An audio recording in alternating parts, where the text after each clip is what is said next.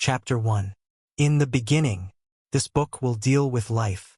It holds that life is universal, that it is inherent in and manifests in different degrees, in every part, particle, phase, aspect, condition, place, or relationship in the world of things that we call the universe. It holds that life manifests in two aspects or forms, which are generally found by us in connection and cooperation with each other, but which are both probably an expression of some one thing higher than either. These two aspects or forms which together go to make up or produce that which we know as life are known as 1. Substance or matter, and 2. Mind. In this book the term substance is used in preference to matter, owing to the fact that the term matter has become closely identified with certain ideas of the materialistic school of thought and has generally been regarded by the public in the light of dead matter, whereas this book holds that all substance is alive. The term mind is used in the sense of mind as we know it, rather than as mind as it is, or as the cosmic mind. In some places the term mind principle is used to convey the idea of a portion of the great principle of mind, of which that which we call mind is but a small and but partially expressed portion. These terms are explained and illustrated as we proceed. The aspect of energy or force is not treated as a separate aspect or form of life in this book, for the reason that it is regarded as merely a manifestation of mind, as will appear as we proceed. We have much to say regarding motion, but the writer has tried to explain and prove that, at the last, all motion results from mental action, and that all force and energy is vital mental. Force and energy. This book is not intended to run along metaphysical or theological lines. Its field is different, and so, while it recognizes the importance of these branches of human thought, still, it finds that its own particular field is sufficient to engross its entire attention for the moment, and, consequently, the aforesaid subjects shall not be touched upon except incidentally, in connection with the subject matter of the book. This being the case, there will be no discussion of the origin of life, the question of creation, the problems of theology and metaphysics, the riddle of the why and wherefore of life and the universe. The writer has his own opinions upon these questions, but feels that this is not the place in which to air the same. For the purposes of the book, he prefers to leave every reader to his own favorite views and conceptions regarding these great subjects, feeling that the views regarding life, mind, motion, and substance that are advanced in this book may be accepted by any intelligent reader, without prejudice to his or her accepted religious or philosophical views. The writer sees that this something called life exists. He finds it in evidence, everywhere, and he sees it always in its aspects of substance and mind, and he feels justified in regarding life as always existing in and manifesting in these aspects, always in conjunction, at least life as we know it, and he finds certain apparent laws of life in operation in the universe to which all life in all of its aspects is apparently amenable, and he feels justified in considering these laws constant and invariable and unchangeable so long as the universe, as it now is, exists, and with the above views in mind, this book will proceed to a consideration of its subject, without attempting to peer behind the veil separating the universe from its causer, life from its source. But in justice to reader, subject, and writer, the latter has thought it well to state that he does recognize not only the veil but that which is behind the veil. To proceed without this statement would be unfair and misleading. The writer wishes to be understood positively upon this point, even though the declaration may bring forth the derisive jeer of those who feel that they have outgrown this conception, or else the calm, superior, pitying smile of those who feel that the universe is its own cause and effect. By universe, the writer means the whole body of things. Webster. His declaration means that he believes in that which is above things. The writer prefers not to attempt to define that which he calls the infinite, the Word infinite means without limit in time, space, power, capacity, knowledge, or excellence, Webster. And to define is to limit, mark the limits of, mark the end of, etc. The term define, as applied to the infinite, is ridiculous and absurd. Paradox. The writer echoes Spinoza's statement, to define God is to deny him, and so, there shall be no attempt at definition or limitation.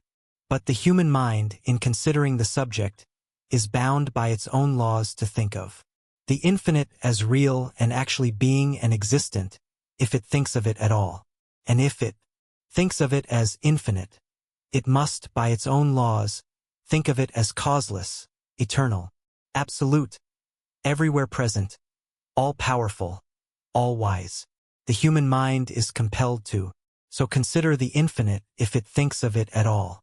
But even in so thinking of it as being these things, it is doing something like defining or limiting it, for the infinite must not only be those things, but it must be so much more, that those things are but as a grain of dust on the desert as compared to the real being of the infinite.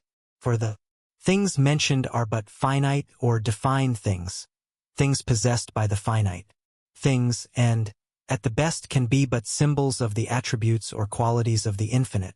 Even the words attributes or qualities being an absurdity as applied to the infinite. This view also must be reported by the human reason if it thinks about the matter at all. The final report of the human reason regarding this matter is that it is insoluble and unthinkable to that reason in its final analysis. This because the human reason is compelled to use terms, concepts, etc., derived from its experience with finite things, and therefore has no tools, measurements, or other appliances with which to think of the infinite. All that it can do is to report that it finds that it has limits itself, and that it finds beyond those limits that which it cannot define, but which it is justified in considering as infinite and superior to all finite conceptions, such as time, space, causation, and thought. The idea of thought being finite equally with time, space, and causation is not common, but the writer is compelled to place it in that category, because it is clearly under the laws of time, space, and cause and effect, and must be considered as finite. The knowledge possessed by the infinite must be something far transcending that which we know as the result of mental operations, or thinking.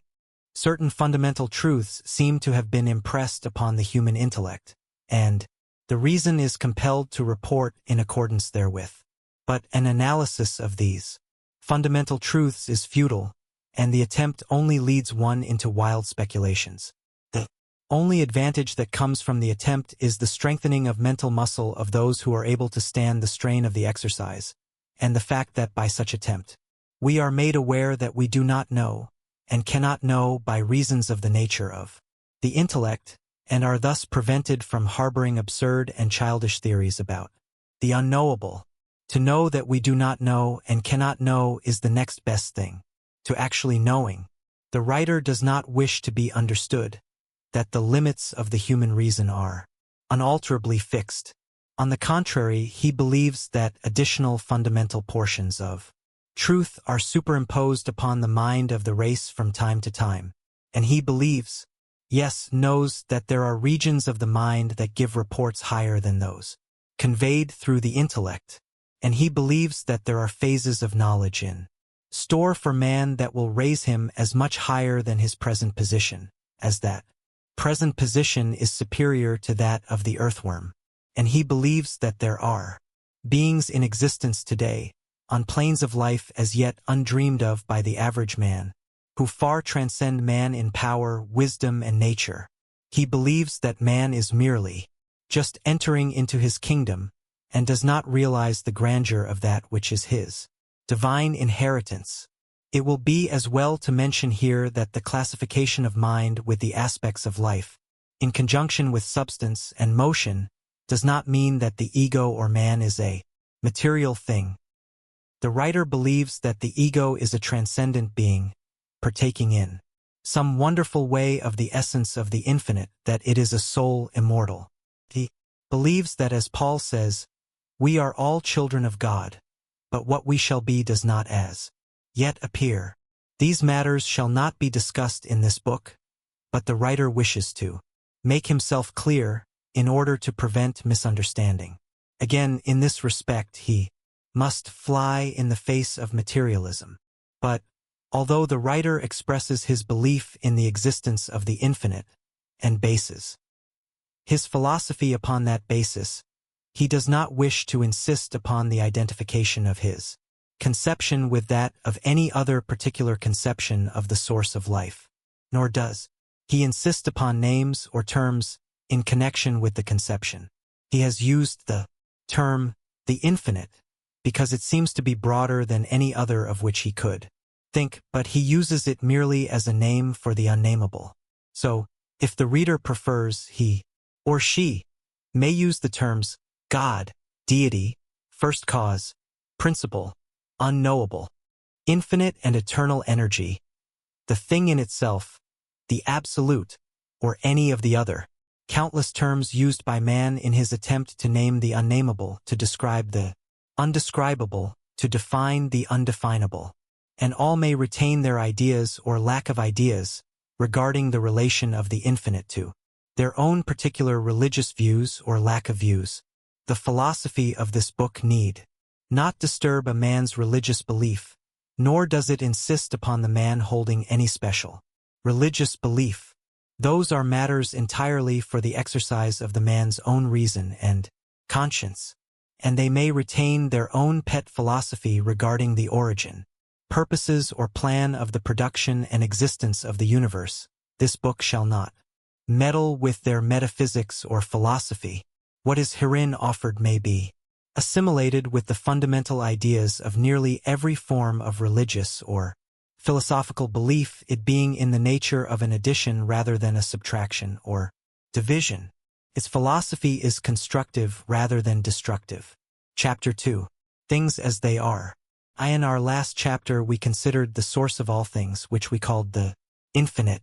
In this chapter we shall consider the all things itself, which men call the universe.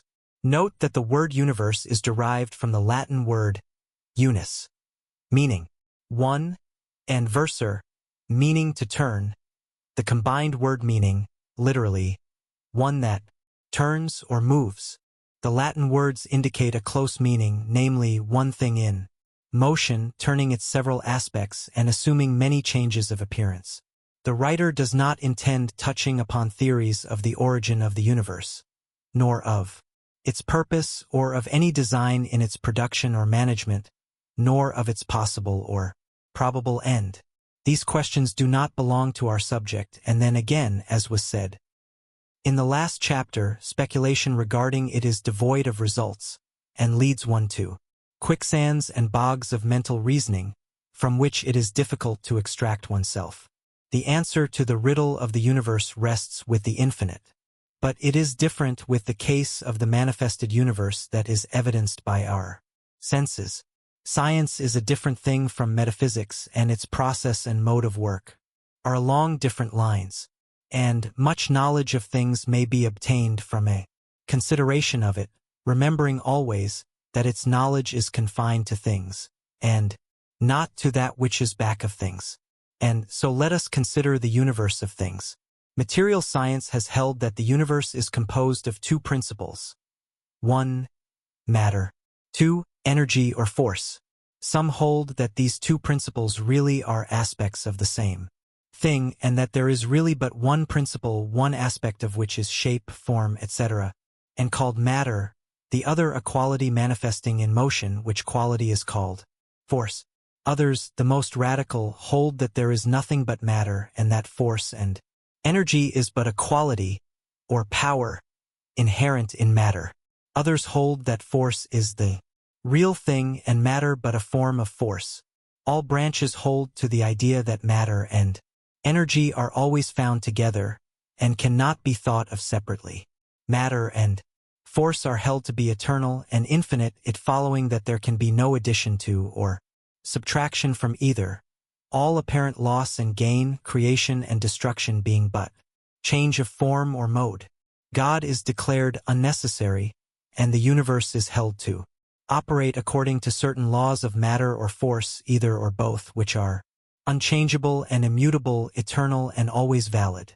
Mind and thought are held to be products of properties of matter or force, one or both, secreted, evolved, or produced in the brain. The soul is relegated to the waste heap and discarded as useless.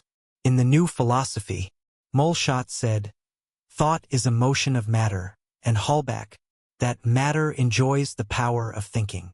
Natural laws are held to be sufficient for the explanation of all phenomena, although ignoring the fact that the reason has never before formed the conception of a law, without thinking it necessary to think of a lawmaker or a power to enforce and administer the law. However, the philosophers hold that it is no more difficult to think of such a law than to try to form an idea of space or eternity, both of which are unthinkable to the human reason, but both of which are admitted as self-evident facts. But notwithstanding this somewhat crude and raw reasoning, material science has accomplished a wonderful work in the world and has brought to light facts of inestimable value to man in mastering the material world and in forming correct ideas of the solution of material difficulties. The facts of material science enables the world to cheerfully overlook its theories, and even the theories are rapidly undergoing a change. And, as we have stated, some of the most advanced scientists are rapidly reaching the position of the occultists and mystics, bringing with them a mass of facts to back them up, to exhibit to the occultists who dealt with principles rather than with details or material facts so far as fundamental theories were concerned. Each is boring his way through the mountain tunnel of the unknown, and both will meet in the center, their lines meeting each other without a variation. But the occultists will call the tunnel center mind, and the scientists will call it matter, but both will be speaking of the same thing. And the causer of the mountain will probably know that they both are right. But we are speaking of the new school of advanced material science now, not of the old conservative all is matter people who have been left behind. The new school speaks of substance now instead of matter, and ascribes to substance the properties of matter, energy, and something that they call sensation, by which they mean mind in a crude form, and from which they say mind and soul evolved. This new school of scientists are very different from their predecessors. They are less hidebound, and far from being so cocksure. They are seeing matter melting into energy and giving signs of sensation, and they are beginning to feel that, after all, there must be a thing in itself that is the real basis of, or real thing in substance. There is heard very little among them about dead matter, blind force, or of the mechanical theory of life and the universe. Instead of it being a big machine operated under mechanical laws with life as the steam, the universe is beginning to be regarded as somehow filled with life, and science is finding new examples of life in unexpected quarters, and the dead matter area is being narrowed. Men who have followed the advances made by recent science are holding their breaths in awe and earnest expectation, and those who are pushing the inquiries and investigations to the furthest extent are showing by their eager faces and trembling hands that they feel that they are very close to the borderline separating the old materialism from a new science that will give thought and philosophy a new impetus and a new platform. Such men are feeling that they are seeing the old matter melting away into something else. The old theories are falling apart under the light of new discoveries, and these men feel that they are penetrating a new and hitherto unexplored region of the unknown. May success be theirs, for they are now on the right road to truth.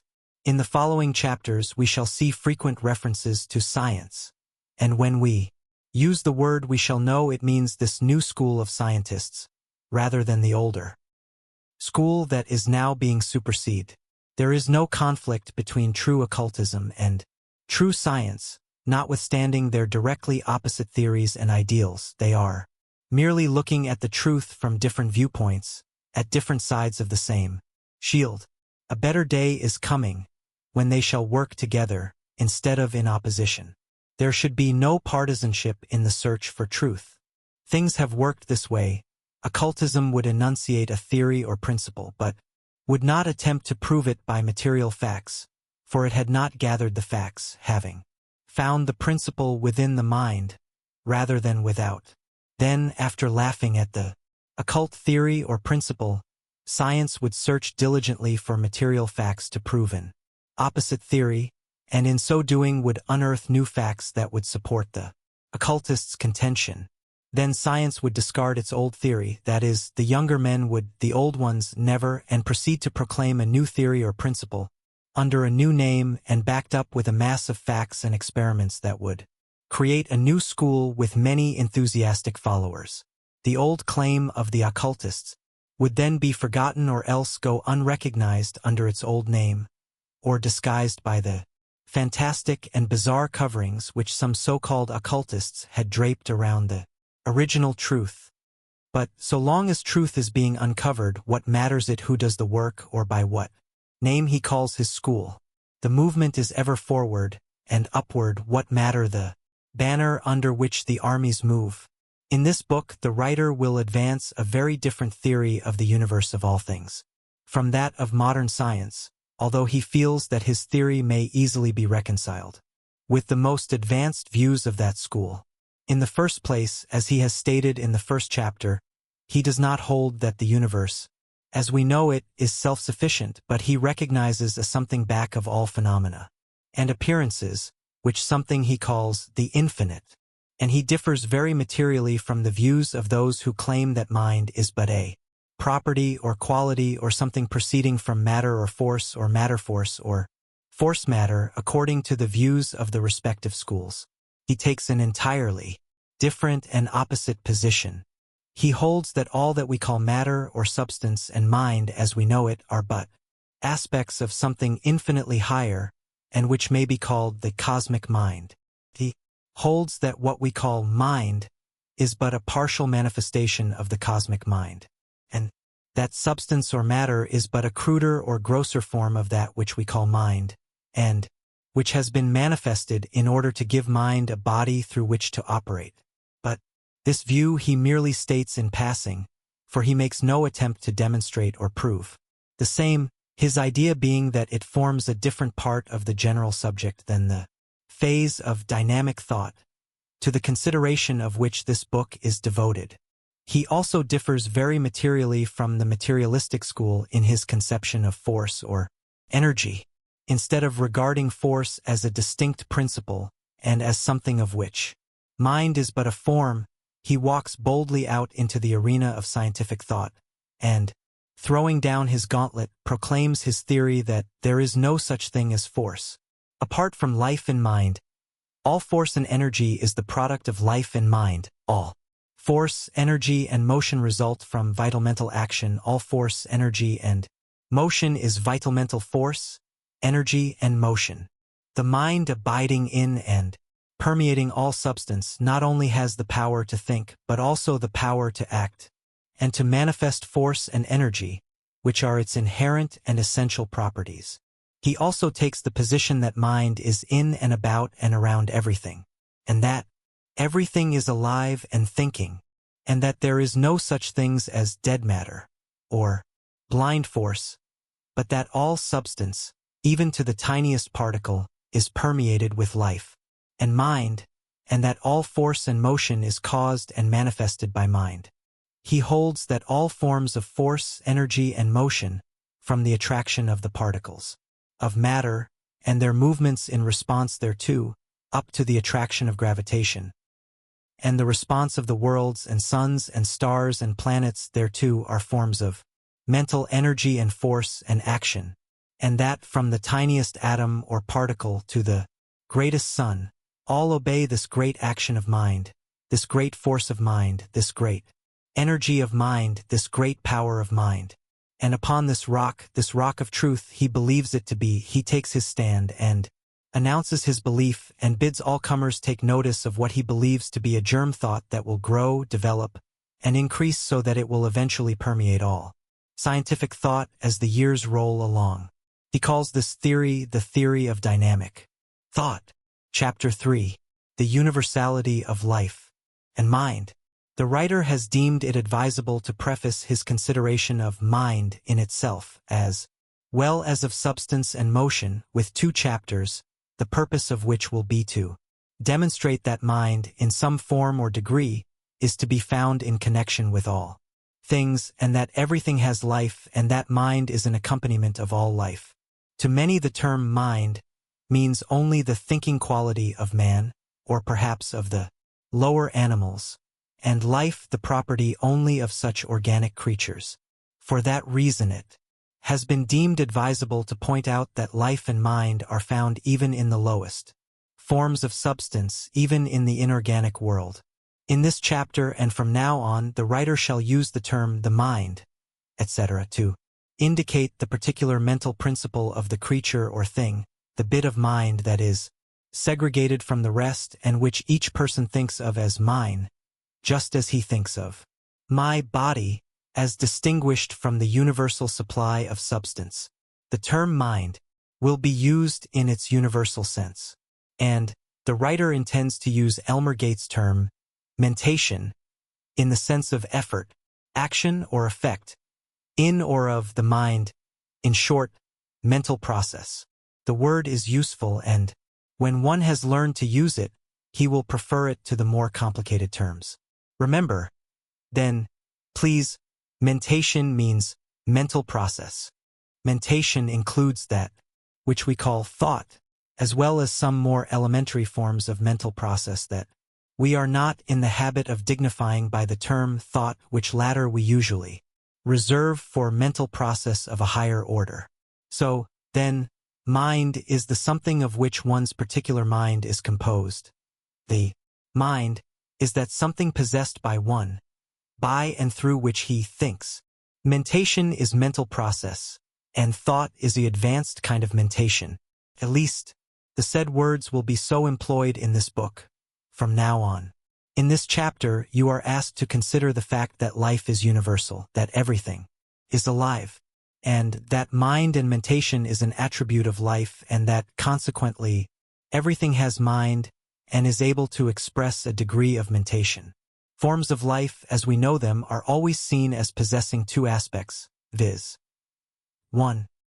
Body, substance, and 2. Mentation, mind. The 2 aspects are always found in combination. There may be living creatures who occupy bodies of so fine a form of substance as to be invisible to the human senses, but their bodies would be substance just as much as is the body of the granite rock. And in order to think, these beings would need to have a material something corresponding to the brain, though it be finer in quality than the rarest gas vapor of electric wave. No body without mentation, no mentation without a body. This last is the invariable law of the world of things, and naught but the infinite, that which is above things, can be exempt from that law. In order to grasp the idea of the universality of mind, let us go back to the elementary forms of things and, step by step, see how mentation manifests itself in every point on the scale from mineral to man, using bodies ranging from the hardest rock to that finest form of known substance, the brain of man. As mind advances in the scale of evolution, it creates its own working instrument, the body, including the brain, and shapes and molds it to admit of the fullest possible expression of mentation possible. At that stage, mind is the molder body, and brain that which is molded. And inclination, desire, and will are the motive powers leading to gradual unfoldment. The impelling cause being the craving for satisfaction. We shall make our journey backward, and ignoring beings higher in the scale, we shall start with man, leaving out of the consideration, for the moment, the fact of the existence of the ego, or spirit of man, which is higher than body or mind, and considering the mind of man, rather than the man himself, we have our starting point. On the downward journey of investigation, we need not devote much attention to the consideration of the mind of man at this stage, although we shall have much to do with later on. but we may undertake a brief consideration of the descending degrees of mentation as manifested by man as we pass down the scale in the human family, considering in turn the Newtons, Shakespeares, Emersons, Edisons, and their brothers in intellect in the field of mathematics, literature, music, art, invention, science, statesmanship, business, skilled workmanship, etc., respectively.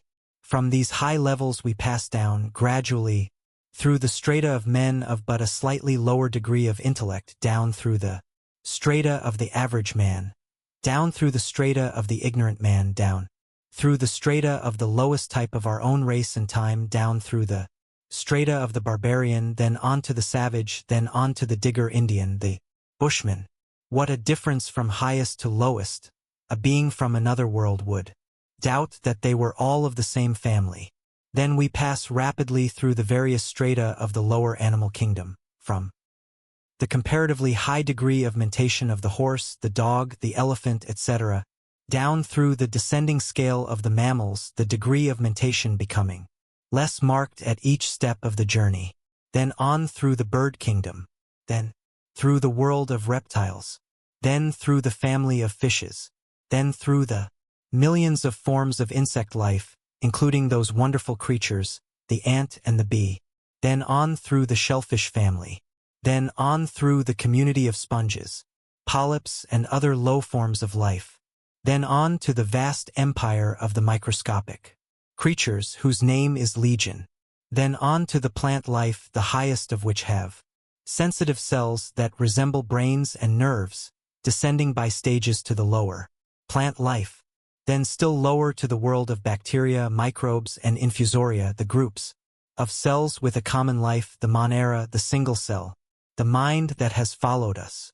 In this descent of life, from the highest form to the cell-like thing merely existing in the slime at the bottom of the ocean, has acquired a sense of awe and sublimity not dreamed of by the man on the street. The degrees of mentation in the lower animal kingdom are well known to all of us, therefore we need not devote much time to their consideration at this time, although the degree of mentation in some of the lowly forms of animal life are scarcely above that of the plant life, in fact are inferior to that of the highest plants. Still we have accustomed ourselves to the use of the word mind in connection with even the lowest animals, while we hesitate to apply the word to the plants. It is true that some of us do not like to think of the lower animals' reasoning, so we use the word instinct to denote the degree of mentation of the lower animal. The writer does not object to the word. In fact, he shall use it for the sake of distinguishing between the several mental states. But, remember, instinct is but a term used to denote a lesser form of reason, and the instinct of the horse or dog is a fine thing when we consider the reason of the bushman or digger Indian. However, we shall not quarrel about words. Both reason and instinct mean degrees or forms of mentation. The word we are using, the lower forms of animal life exhibit mentation along the lines of sex action, feeling and taste.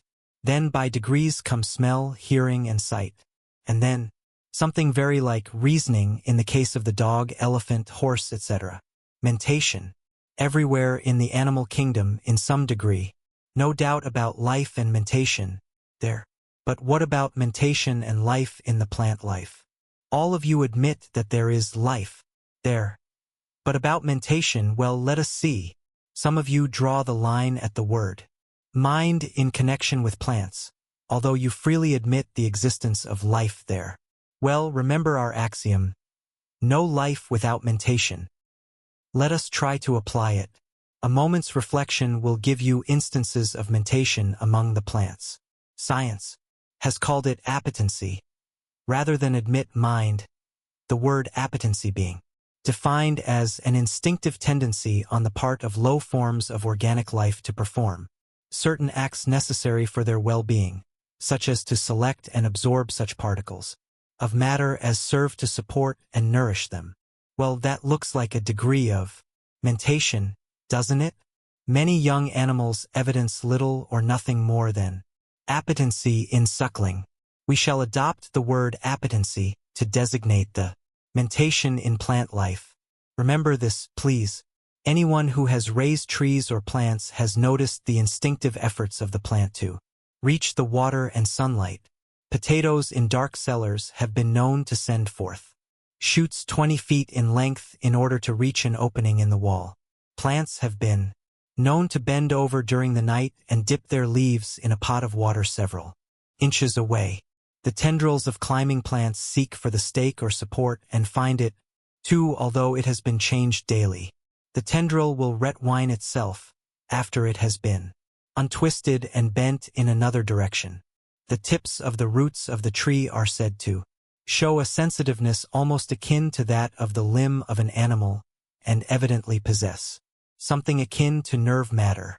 Duhamel placed some beans in a cylinder of moist earth. When they began to sprout, he turned the cylinder around quarter way of its circumference, then a little more the next day, and so on a little each day until the cylinder had described a complete revolution, had been turned completely around. Then the beans were taken from the earth, and lo, the roots and sprouts formed a complete spiral. With every turn of the cylinder, the roots and sprouts had changed their position and direction, the roots striving to grow downward, and the sprouts striving to grow upward, until the spiral had formed. Akin to this is the boy's trick of uprooting a sprouting seed and replanting it upside down, in which case the sprouts begin to turn a semicircle until it is able to grow straight up to the surface of the earth, while the roots describe a semicircle, until they can grow downward once more. And so on, story after story of appetency or mentation in plants might be told, until we reach the insect-catching species, when even the most conservative observer is forced to admit that, well, it does almost seem like thinking, doesn't it? Any lover of plants, flowers, or trees, and who has been able to study them at first hand, does not need much argument to prove that plant life exhibits traces of mentation, some of it pretty far advanced, too. Some lovers of plants go so far as to claim that one must love plants before they will succeed in growing them, and that the plants feel and respond to the feeling. But the writer does not insist upon this, but merely mentions it in passing.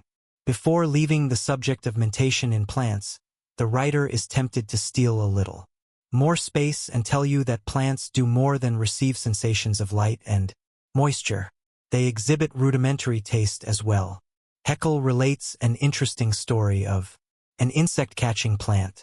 He states that while it will bend its leaves when any solid body, excepting a raindrop, touches its surface, still it will secrete its acrid digestive fluid only when that object happens to be nitrogenous, meat or cheese.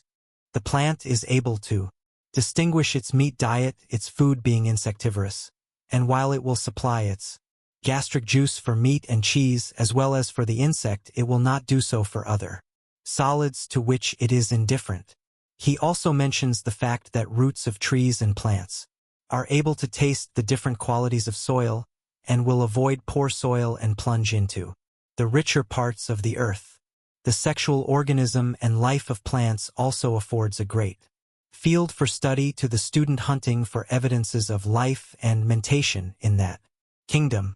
The motion or circulation of the sap in trees and plants was formerly considered to be due to capillary attraction and purely mechanical laws, but recent scientific experiments have shown it to be a vital action, an evidence of life and mentation. The experiments having proven that if the cell substance of the plant was poisoned or paralyzed, the circulation of sap immediately ceased, although the mechanical principles had not been interfered with in the least. And now on to the mineral kingdom. What, you may cry, mind and mentation in the mineral and chemical world? Surely not. Yes, even in these low planes may be found traces of mental action. There is life everywhere, even there. And where there is life, there is mind. Away back among the chemical principles and the minerals we may go in. Our search for life and mind. They cannot escape us. Even there, Chapter 4, Life and Mind among the atoms. To the majority of persons, the title of this chapter would seem an absurdity. Not to speak of inorganic mind, the idea of life in the inorganic world would seem a ridiculous paradox to the man on the street who thinks of substance as dead, lifeless, and inert. And, to tell the truth, even science has held this view until a comparatively recent period, laughing to scorn the old occult teaching that the universe is alive and capable of thinking. But the recent discoveries of modern science has changed all this, and we no longer hear science speaking of dead matter or blind force. It recognizes that these terms are meaningless and that the dreams of the old occultists are coming true. Science confronts a live and thinking universe. She is dazzled by the sight and would shade her eyes, fearing to see that which she feels must present itself to her vision when her eyes become accustomed to the sight. But a few daring minds among the scientific investigators are dreaming wonderful dreams today, and they tell us in broken tones of the wonderful visions that are passing before their sight. They dare not tell it all, for they fear the ridicule of their fellows. Their visions are of life, universal life. In its investigations of the material, science has penetrated so far into the recesses of things that its most advanced thinkers and investigators now find themselves standing in the presence of the immaterial. Science today is proclaiming the new doctrine, that is the same as the old doctrine of the occultists, the doctrine of life everywhere, life even in the hardest rock. Before entering into our consideration of the evidence of mentation in the inorganic world, let us accustom ourselves to the idea of something like life being found there. It will be better for us to approach the subject by easy stages. Where there is life, there must be mind, so let us first look for evidences of life. The man on the street would require something more tangible than scientific explanations of sensation, attraction, etc. What can we offer him as an illustration? Let us see. Suppose we call the attention of the man to the fact that metals get tired after considerable work without periods of rest. Science calls this the fatigue of elasticity. When the metals are given rest, they recuperate and regain their former elasticity and health.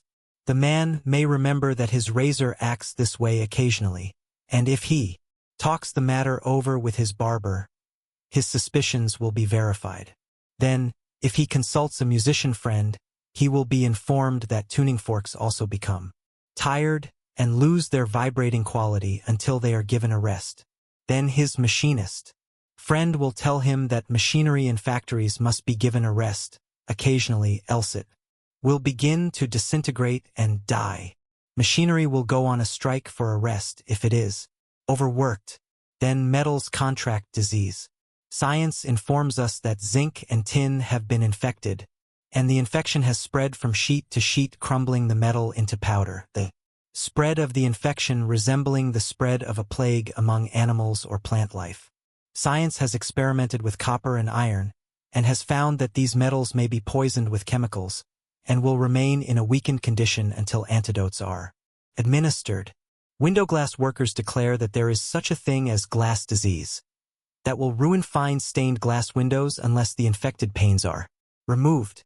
The glass disease starts with one pane and spreads gradually to the entire window and from there to other windows. Metallurgists have found that when metallic ores are put under certain forms of pressure, they seem to lose strength and become weak until the pressure is removed. Do these things mean anything to the man of the street?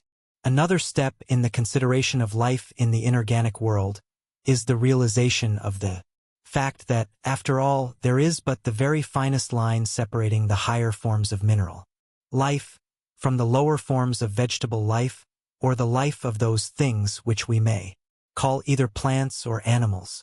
The lifeline is being pushed further back every day by scientific investigation, and the living thing of today was the inanimate thing of yesterday. We hear much talk in the newspapers about some scientist or another discovering life or creating life in some inanimate substance.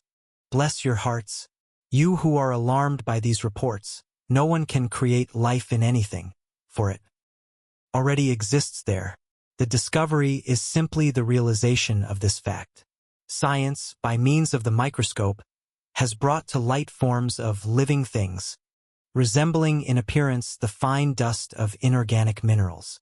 These low forms of life exhibit but the simplest vital processes, the same very closely resembling chemical processes, although just a shade higher in the scale. Living creatures have been found, which could be dried and laid aside like dust for several years, and then revived by being immersed in water, when they would resume their vital process as if they had been awakened from a sleep. Forms of life called bacilli have been discovered that can pass through degrees of heat and cold that can be expressed only by vague symbols or figures, the heat and cold being so intense that the unscientific mind cannot imagine. In appearance, the diatoms resemble the chemical crystals. These diatoms are minute one-celled living things, having a hard but thin siliceous covering or shell of extreme delicacy. They are what are known as microscopic creatures, that is, visible only through the microscope. Some of them are so small that it would take 1,000 or more to cover the head of a pin. But remember this, the microscope reveals them as living creatures performing vital functions. They are found in the deep waters of the ocean. To the naked eye they appear like fine sand or dirt, but under the most powerful microscope, they are seen to comprise many species and varieties, exhibiting many peculiar shapes and forms. In fact, they have been called living geometrical forms, their shapes and appearances almost exactly resembling those of the chemical and mineral crystals. Science informs us that these and similar microscopic creatures number thousands of families or species, and it is thought that the varieties of microscopic creatures outnumber the varieties of creatures visible to the unaided sight. And remember that there is probably a still greater world of submicroscopic creatures, that is a world invisible even when the most powerful microscope is used. Who knows what wonders are to be found there, what forms of creatures live and move and have their being there. In passing by the subject of the resemblance between the outward forms of living things and the crystals, it is interesting to note how the crystals of frost and ice resemble the forms of leaves, branches, flowers, foliage, etc. The pane of glass covered with these frosty forms resembles a garden. The disk of saltpeter under the effect of polarized light very closely resembles the form of the orchid. Recent scientific experiments have shown that certain metallic salts, when subjected to a galvanic current, group themselves around one of the poles of the battery and assume a mushroom-like shape and appearance. At first, they seem to be transparent, but gradually they assume color, the top becoming a bright red, with the underside showing a pale rose color, the stem being of a pale straw color. The discoverers of these peculiar forms called them by the German equivalent for inorganic mushrooms. But even this term seems scarcely worthy of them, for they even show a trace of something like organs. Under the microscope they are seen to have fine canals or vein-like channels running through their stems from top to base, and through these veins the thing absorbed fresh material and actually grew like low forms of fungus life. Were these things merely minerals or chemical substances, or were they low forms of organic life? The lines between the inorganic and the organic are being wiped out rapidly. The supreme power that caused life to be, caused it to all and did not divide its manifestations into dead things and live things, but breathed into all the breath of life. And the more clearly we see the actual evidence of this, the greater does that supreme power seem to us. A very low form of living creatures called the Monera is held by science to be the one of the strands of the connecting link between the organic and inorganic worlds. The Monera are the lowest and simplest form, at least so far known, of organic life. They may be said to be organic creatures without organs, being but little more than simple cells, tiny globules of plasm, surrounded by a thin membrane, their sole vital function being the absorption of nourishment through the pores of their covering, just as a piece of chalk would absorb water, and the consequent conversion of the nourishment into material for growth, the whole process resembling chemical action. The Monera reproduce their kind simply by cleavage or separation of the substance of the mother cell into two, and so on, being little more than the growth of crystals. The Monera are everywhere recognized, without question, as living creatures, but they exhibit merely a trace more of life than do certain forms of crystals. The difficulty in considering crystals as living things is partially due to the outward form and substance, so different from the form and substance of the higher living things. But we have seen that the diatoms took on shapes of crystals and that the outer shell or covering was similar to silicia, a mineral, the inner substance being but a tiny speck of plasm similar to that of the substance of a plant cell. And then we may look to the tiny bit of chalk dust which was once the skeleton form of a living creature. The same is true of coral. In the very low forms of life, the skeleton or form is the thing most apparent, the plasm of living substance being still smaller and less apparent. And yet, the skeleton or shell was formed by the vital processes of the creature and was a part of its body, just as is the skeleton or bony structure of the higher animals. And, in the same sense, it is living substance. And remember that there is but little difference between these bodies of the low forms of life and the bodies of crystals. And the chemical constituents of its plasmic inner body is but slightly different from that of the crystals, and its nature and vital process are by a shade higher in the scale than those of the crystals. You may ask why we have said so much of crystals. The reason is just this: science has begun to think of crystals as semi-living things, and its most advanced investigators and thinkers go further and assert that the crystals are alive. Crystallization is an evidence of life process. Crystals arrange themselves in well-known and well-defined shapes, direction, and order of formation being observed implicitly. Each crystal follows the laws and habits of its kind just as do plants and animals. Its lines of crystallization are mathematically perfect and according to the laws of its being. Not only this, but some substances have a range of 6 or 7 different forms of crystal forms possible to them. In some cases, a chemical element assumes one form of crystallization when it manifests as one mineral, and a second form when it manifests in another form. In each case, however, it manifests along well-known and recognized courses of action, movement, and shapes. Crystals may be killed by a strong electrical discharge, that is, they are so affected that they disintegrate, their atoms separating to form new combinations, just as is the case with the bodies of higher forms of life. Some scientists have gone so far as to claim that they had discovered something akin to rudimentary sex action in certain crystals, resembling the sex process of the lowest plant life. But this has not, as yet, been positively established, although it seems probable and reasonable. A recent writer in one of the magazines has said, "Crystallization, as we are to learn now, is not a mere mechanical grouping of dead atoms. It is a birth." This may seem mere scientific poetry until the process of crystallization is carefully studied, when it will be seen to give evidence not only of something like vital and mental action but also something very much like reproductive functioning of the lower forms of life. There is an assimilation of material to build up the crystal in the first place, just as an animal assimilates matter to build up its shell, or a tree to form its bark. The form of the crystal is truly its body, and behind and in that body there is something at work that is not the body, but which is forming it. And later on, that crystal increases in size, and then begins to separate into two, throwing off a smaller crystal, identical in form, with the parent crystal. This manner of reproduction is almost identical with the process of reproduction in the lower forms of life, which consist merely of a like separation of the parent form into two, and the throwing off of the offspring. The principal difference between the growth of crystals and of the Monera is that the crystals grow by absorbing fresh matter and attaching it to their outer surface, while the Monera grow by absorbing fresh material and growing outwardly from within.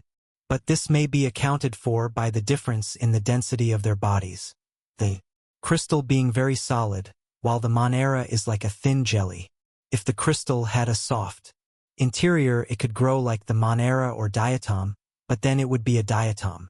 The process of crystallization is accountable only by the theory that in the crystal there exists something like life and mentation. There is something more than mere mechanical motion or blind chance at work here. Does not the process of crystallization look like rudimentary purposive action? It may be said that it is movement and action in accordance with some established law of nature. Granted, but is not that also true of the physical processes and growth of higher forms of life? Is the forming of the crystal form to be considered as a mechanical effect, and the forming of the shell of the Monera to be considered a mental and vital action?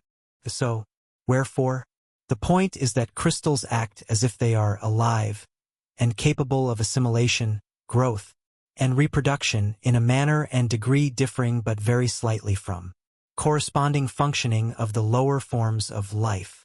Verily, the crystals are alive, and if alive, they must have at least a trace of mind.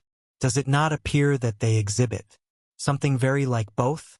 Quoting from a recent writer, let us notice that recent investigations in the new department of science, which has been termed plasmology, show in crystals phenomena which are absolutely analogous to vital phenomena, so much so that photographs of certain forms produced in the changes of crystals appear to be almost exact duplicates of those in the various lower forms of microbes.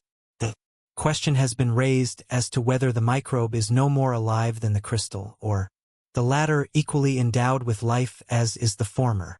And now another step in our search for life. Remember that the hardest rocks are composed of crystals of certain kinds, and if the higher crystals have life, then it is only fair to suppose that the lower and cruder forms are likewise endowed, even if in a still lower degree. And if all crystals are endowed with life, then the most solid rocks, being composed of aggregations of crystals, must be masses of inorganic life and, consequently, of inorganic mind. A crystal, according to Webster, is the regular form bounded by plane surfaces which a substance tends to assume in solidifying through the inherent powers of cohesive attraction. That definition of Webster tells the whole story, and we see that a crystal is merely a regular form of a substance, which the substance tends to assume in solidifying, that is, in reassuming a solid form after being in a liquid or melted state, and that is just what all the rocks of the earth did when they emerged from the melted state in which they existed in the early days of the world's history.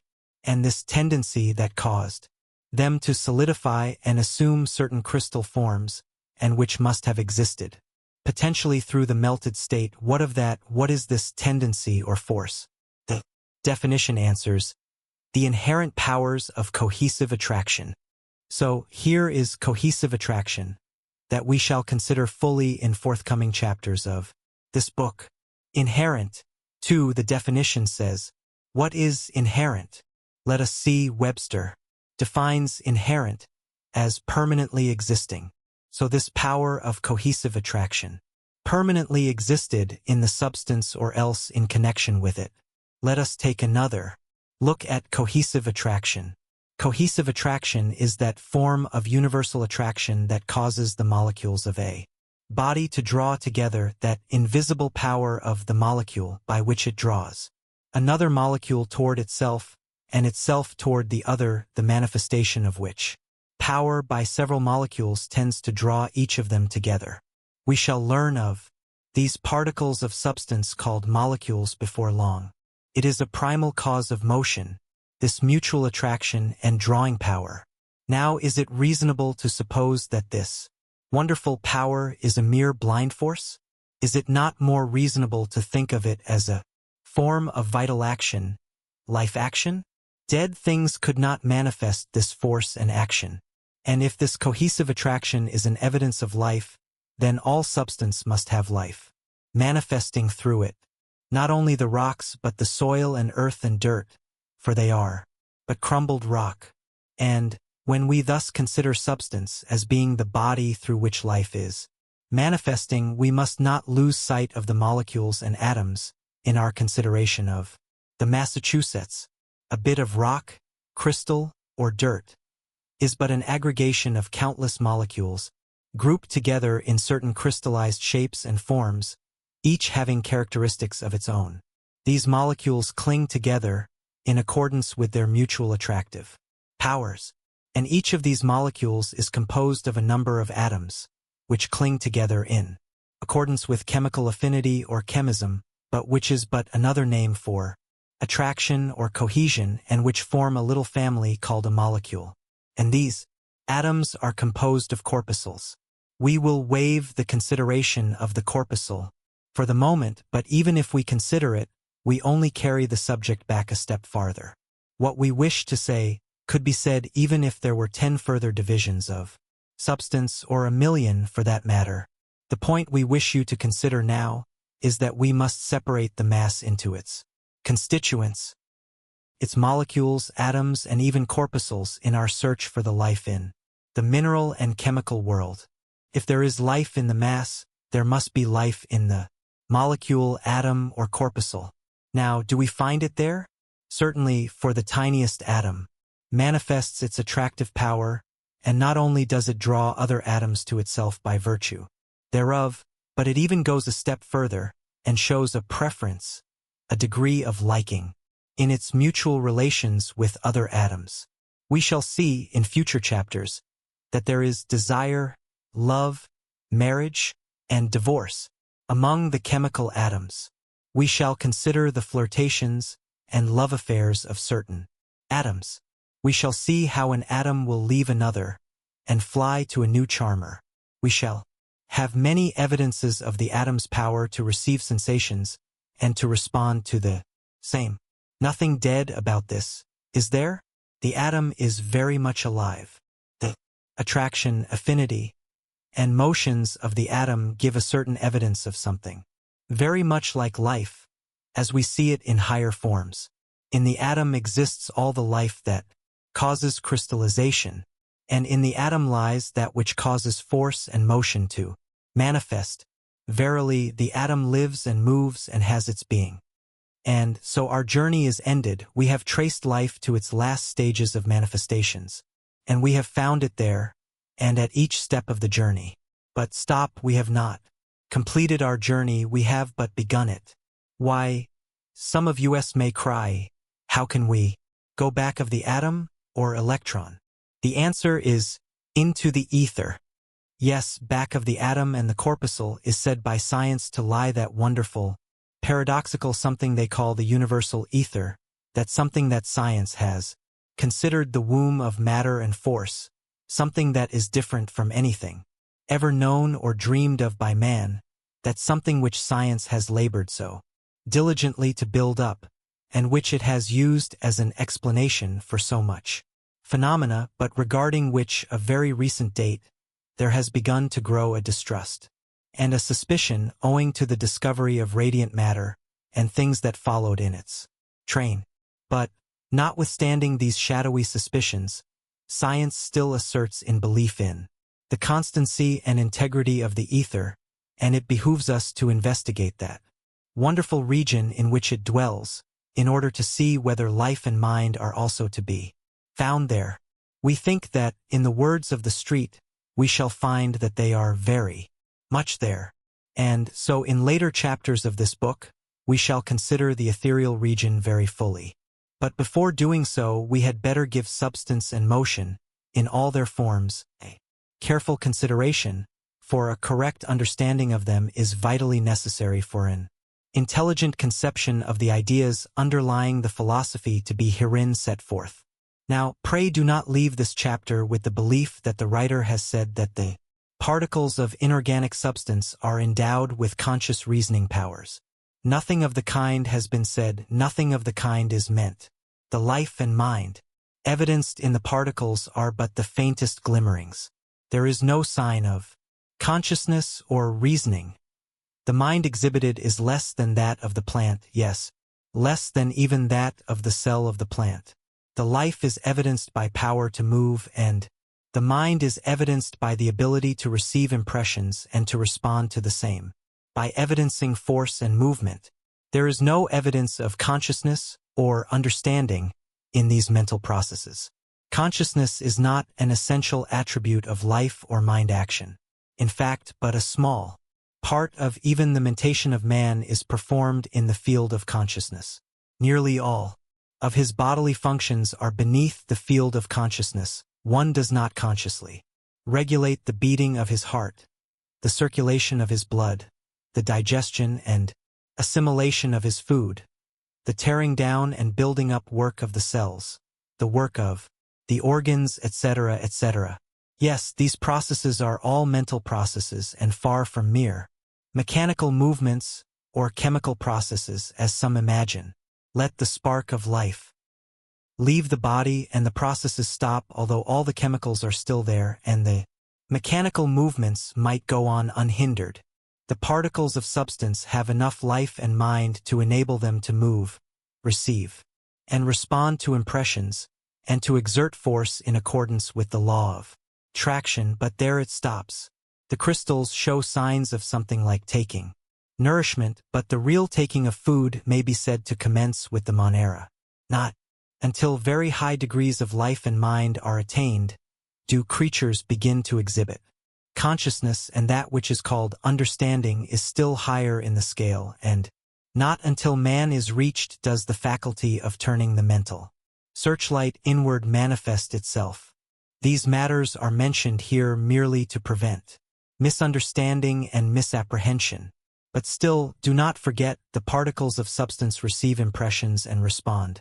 Thereto they act and exert force and energy, they manifest life and mentation. Chapter 5. The Story of Substance.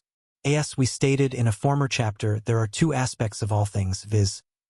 1. Substance. 2. Mind.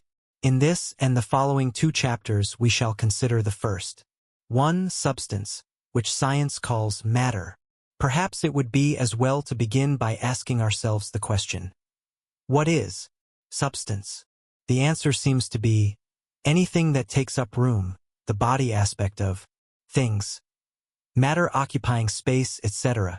Some writers have spoken of substance as something tangible that can be felt, but this definition will not do, for there are forms of substance too fine to be felt, and so, perhaps the definition, the body of things, is as good a definition as any taken in connection with the thought that it takes up room.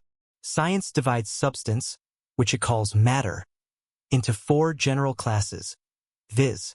1. Solid matter, which is substance, the parts of which closely adhere and resist impression, such as stone, wood, flesh, etc., the degrees of solidity varying greatly, and sometimes shading into the next class, which is called 2. Liquid matter, which may be described as substance, the parts of which have a free motion among themselves, and easily yield to impression, such as water, molasses, etc., the degree of fluidity ranging from some liquids that flow very slowly, such as hot pitch, up to others that flow very freely, such as water, wine, etc., the property of fluidity being also shared by the next higher class, which is called 3. Aeriform matter, which is substance in the form of elastic fluid, such as air, gas, vapor, etc., and 4. Radiant matter, which is of recent recognition, and which is an ultragaseous form of substance utterly unlike anything ever before known,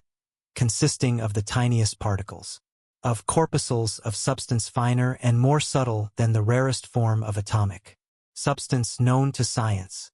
The 3 classes are well represented by 1. Earth, solid. 2. Water, liquid. 3. Air, aeriform. 4. The corpuscles or electrons, or particles of electrified substance, first, noticed in connection with the X-rays, radium, etc. But it must be remembered that these 4 classes of substance are not fixed or permanent. On the contrary, they are changeable either under pressure, when subjected to heat, or under the influence of electricity, etc. In fact, the word condition is more applicable than the term class. The condition or class of a particle of substance may be changed into another class or condition by the application of the agencies above named. The same substance may exist in 2 or 3 classes under different circumstances.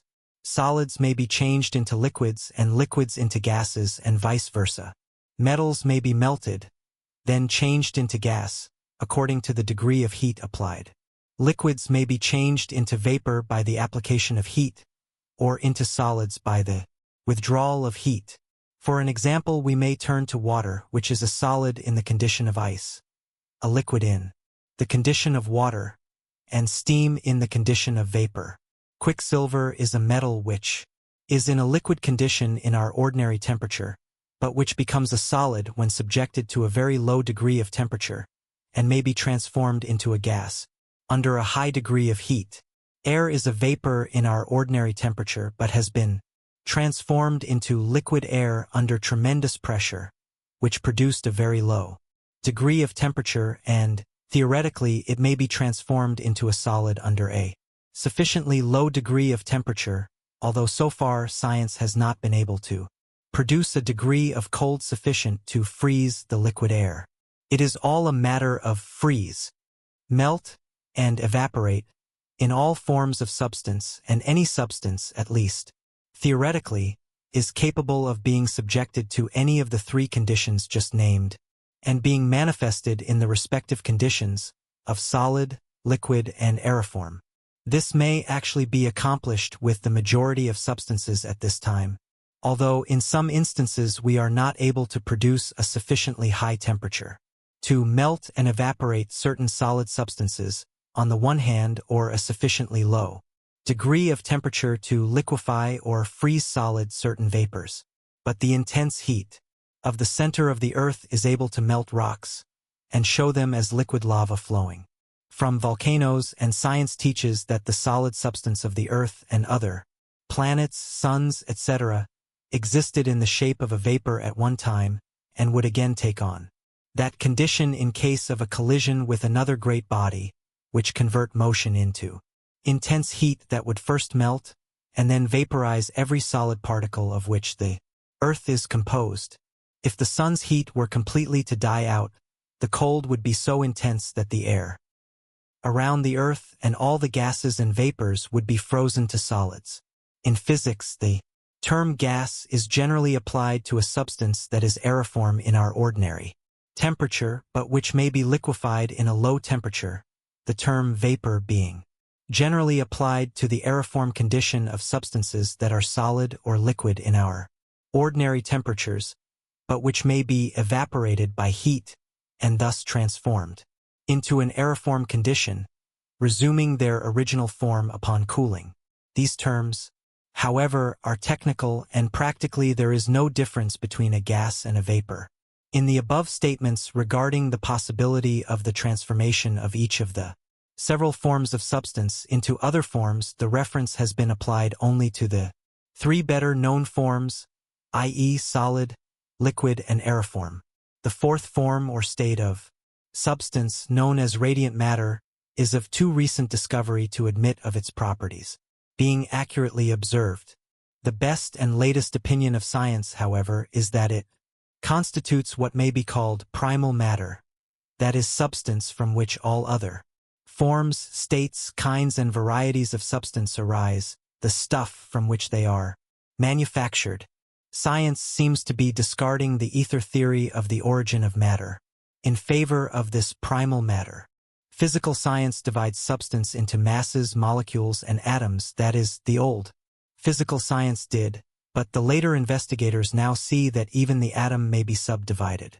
But the old terms may as well be used, at least for the time being. Let us consider these divisions. A mass is a quantity of substance considered as a whole, but which is composed of a collection or combination of parts, molecules. A lump of coal, a piece of iron, a portion of meat, even a drop of water is a Massachusetts The only requisite for a mass is that it contains two or more parts or molecules. Therefore, a mass is a collection or combination of two or more molecules considered as a whole. A molecule is the physical unit of substance, or, in other words, the smallest part of any kind of substance that can exist by itself and still remain that particular kind of substance. But not the smallest chemical part. The latter is called an atom, and atoms combine to form a molecule. The molecule exists as a unit and cannot be split or separated by physical means, although it may be separated into atoms by chemical means. In order that we may form a clear idea of the molecule, let us take a very small mass of matter, a drop of water, for instance. This drop of water is a mass composed of a great number of molecules. It may be divided and subdivided into smaller and still smaller parts. This division may be carried on until it reaches a point where our sight and instruments are unable to make a further subdivision. But, theoretically, the work may be carried on still further, until at last a limit is reached, where we are unable to divide the water into any smaller parts, without separating its chemical constituents from each other, in which latter case there would be no water at all, its chemical constituents, or atoms, having separated and now appearing as two atoms of hydrogen and one atom of oxygen, separated and apart and no longer forming a molecule of water. Well, this smallest possible part of water or any other form of substance is a molecule. Remember, the molecule is the smallest part of that kind of substance that can be produced by division and subdivision without destroying the kind of the substance. It is the smallest part of any kind of substance that can exist by itself and maintain its kind. In order that you may grasp the minuteness of the molecule, we may mention that science claims that no molecule, even the largest, is of sufficient magnitude to be seen under even the strongest microscope. It has been calculated that if a drop of water as large as a pea were magnified to the size of the earth, the molecules would then appear no larger than the original drop. The space between the molecules is believed to be considerably larger than the molecules themselves. The figures that are necessary to use in connection with molecular substance are likely to stagger the imagination. Besides speaking of the molecules of inorganic substance, it may be interesting to note that a spider's thread is so fine that a piece of it large enough to circle the earth would weigh only half a pound. And yet each thread is composed of 6,000 filaments, and each of these minute filaments may be divided into tiny bits, and each bit will still be a mass of substance containing thousands of molecules and their constituent chemical atoms.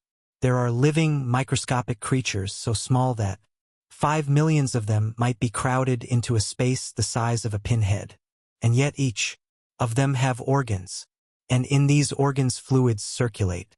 Try to figure out the size of the molecules of the fluids circulating in these tiny organs, not to speak of the chemical atoms. When you handle a coin, an infinitesimal portion of it is worn off. Can you figure the size of the molecules composing that part? When a rose throws off its perfume, it emanates tiny particles of itself. Can you measure or weigh the molecules composing that odor? The human mind is compelled to realize its finiteness when it considers these things, but we have only just begun to consider the smallness of things. An atom is the chemical unit of substance, that is, the smallest chemical part that can enter into combination. It has been considered indivisible, that is, incapable of further subdivision. That is, it has been so considered until very recently, but the latest discoveries have exploded this idea and have shown the atom is composed of certain other things, as we shall see a little later on. Still, we may use the atom as a very good unit of measurement, for it still represents the unit of chemical substance, just as the molecule is the unit of physical substance. In order that you may understand the difference between molecules and atoms, physical units and chemical units, let us give you a few examples. Take a molecule of water, the physical unit, you remember. When it is chemically separated or analyzed, it is found to contain 2 atoms of hydrogen and 1 atom of oxygen, both chemical units, remember, which when united and combined form water, but which when separated are simple atoms of certain chemical gases. The proportion in water is always the same, 2 of hydrogen and 1 of oxygen. This is the only partnership that will form water. The molecule of table salt contains 1 atom of sodium and 1 of chlorine. The molecule of air contains 5 chemical gases, of which nitrogen and oxygen are the principal ones, the proportion being about 3 parts of nitrogen to 1 of oxygen. Some molecules are far more complex. For instance, the molecule of sugar is composed of 45 chemical atoms and sulfuric acid of 7. An atom is estimated at 1/250 millionth of an inch in diameter. But this is not all. The old theory of the finality and ultimateness of the atom has been shattered by the recent discoveries of science. The atom of hydrogen was formerly considered to be the refinement of substance, the ultimate atom, the smallest and finest atom possible or known, the last thing that could be imagined about substance. Some even went so far as to declare that the atom of hydrogen was the ultimate element, that is, the element out of which all other atoms were made, the mother of atoms, the origin of substance. It was supposed that all other atoms of matter were composed of a varying number of hydrogen atoms, which themselves were vortex rings in the ether, and that analysis could go no further. Science rested on its oars, and pronounced the work of a century completed. But alas, no sooner was this position reached than the discovery of radiant matter and the formulation of the corpuscle theory brought down the whole theoretical structure, and science was compelled to take up the hunt again and to probe further into the inner recesses of things for the ultimate thing. But nevertheless, atoms still exist, although their finality is no longer urged. The facts remain, although the theory has fallen. Let us see about this latest theory, the corpuscle or electron theory. The discovery of radiant matter and the investigation of the late discovery of radium has led to the further discovery that each atom, instead of being a thing in itself, is a little mass containing numerous other things called corpuscles or electrons, because electrified. The theory is this, briefly, that each atom is a minute mass of substance, containing a number of electrified particles, which are known as electrons, in constant motion and vibration, revolving around each other, as do the planets, suns, and moons of the universe. In fact, each chemical atom is like unto a universe in itself. The simplest atom, that which was supposed to be the ultimate atom, the atom of hydrogen, is supposed to contain within its tiny self no less than 1,000 minute corpuscles, which because electrified are called electron, revolving in fixed and regular orbits within the containing globe of the atom. The more complex forms of atoms are supposed to contain a far greater number of electrons, the authorities estimating those in an atom of oxygen at 10,000, those in an atom of gold 100,000, and those in an atom of radium 150,000. These figures are of course mere scientific guesses, but when compared with the similar guess regarding the size of the atom, they give a startling illustration of the size of the newly discovered corpuscle or electron. Another authority, for an illustration, asks us to consider a great globe about 100 feet in diameter, that is, of course, 100 feet through its center. Let the globe represent the atom. Then imagine 1,000 minute specks, each the size of a pinpoint, composed of substance and each containing, as in a capsule, an atom of electricity. Each speck is revolving around each other in a regular orbit in that great 100 feet through globe and keeping well away from one another. That will give you an idea of the relative size of the electrons and atoms and the room that the former have to move about in. Good many feet between each, you will notice. Lots of room and plenty to spare. Try to figure out the size of an electron.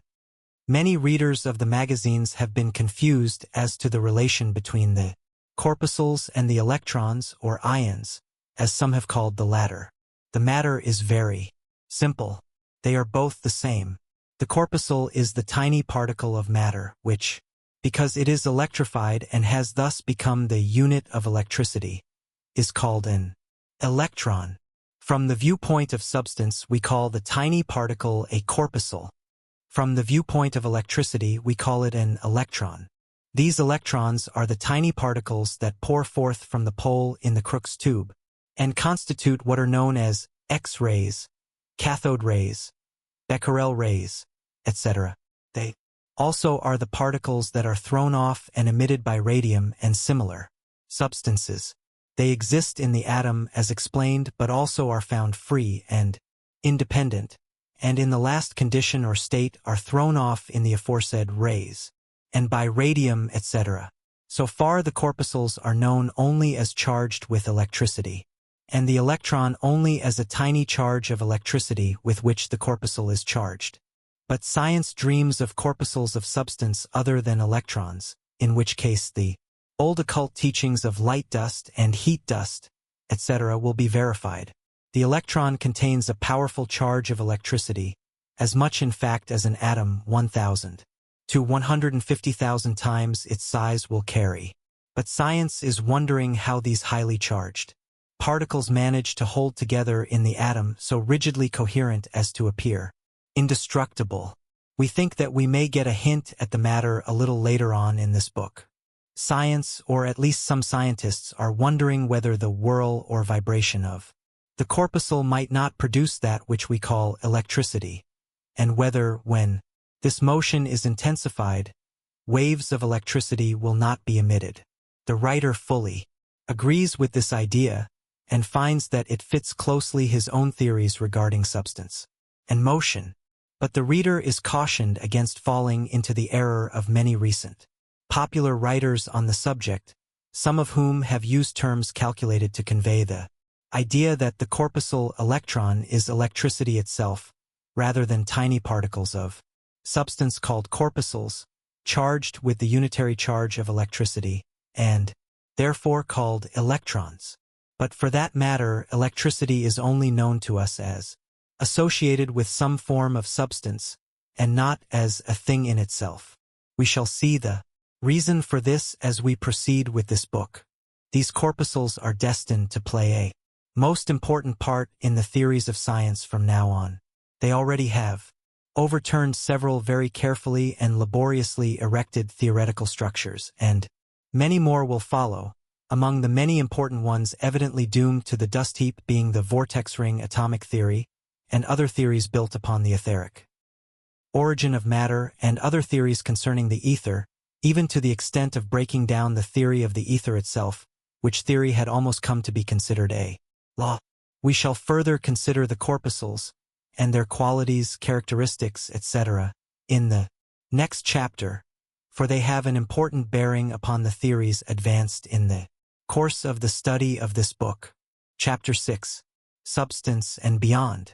Science has ascribed to substance certain characteristic qualities which it calls properties. It divides these properties into two classes, viz. 1. Molecular properties, sometimes called physical properties, and 2. Atomic properties, sometimes called chemical properties. Molecular properties are those which may be manifested by substance without disturbing the molecules and consequently without affecting the kind of substance. Atomic properties are those which concern the atoms when free from molecular combination, and which consequently cannot be manifested without changing the kind of substance.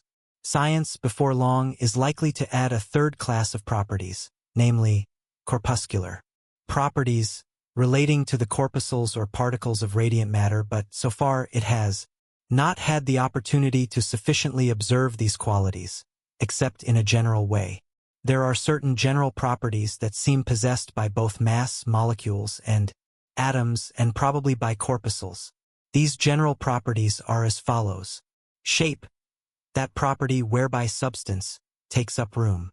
This property manifests in 3 directions called dimensions of space, namely, length, breadth, and thickness. Weight, that property whereby substance responds to gravity. Weight is simply the measure of the attraction. Impenetrability, that property whereby two bodies of substance are prevented from occupying the same space at the same time. A nail driven into a piece of wood simply pushes aside the molecules and occupies the space between them. Substance is never actually invaded or its actual territory occupied by other substance. Indestructibility, that property whereby substance is prevented from being destroyed or annihilated, although the forms of substance may be changed or transformed into other forms, still substance in itself is not destroyed and cannot be under the existing laws of the universe. Mobility, that property whereby substance responds to imparted motion.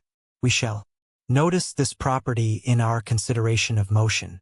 In addition to the motion of the mass and the movements of molecules and atoms in response to its attraction, there is another form of motion constantly going on, without reference to the attraction or impressed motion of the Massachusetts. The molecules of all bodies are always in a state of rapid motion called vibration. In solids, this vibration is short, being restrained by the close, cohesive position of the molecules. But in liquids, the molecules being further separated, the vibration is far more rapid, and they move around and slide over each other with comparatively little resistance. In gases and vapors, the molecules have a splendid field for motion and consequently vibrate in wide fields and orbits and dash around with the greatest velocity. The atoms also are believed to vibrate rapidly in accordance with their own laws of vibration, and the corpuscles are believed to far excel the last two mentioned particles in intensity, rapidity, and complexity of their vibrations, as we shall see a little later on in the book. All substance is in constant motion and vibration. There is no rest in substance. Inertia, that property whereby substance may not move unless in response to imparted motion, nor terminate its motion when it is once imparted, except in response to some other manifestation of impressed force. Science holds that this impressed force, or imparted motion, must come from without, but the writer holds that force may also be expressed from within, as may be seen by reference to subsequent chapters of this book. Attraction, that property whereby particles or bodies of substance, 1. Draw other particles or bodies toward themselves, or 2. Move toward other particles or bodies, or 3. Are mutually drawn together. This property manifests in 4 forms, generally referred to as separate and distinct from each other, but which the writer believes to be but forms of the same attractive power, and which he believes to be a mental process. At the last analysis, a revolutionary claim, which will be supported by argument in later chapters of the book. These 3 forms of attraction are known as 1. Gravitation, 2. Cohesion, 3. Adhesion, and 4. Chemical affinity, or chemism. We are invited to consider them briefly at this point, further investigation being reserved for our chapters on motion and dynamic thought. Gravitation. This term is usually applied to the attraction between masses of substance, such as the sun, the earth, and masses of substance on or about the earth's surface.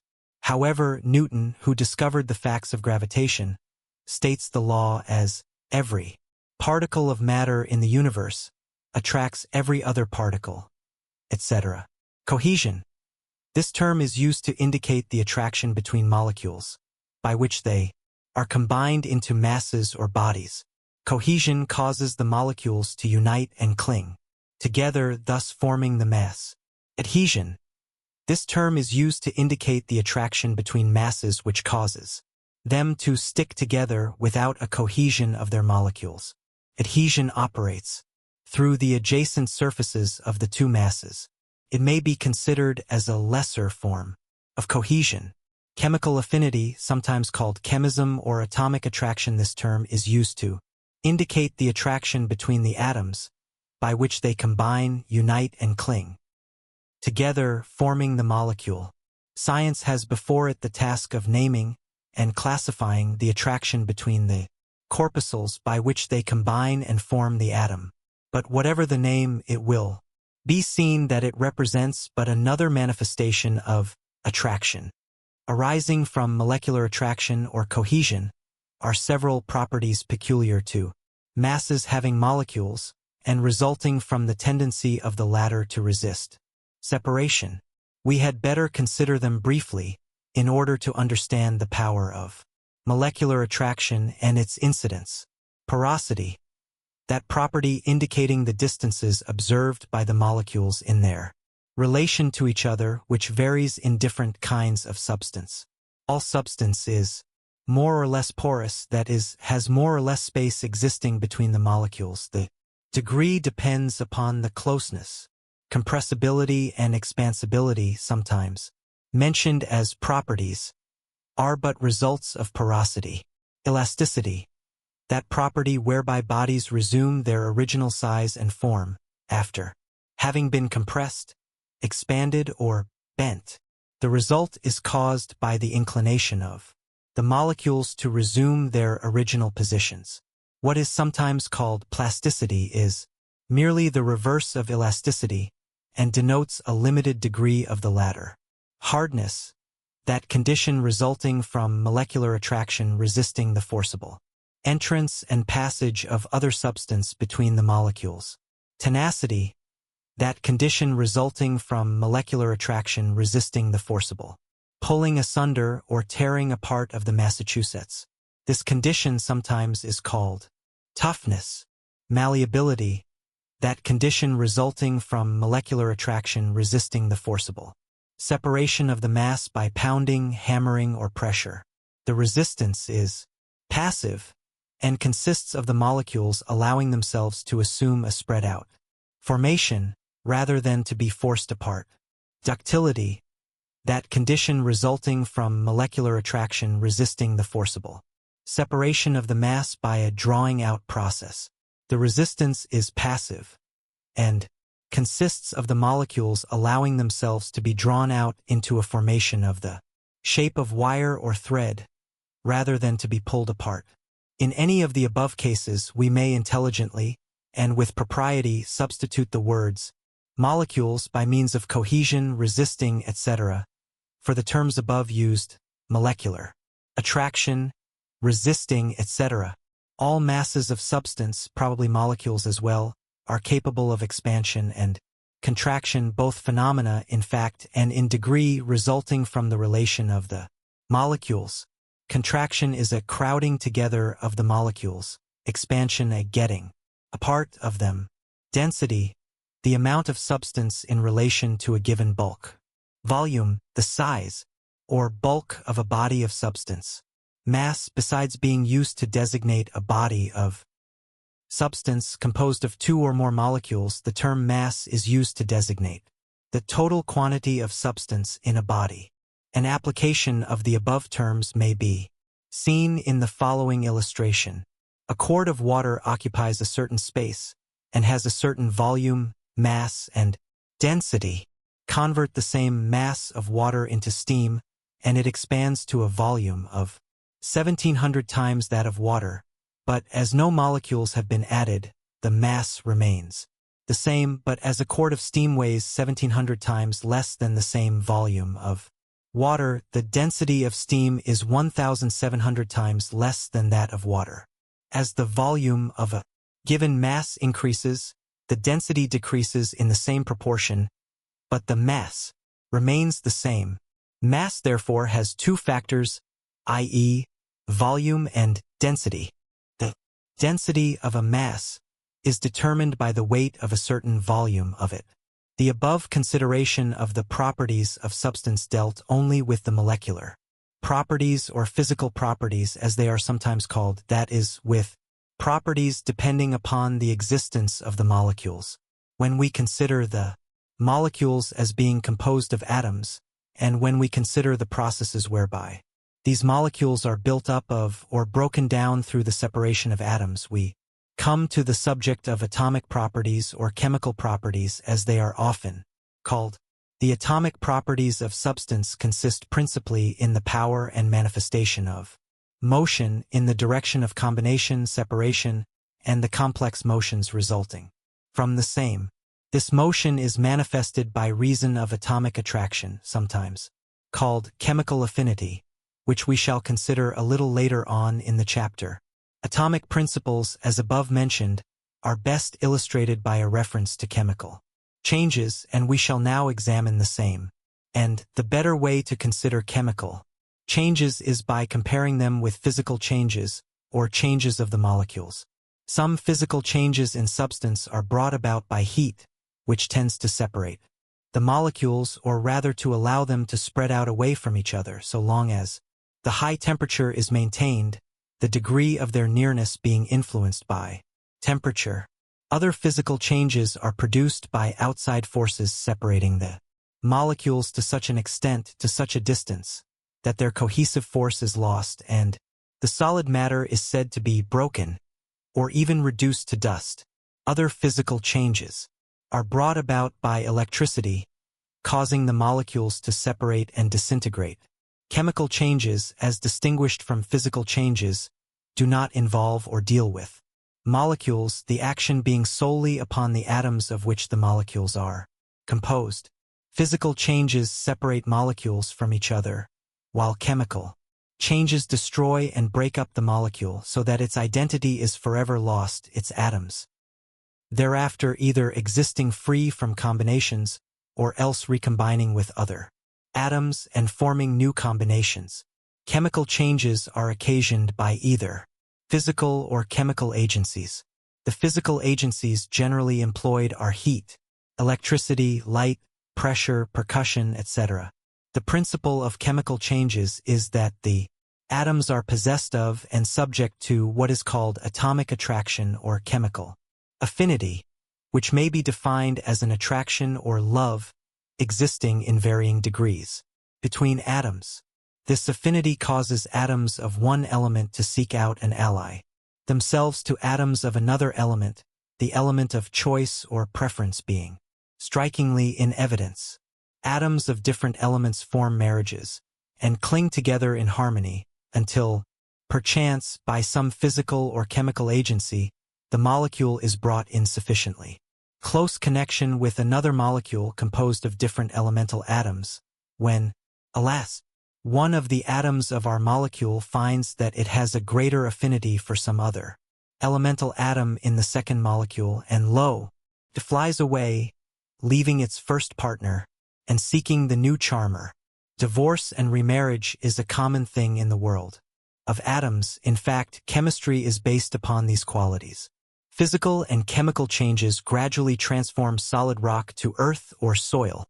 Disintegration, by the action of changes in temperature, rains, and atmospheric influences and other physical changes, have slowly worn down the rocks into dirt, gravel, clay, loam, etc., and decomposition by chemical change that set the atoms free from their combinations has aided in the work.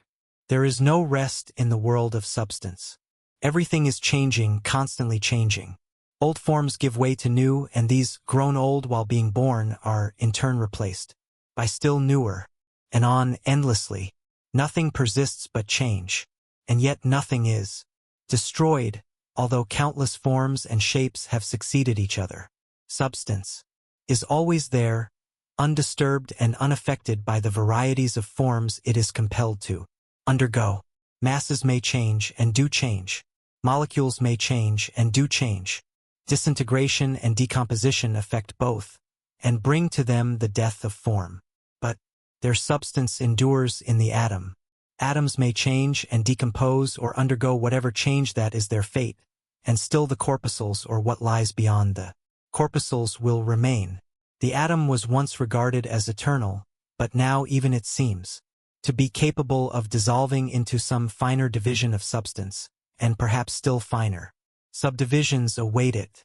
That familiar form of substance that we call earth, dirt, soil, etc., is but the result of disintegrated rock, which has crumbled and lost its former form through the action of air, water, and atmospheric influences, and the rocks themselves, from which the soil came, were at one time a sea of melted, flowing liquid substance, somewhat resembling volcanic lava, and this melted rock, is thought to have been condensed from the same principles in the shape of vapor that existed in the early days of our planetary system. Vapor, gas, liquid, semi-liquid, solid rock, soil, the substance unchanged, the forms totally unlike. Helmholtz estimates the density of the nebulous vapors of substance as being so rare that it would take several millions of cubic miles of it to weigh a single grain. O nature, what a wizard thou art! We have spoken of air and water in a former chapter, and their constituent atoms have been named. And from these three great reservoirs of substance, the earth, the air, and the water, are obtained all the material that goes to form the bodies of the animal and vegetable kingdoms. The plant draws its nourishment from the soil, the air, and water, and in its wonderful chemical laboratory is able to transform the elements so drawn from these sources into a substance called plasm, which consists principally of carbon, oxygen, nitrogen, and hydrogen, being nearly identical in composition to the white of an egg, and which constitutes the basis of animal and plant bodily structures. All the material of the physical bodies of men, animals, and plants are but forms of plasm. The animals and man obtain their nourishment, directly or indirectly, from the plant body, and so at the last we are seen to draw from the soil, air, and water all our bodily nourishment, which we convert into bodily structure, bone, muscle, flesh, blood, veins, tissue, cells, etc. And the chemical atoms of our bodies are identical with those in the rock, the air, the water. And so you see the universality of substance and its countless forms and appearances. Chemistry resolves substance back into about 75 simple substances, of which atoms are the units, which simple substances are called elements. From these elements, by their atoms, all other substances are formed by combinations, the number of such possible combinations being infinite. An element, in order to be an element, must be a simple substance, that is, must be incapable of further analysis into some other elements. The 75 elements now recognized by science have never been resolved into other elements by chemical analysis and therefore are accepted as simple.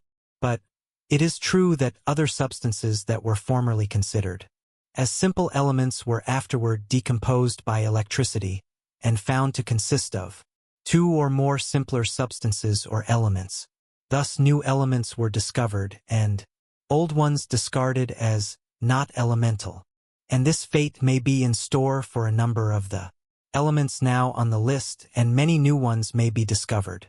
For a long time science was endeavoring to trace all elements back to hydrogen, the latter being considered the ultimate element, and its atoms composing all the other atoms under varying conditions, etc. But this theory is now almost abandoned, and science rests on its list of 75 elements, the atoms of which are composed of electrons. Some have hazarded the theory that the elements were all forms of ether. See next chapter. Their apparent differences resulting merely from the varying rate of vibration, etc. And, in fact, such theory was about finally adopted as a working hypothesis until the discovery of the corpuscle. Everything in substance now seems to be moving back to the corpuscle, as we shall see a little further on. The following is a list of the principal elements known to science today: aluminum, antimony, arsenic, barium, bismuth, boron, bromine, cadmium, calcium, carbon, chlorine, chromium, cobalt, copper, fluorine, gold, hydrogen, iodine, iron, lead, magnesium, manganese, mercury, nickel, nitrogen, oxygen, phosphorus, platinum, potassium, radium, silicon, silver, sodium, strontium, sulfur, tin, zinc. Of the above, hydrogen is by far the lightest in weight. In fact, it is used as a unit of atomic weight, its weight being marked 1 on the scale. Gold, 197. Lead, 207. Silver, 108. Oxygen, 16. Nitrogen, 14. Iron.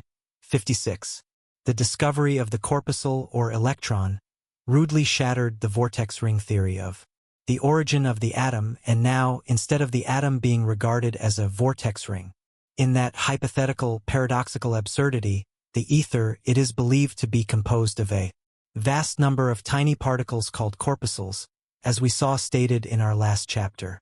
These corpuscles seem to be the last thing in substance, its last known state of refinement, and already it is being proclaimed as the long-sought-for primal matter, or ultimate substance.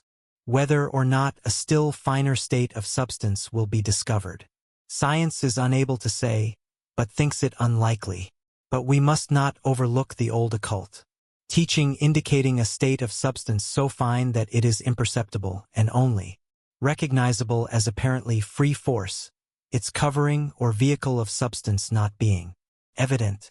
This would seem to indicate a still further refinement of substance, although perhaps the corpuscle or electron will answer to fill the bill in the case. As to the corpuscle being primal substance, it must be admitted that its advocates have presented a very strong case. One of their most important points is that although molecules differ very materially from each other according to their kinds, and while atoms likewise manifest very plainly their kind, the corpuscle seems to possess only one kind, no matter from what form or kind of substance it is thrown off. Just think what this means. It means that the finest particles of gold, silver, iron, hydrogen, oxygen, and all the rest of the elements are composed of identically the same material and exhibit no differences in kind. The elements are no longer simple. All substance is one at the last analysis. The corpuscles seem to possess the same mass, to carry the same charge of electricity, to act precisely the same irrespective of their source. No difference in size, mass, or character, as in the case of the atom. All are identical save in the rate of their vibration at the time of observation, which is simply a matter of more or less motion. Space seems to be flooded with these tiny particles, these units of substance. They stream from the sun, the stars, and every body highly heated. Likewise, they stream from the bodies of highly electrified substance. Groups of these corpuscles, absolutely identical in nature, size, mass, etc., constitute the atoms of the 75 elements, the kind of element seemingly being dependent upon the number and arrangement of the corpuscles and possibly by their rate of vibration. Every atom is like a great beehive with a swarm of corpuscles vibrating, moving around each other and upon their own centers, and if by the action of intense heat transmitted or caused by interrupted motion, or if by a strong electric charge, some of these corpuscles are detached from the atoms, or possibly an atom broken up, they fly off through space at a marvelous speed of many thousand miles an hour. So we see that these wonderful corpuscles look very much like primal matter or ultimate substance, the stuff out of which substance is made. And taking you back to the chapter on the universality of life and mind, the writer would remind you that in their motions and evident attraction, etc., these corpuscles evidence the same life and mind that we observed in the molecules and atoms. It must be so, for what is in the manufactured article must be in the material of which the article is made. And so, even here, life and mind have not escaped us, nor will it in the ether. And speaking of the corpuscles as manufactured articles, we are reminded of Herschel's thought about the atoms when they were regarded as primal matter and likely to be uniform and at the end of one primal substance. Although Herschel's conception does not now apply to the atoms, it may be transferred to the corpuscles. Herschel thought that the fact that the particles of substance were likely to be found to be uniform in size and identical in nature and characteristics indicated that they might be akin to manufactured articles, turned out from the same great machinery of creation. This idea would indicate that the Creator applied the rules of careful manufacture to the manufacture of the particles, the uniformity operating in the direction of 1. Economy of material, 2. Utility through interchangeability, replacing broken or discarded parts, etc. And also 3. Conformity to a standard of size, quality, etc. The thought is interesting and is mentioned here for that reason. It is not affected by the supposition that there may be a still finer and rarer form of substance, from which the particles are manufactured. In fact, the idea of Herschel, if closely analyzed, would seem to indicate some such raw material from which the articles were manufactured. Chapter 7. The Paradox of Science.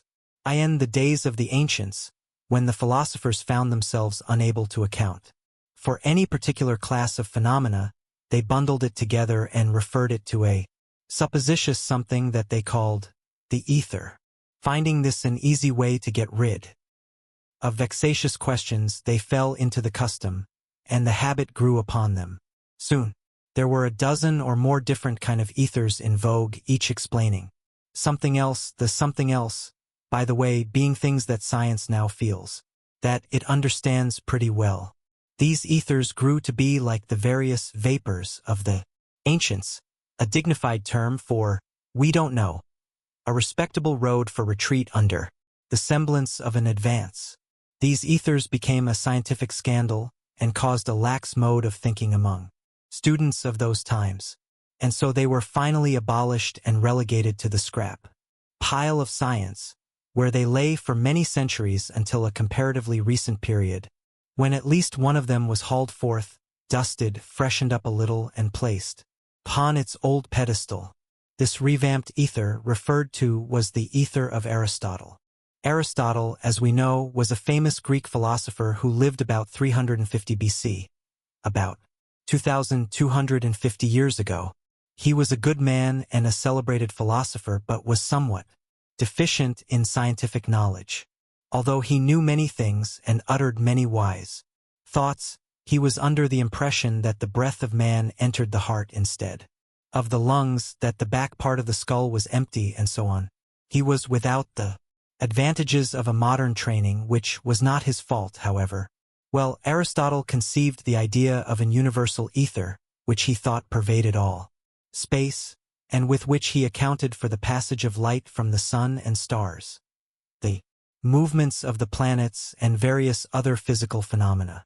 It is not known whether Aristotle really believed in this ether, or whether he merely used it as a speculative hypothesis, following the ether habit of his contemporaries. At any rate, his theory served its purpose, lived, flourished, declined, and died, at least seemed to be dead. But its corpse was resurrected in modern times, and used to account for divers things. This does not mean that modern thinkers really believe in the universal ether. They merely assume it as a working hypothesis until something better is offered. Its principal modern use is to account for the transmission of light from the sun and stars to the earth. It was held that a thing could not act where it was not, and so it became necessary to account for the transmission either by the theory that small particles of substance were thrown off from the sun and traveled to the earth, or else that there was some medium of communication by means of vibrations, etc. Newton held to the first theory, but his hypothesis went down before the ether advocates, who advanced the wave theory, although it seems that, like Banquo's ghost, Newton's theory will not stay down, and is now taking on a new lease of life, owing to the discovery of the corpuscle and radiant matter. The wave theory philosophers asserted that the light and heat of the sun were thrown off in the shape of force or energy, and transformed into waves in and of a hypothetical ether, Aristotle's own, which waves were carried to the earth, where, meeting substance, they were again transformed into heat and light. It was known that light and heat traveled at the rate of 184,000 miles per second, and, therefore, the waves of the ether were considered to have that speed. The wave theory seemed to fit the facts of the case better than the Newtonian theory of corpuscles, although the latter has always been considered as better explaining certain phenomena than the new theory, and so the ether wave became generally accepted, and remains so today, although recent discoveries are causing a disturbance in the scientific camp regarding the question. Later it was discovered that the electricity traveled at the same rate as light and heat, and the wave of the ether theory was thus thought to have additional verification, and electricity came under the law and remained there until the electron discovery, which is causing much disturbance among those interested in the study of electricity. Briefly stated, the theory of the universal ether is this: that pervading all space in the universe, not only between planets, stars, and suns, but also filling in the cracks between molecules and atoms as well, there is a subtle substance in and through which the waves of light, heat, electricity, and magnetism travel at the rate of 184,000 miles per second. This substance is said to be matter that is not matter. In fact, science does not venture to say just what it is, although it freely states just what some of its properties must be, and, alas, these properties are most contradictory and opposite to each other, as we shall see as we proceed. This universal ether is purely hypothetical. It has been called a necessity of science, something assumed for the purpose of explaining or accounting for certain phenomena. It is undemonstrated and unproved, in fact, may truthfully be said to be undemonstrable and unprovable. Some have gone so far as to say that its claimed properties and qualities render it unthinkable as well. And yet science finds itself compelled to assume that the ether or something like it exists, or else cease speculating about it. It belongs to the realm of pure theory, and yet many writers treat it as if it were a positively demonstrated and proven fact. Let us examine into the nature of science's problem and her attempted solution, and the trouble arising therefrom. Light travels at the rate of 184,000 miles a second. Remember that light and heat are that which we call by those names only when considered in connection with substance.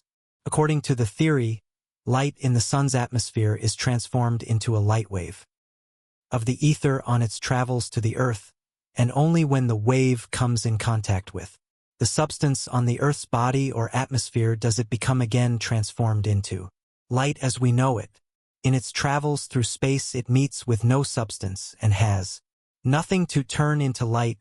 Consequently, space between worlds is in a state of absolute darkness.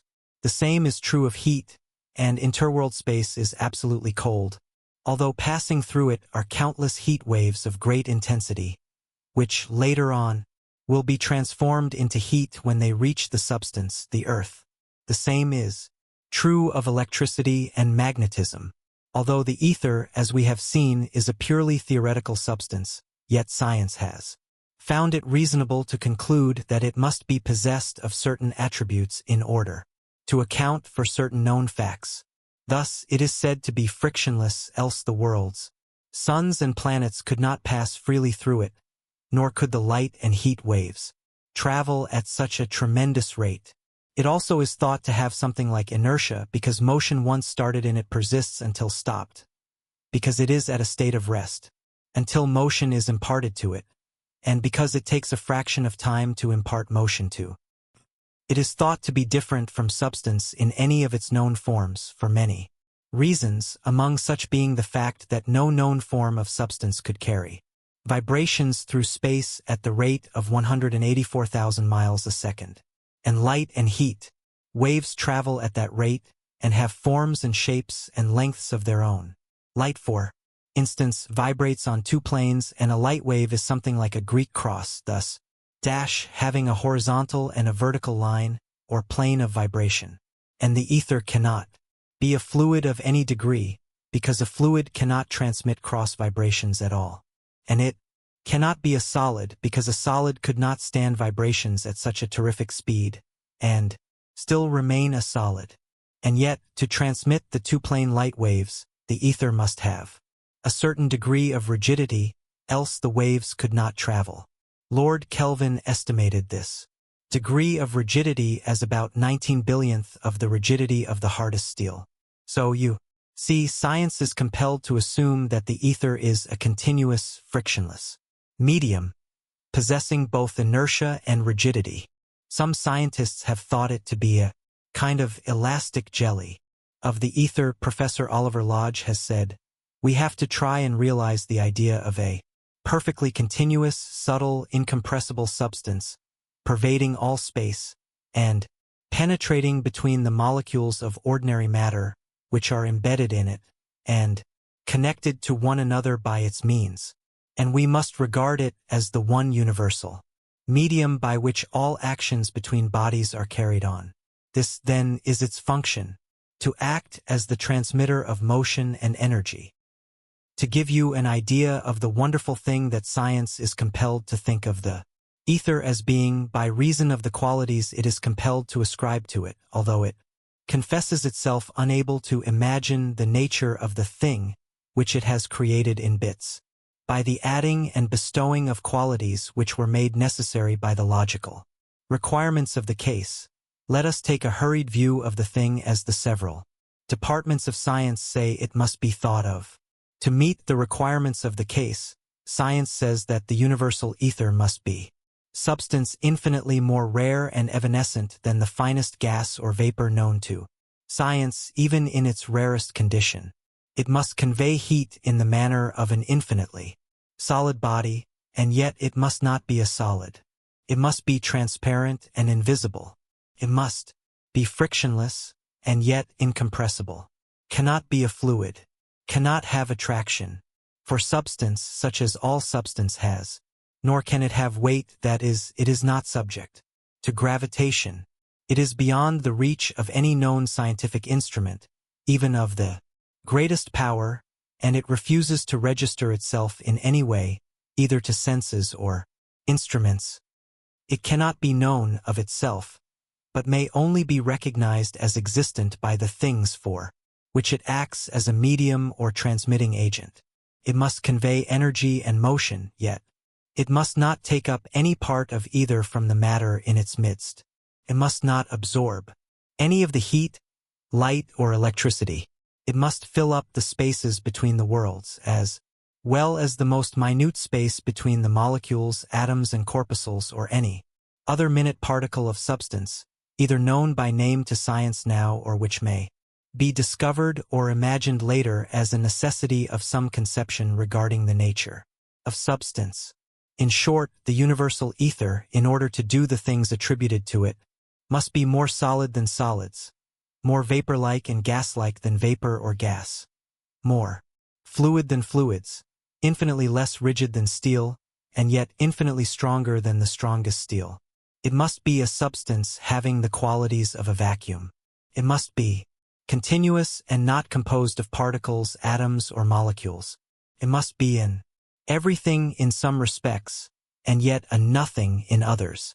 It must not be substance, and yet it must carry substance within its ocean of dimensions, and, besides, interpenetrate the most minute space between the particles of substance. It must not be energy or force, and yet science has been considering energy and force as but interruptions of rest or agitations within and of itself. So you see that this mysterious, wonderful universal ether, in order to be at all, must be as something possessing certain qualities or properties of substance, many of the properties of qualities being exactly contradictory and opposed to each other, and yet it cannot be substance as we know it. It is a paradoxical thing, could only belong to another and an entirely different order of existence from that of substance as we know. It must possess characteristics and properties of an order as yet unknown to us by name, for which the material world contains no analogy, for which substance has no analogues. It must be a far more complex thing than is even the most complex thing we call matter or that which we call force or energy. And yet it has been claimed that it would explain both, yes, contain within itself the possibility of both. And yet, in face of what has just been said, the writer must confess, humbly and with a full realization of the enormity of the offense, that he supposes advancing a theory little further on in this book that will attempt to identify this something, this universal ether, with a something else that we know, although not through the senses or by means of instruments. Bear with him kindly, he begs of you, while he proceeds gradually along the path that leads to the theory. Scientists have compared substance moving through the ether as a coarse sieve moving through water, the latter making room for the passage of the sieve, and then closing up behind it. If this be amended by the idea that the moving sieve, while allowing the water to pass through it freely, still carries along with it a thin film of water which clings to the wires of the sieve by adhesion, if there be admitted this clinging film as well as the body of the water through which the sieve moves, then the illustration answers quite well as a crude illustration of substance and the ether. This fact is important in view of the theory that will be advanced further on in this book. Professor Lodge, in his interesting work, Modern Views of Electricity, mentions a number of experiments tending to prove the above-mentioned fact, which is not so generally known as other facts relating to the ether, until the discovery of radiant matter, bringing with it the new theories of the corpuscle, or electron, etc., brushed aside into the dust heap many generally accepted scientific theories regarding the nature of substance. The favorite and most popular theory was what was known as the vortex ring theory of the atom. This theory held that the atoms of substance were but vortex rings of the ether, having had motion communicated to them in some way, and which afterwards acquired other motions, and which finally become apparent to our senses as substance. In other words, the atom was supposed to be a vortex ring of ether, acted upon by force in some unknown way, the character, nature, and properties of the atom being determined by the shape and size of the vortex ring, the rate of motion, etc., etc. The new discoveries of science, however, have set aside, at least temporarily, this vortex ring theory, and at present science seems to find its latest thing in substance, in the theory that substance, at the last, seems to be the corpuscle or electron. In other words, after many years of fancied security in a settled theory regarding the nature of substance, science once more finds itself compelled to take up the search for the origin of things. But the theory of the ether remains and is likely to, although the names applied to it will change. By some it is still believed that in the ether, a little further removed, rests the origin of substance, and that the corpuscle may be the vortex ring product instead of the atom. It will be noticed that science has made no serious attempt to connect the phenomenon of gravitation or attraction with the ether.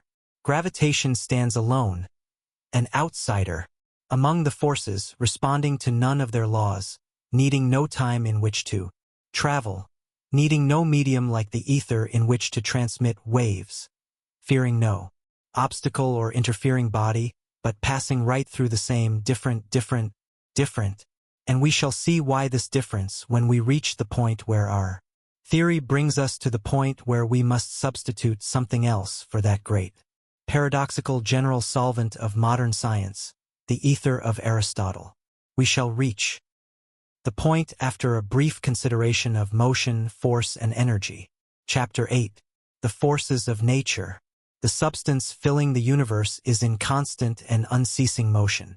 Motion is evidenced in every physical and chemical process and change, and manifested in the constant interchange of position of the particles of substance. There is absolutely no rest in nature. Everything is constantly changing, moving, and vibrating. Building up processes are ever at work forming larger masses or bodies of the particles, and tearing down processes, disintegration and decomposition of molecules and atoms and corpuscles are constantly at work also. Nature maintains a constant balance among her forces. If the building up energies and forces were allowed full sway, then all the particles in the universe ultimately would gravitate to a common center, thus forming a compact and solid mass, which would thus dwell for eternity, unless the creative power should move upon it and again scatter its particles in all directions. And, if the tearing down and dispersive forces and energies were allowed full sway, the particles would fly apart and would remain asunder for eternity, unless called together by some new creative fiat. But nature pits one force against another, maintaining an equilibrium. The result is constant play and interplay of forces, causing distribution, and redistribution of particles, following the gathering together and building up processes. There is no lost motion or waste force. One form of force and motion is converted into another, and so on and on. Nothing is lost, all force is conserved, as we shall see as we proceed. In the public mind, or rather in the mind of that part of the public which think of the matter at all, there seems to be an idea that force is something of the nature of an entity separate from substance or mind, something that pounces down upon substance and drives it along by presence from without. The ancient philosophers regarded substance as acted upon from without by an entity called force, substance being regarded as absolutely inert and dead. This idea, which is still held by the average person owing doubtless to the survival of old forms of expression, was generally held by philosophers until the time of Descartes and Newton. This old idea was due to the teachings of Aristotle. He of the ether theory and science and philosophy were timid about shaking off the Aristotelian dogmas. Others held that light, heat and electricity were fluids conveyed from body to body. In fact, the general public still entertains this idea regarding electricity, owing to the use of the term the electric fluid. The present teaching of science is that force is the result of the motion of the particles of substance and, of course, originates from within rather than from without. It is true that motion may be communicated to a body by means of another body in motion, imparting the same to it, but that does not alter the case, for the original motion came from the movement and vibration of the particles of substance, although it may have passed through many stages of transformation, change, and transmission in its progress. The only exception to the rule is gravitation, which is a form of force, the nature of which is unknown to science, although its laws of operation, etc., are understood. We shall learn some new facts about gravitation in the forthcoming chapters of this book. It will be well for us to remember this fact in our consideration of force and motion, that force and motion originate from the inherent property of motion passed by the particles of substance, and come from within, not from without. This is the best teaching of modern science and also forms an important part of the theory of dynamic thought, which is advanced in this book. Buchner, the author of Force and Matter, vigorously insists upon this conception, saying, among many other similar expressions, force may be defined as a condition of activity or a motion of matter, or of the minutest particles of matter or a capacity thereof. The term force is generally defined in works on physics as that which causes, changes, or terminates motion. The word force is generally used in the sense of in action, while energy is usually used in the sense of potential force, capacity for performing work, the idea being that it is stored up force or force awaiting use. The term power is used in two senses, the first meaning a measure of mechanical energy, such as a 40-horsepower engine, etc., the second sense being capacity or ability to act or exercise force, this use being almost identical to the idea of energy, as above described, although possibly a little stronger expression. The materialistic school holds that force is a property of matter, the latter being regarded as the real thing of the universe. Others hold that force is the real thing, and that what is called matter or substance is but a center of force, etc. Others hold that the two are but aspects of the same thing, calling the thing by the name matter force, or force matter. Haeckel calls this combined thing by the name of substance, claiming that what are called matter and force are but attributes of it, the third attribute being sensation, which he holds is akin to mind. Haeckel's substance is held to be eternal and self-existent, its own cause, in fact. In this book, the term substance is not used in this sense, but merely as synonymous with what science usually calls matter. The views advanced in this book differ materially from any of those above mentioned, it being held by the writer that all force is vital mental force, and consequently, force as a separate thing is considered an unreasonable proposition, what is called Force being considered merely an action of mind upon substance, causing motion. The writer does not intend to advance this idea at this point beyond the mere mentioning of the fact, the theory being brought out and developed as we proceed, and he will proceed to a consideration of the phenomena of force along the lines of modern science, believing that in this way the subject may be better understood. The term motion, as used in physics, is defined as the act, process, or state of changing place or position, movement. Webster. So you see, motion is the movement of substance changing place or position. Force is that which causes changes or terminates motion, and energy is the capacity for manifesting force, and power the ability to act. In works on physics you will notice the expression potential energy, meaning energy awaiting action, also kinetic energy, meaning energy in action, that is in motion. We shall not need these terms in this book, but it is well to understand them. Another term frequently met with is conservation of energy, which is used to indicate that law of physics the operation of which renders energy indestructible. That is, science holds that energy cannot be destroyed, that it is not lost or created, but is merely transformed into other forms of energy, potential, or kinetic. Therefore, after energy is used, it either passes into a state of potential energy or rest, awaiting a future call to activity, or else is immediately transformed into another form of kinetic energy, or energy in action. The theory holds that the quantity or amount of energy in the universe is fixed in its totality. None may be created or destroyed. There can be no addition to or subtraction from the totality of energy, that all energy used has been previously stored up, or else has been immediately transmitted or transformed. It is also held that when energy manifests as the result of work performed, it is always found that it is at the expense of some previously manifested form of energy, that the agency by which the work is performed always parts with its stock of energy, and that the thing worked upon always acquires or gains the amount of energy lost by the aforesaid agent, or worker, and yet there is no actual loss or gain but merely transformation.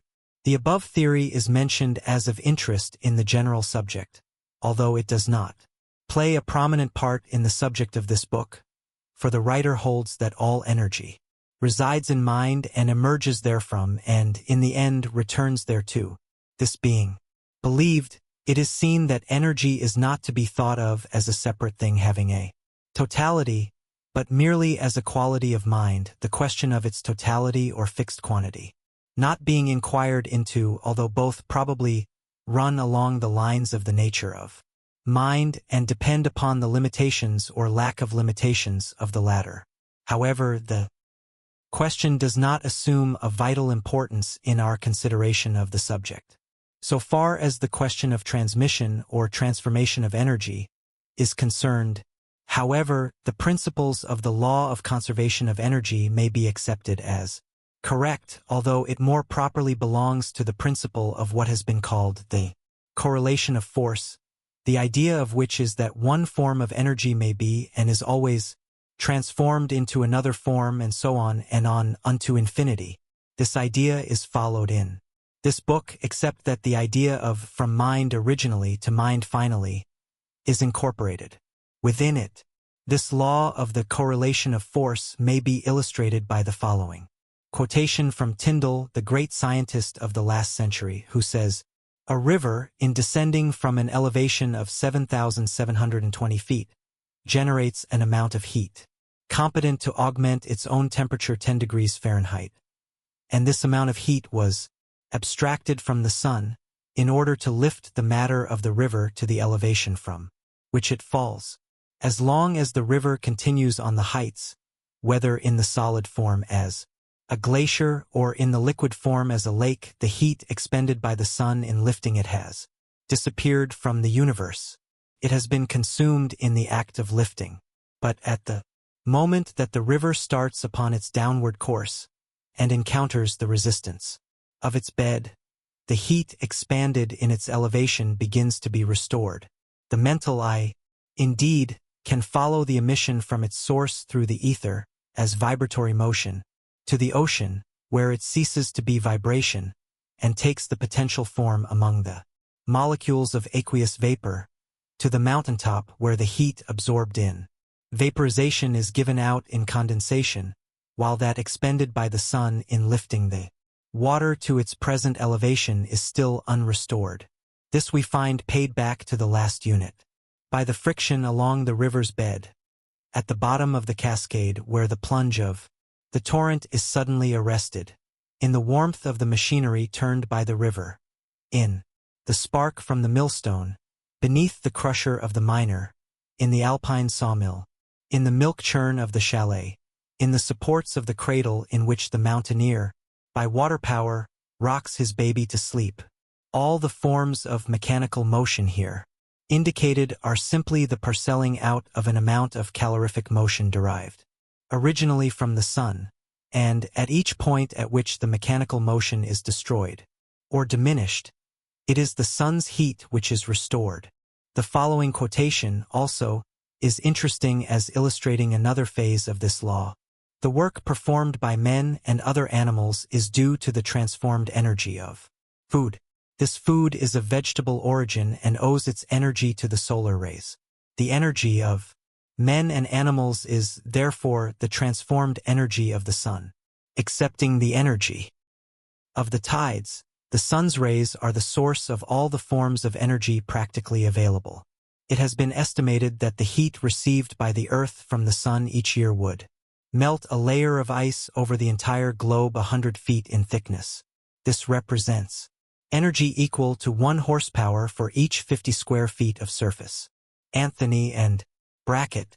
From the above quotations, it will be seen that the principal and most familiar sources, or great storage batteries of energy, apparent to dwellers upon this planet, are 1. The Earth manifesting the power of gravitation, and 2. The Sun manifesting solar heat.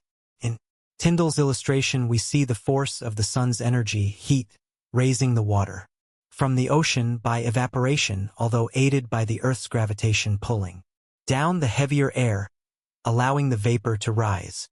Then we see the force of gravitation causes the condensed vapor to fall as rain or snow on the mountaintop, then causing the rain to run into little streams and so on until the river is reached, then causing the river to start on its downward journey of over 7,000 feet, then causing it to plunge over the cascade, to turn the wheels that operated the machinery and turned the millstone and the crusher of the miner and the sawmill and the milk churn and the cradle, and, as Tyndall might have added had he lived a little later, in the running of the dynamo, which running produced electricity, that in turn caused lights to burn, other machinery to run and manufacture things, stoves to cook, flat irons to iron, automobiles and engines to run, and many other things along the lines of transmitting energy, force, and motion. And in this consideration, let us not forget the important part that gravitation, that most wonderful of all forces, plays in the grand scheme of nature. Not only does this force cause the planets to circle around the sun, and perhaps that sun around another sun, and so on until the matter becomes unthinkable. Not only this, but it performs 1,000,000 parts in the affair of earthly matter, as we shall see in a later chapter. The force of gravitation is one of the greatest mysteries confronting science today. Although many believe it a simple question, gravitation and the universal ether contain the great secrets of nature that man is striving to unveil. And yet so common is gravitation that the race, including almost all the scientists, take it as a matter of course. We shall devote much attention to the question of gravitation in the forthcoming chapters of this book, for it plays a very important part in the general theory of dynamic thought upon which this book is based.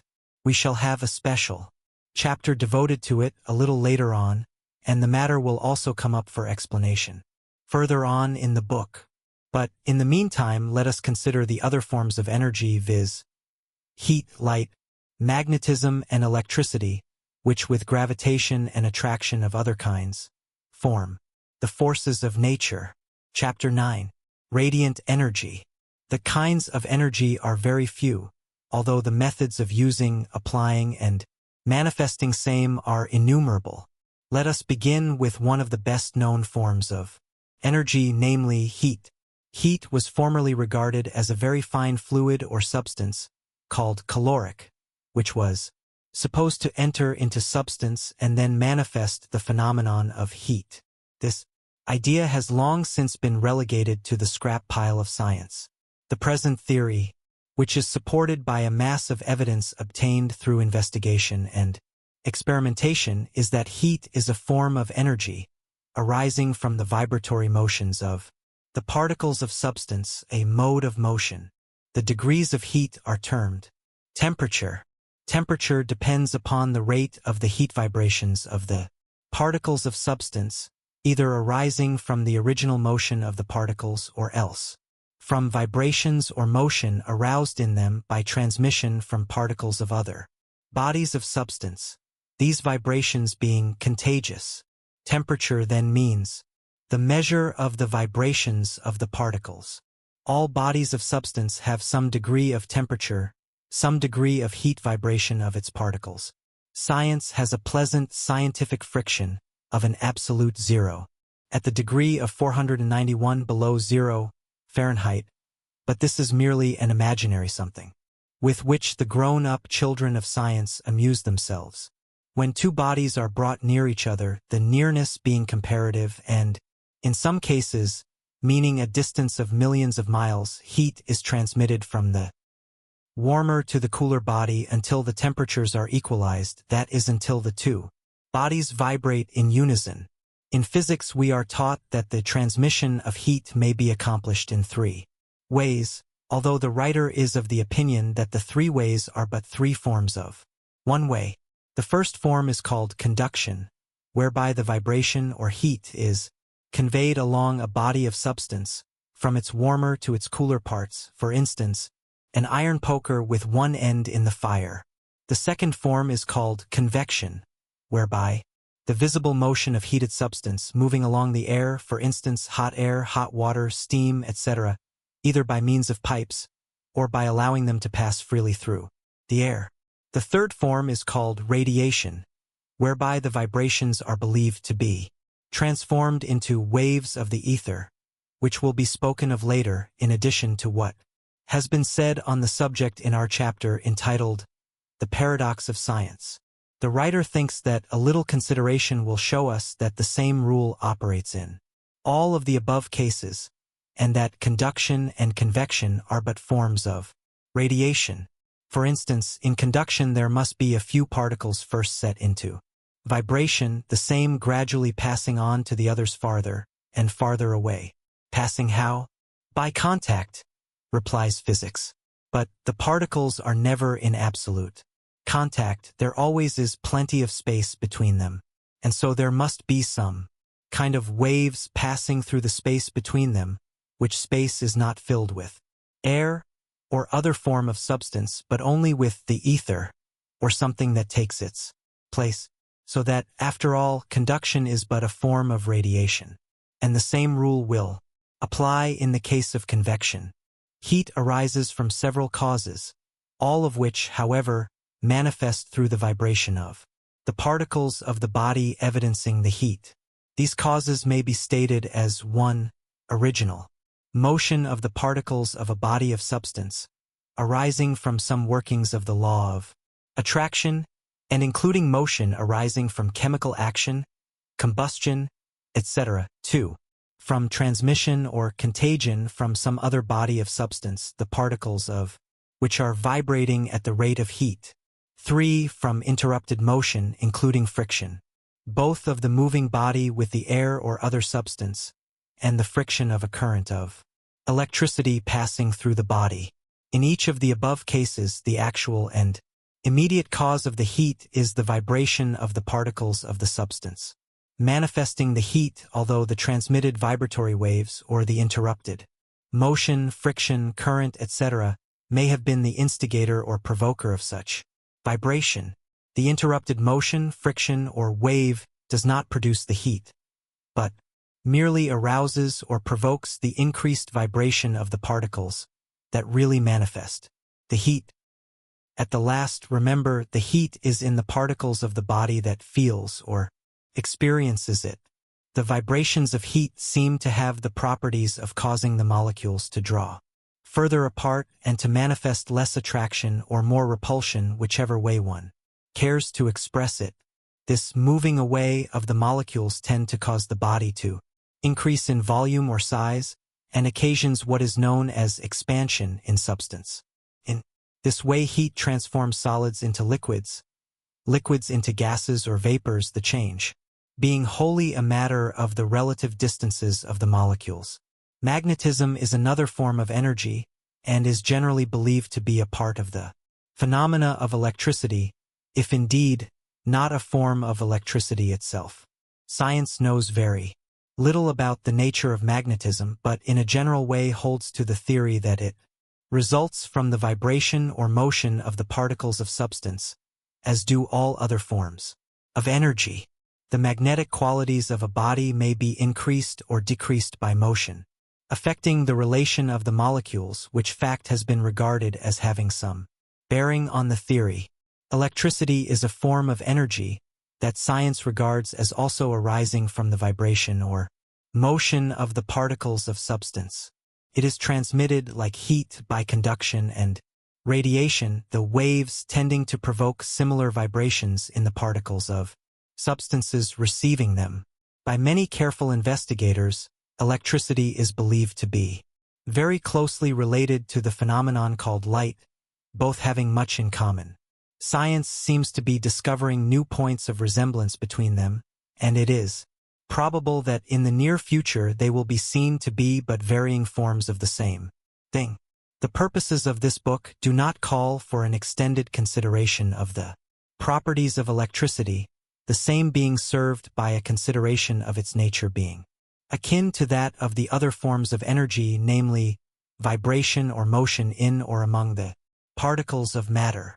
Light is a form of energy, the study of which is of the greatest interest to science, for the reason that the field seems to be widening out continuously and reaching out into the territory formerly thought to be the special region of electricity. And, in another direction, it seems to be reaching out into the territory of heat, the latter being considered by many to be but a form of light in its lower vibrations. In fact, the writer of this book so considers the subject, and for the purposes of this book, in later chapters, he will combine electricity, heat, and light, including also the phenomena known as the X-rays, Becquerel rays, radium waves, etc., as forms of light, the combined forms of energy to be called radiant energy. In this combination, he believes that he is in line with the latest and best thought of modern science. However, he does not insist upon his readers following this idea, and so, if they prefer, they may think of each of these forms as separate and distinct, and yet not run contrary to the line of thought of the book. Light is not the simple thing that it is considered to be by the general public. It is composed of many parts, qualities, and manifestations. Its rays, when separated by the spectrum, are seen to consist of waves or vibrations of differing degrees of rate and intensity. The lower range contains the heat rays, and it is interesting to know that there are rays of heat too far down in the scale to be evidenced by human senses that may be distinguished by delicate instruments, but there are rays still further down in the scale that are known to exist, theoretically, that cannot be registered even by the finest instruments. To gain an idea of the delicacy of these instruments, let us remember that Professor Langley has an instrument called the bolometer that is so delicate that it registers a change of temperature of 1/1,000,000th of a degree and will register the heat of a candle 1½ miles distant from it. Light vibrations arise from combustion, friction, electricity, etc., causing the particles to assume increased motion. Let us consider the report of the spectrum, beginning with waves or vibrations far below the sensibility of man. The scale shows an advance until the first warm vibration of iron was reached. This first indication of warmth comes when the vibrations reach the rate of 35 trillion per second. Then gradually they increase until a dull red glow is noticed, the lowest visible light ray, when the vibrations are 450 trillion per second. Then come the orange rays, then the golden yellow, then the pure yellow, then the greenish yellow, then the pure green, then the greenish blue, then the ocean blue, then the cyanic blue, then the indigo, then the violet, the latter evidencing when the vibrations reach the rate of 750 trillion per second. Then come the ultraviolet rays, invisible to human sight but evidenced by chemical media. In this ultraviolet region lies the X-rays, etc., and also the actinic rays that produce photographs, sunburn one's face and blister the nose, that cause violent explosions in chemicals that transform forms of substance that are employed to cure skin diseases, etc.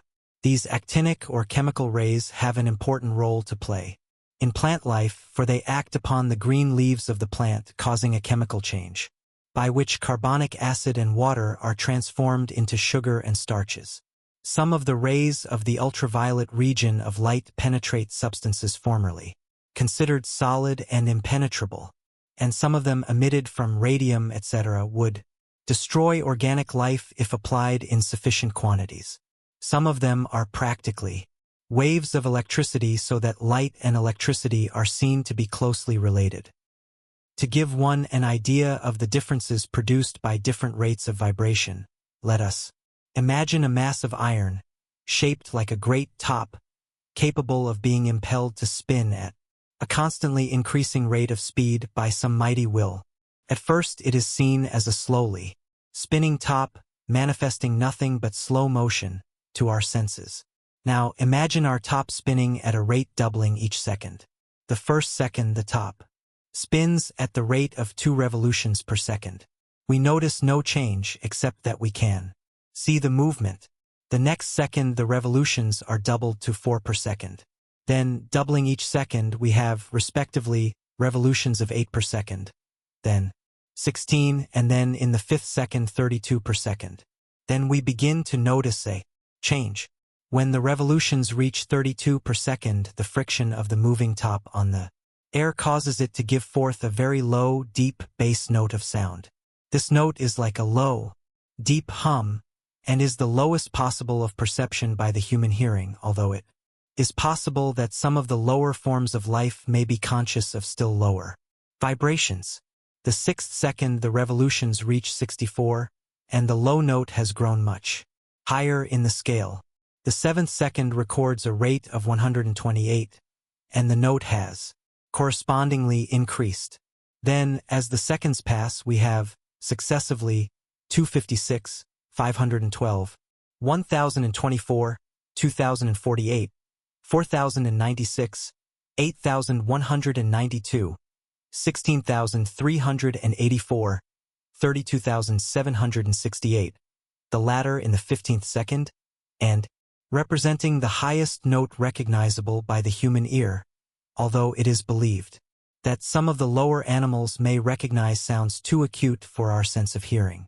During this increase in revolutions from the 5th second to the 15th, the sound note has risen rapidly in the scale from the low sullen hum on through the notes of the musical scale and beyond the range of instruments until the shrillness becomes so intense as to be almost unbearable, and finally terminating in a shrill, piercing shriek, like the squeak of the bat, only long drawn out. Then from the termination of the sound, by reason of the rate of vibration having become too high, silence reigns for 30 seconds. Absolute silence, in spite of the rapidly increasing rate of vibrations, in fact, because of it.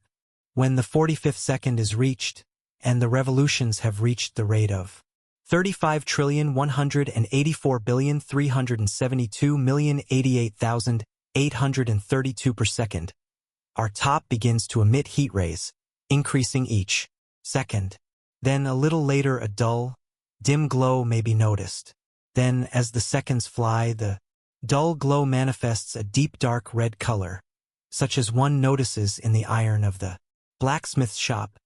Soon after it begins to glow Then on and on as the seconds fly, the deep red grows lighter and brighter, gradually changing into orange, then into yellow, then into green, then into blue, then into indigo, then into violet, and then into the color of white heat. Then this white heat changes into a still more dazzling white, and then a white impossible to describe appears, so bright, clear, and brilliant that the eye cannot bear the sight. Then, suddenly, the intense brightness is succeeded by absolute darkness, and the moving top cannot be seen by the eye, and yet it moves on. The highest recorded chemical rays of light are estimated to equal a rate of vibration of 1,875 trillion per second. The vibration of the lowest shade of red light is estimated at 450 trillion, and the highest of violet at 750 trillion per second, so we may imagine what the highest line on the spectrum is like. Still vibrating, our top, which has become now a mass of vaporized iron, rapidly tending towards still more ethereal forms. It has passed out from the region of light waves into another unknown region of vibrations, in which region, however, exist the vibrations known to us as the X-rays, etc. It is throwing off great quantities of electrons. If we were to use a fluorescent screen, we would be able to observe the phenomena of the Röntgen rays and similar manifestations of radiant energy. On and on vibrates the top of what we once called iron, cold iron, warm iron, hot iron, melted iron, gaseous iron, etherealized iron, if you like. What it is like now, the imagination of man cannot conceive. Still the revolutions continue, doubling each second. What is being produced? The imagination cannot conceive of what this state of substance now being reached is like. By a scientific form of poetry we might think of it as melting into energy, pure energy, if there were such a thing. Long since it has been resolved into its original particles, its corpuscles, and perhaps into the stuff from which particles are made. But we must let the curtain drop. The wildest fancy cannot follow the dance of substance any further. The theory of the transmission of vibrations of radiant energy by means of waves in the ether, or something that takes the place of the ether, has been mentioned in other parts of the book. Referring again to it, the writer would say that he thinks it probable that the waves coming in contact with the countless corpuscles in the Earth's atmosphere communicate a high rate of motion to them, the result being that they take on the vibrations immediately and pass along with the wave current, the result being that much that we consider as waves of light, heat, and electricity are but streams of these corpuscles in which vibrations have been awakened by the waves. This idea will help to explain some of the phenomena of light which seemed more understandable under the old light corpuscle theory of Newton than under the wave theory of recent years. The idea is advanced merely for the purpose of setting down the thought, for it plays no important part in the theory of the book. Another matter that should not be overlooked in connection with light and heat and electricity is that particles absorb or catch the vibrations in different degrees. Their receptivity depending upon their particular vibratory mode or custom of their kind. If unable to absorb the vibrations, they reflect them. Substance of any particular kind absorb heat in the degree of its atomic weight. In the next chapter we shall learn something of the law of attraction, that wonderful law that makes possible any motion or radiant energy. Chapter 10. The Law of Attraction. In the previous chapters we have seen that all forms of radiant energy, viz. light, heat, electricity, and magnetism, arose from the motion of the particles of substance. It now becomes important to learn just what caused this motions of the particles. Science is somewhat hazy and foggy on this subject, but in a general way decides that it is caused by the mutual relations and positions of the particles arising from their respective attractive qualities, as a recent writer has expressed it. Well, this is better than the old way of seeking refuge and retreat in a mere volume of dense words. It is indeed the only logical conclusion, this one, that the operations of the law of attraction are manifested in the motion of the particles. This great law of attraction is the greatest law in nature. It operates on all planes of life. It is always in evidence. Let us consider it. Let us begin by considering the most magnificent and constant exhibition of that law, gravitation. Gravitation is the riddle of the universe, and the one form of energy that balks science. So much a mystery that science does not even hazard a guess at its nature. No theory of the origin and nature of gravitation is to be found in the books. Let us see what gravitation is. It is more than the power that pulls things to the earth, as the average man would define it. It does more than cause water to run downhill and turn mill wheels to drive machinery. Water power results from gravitation, but even the energy of Niagara Falls is insignificant when compared to the other manifestations of the mother of energy, gravitation. Webster defines gravitation as that attraction or force by which all bodies or particles in the universe tend toward each other. Following that definition, let us add that every particle of substance has an attraction for every other particle. In view of our belief that this attraction is a form of mental effort, let us regard the term attraction as being a form of what we call desire or even love in the mental world. If you will think of it in this way, you will be better able to fall in with our lines of thought. And in addition to every particle of substance having an attraction, love, or desire for every other particle, it has the means and power to draw that other particle toward itself, and to move toward that other particle at the same time.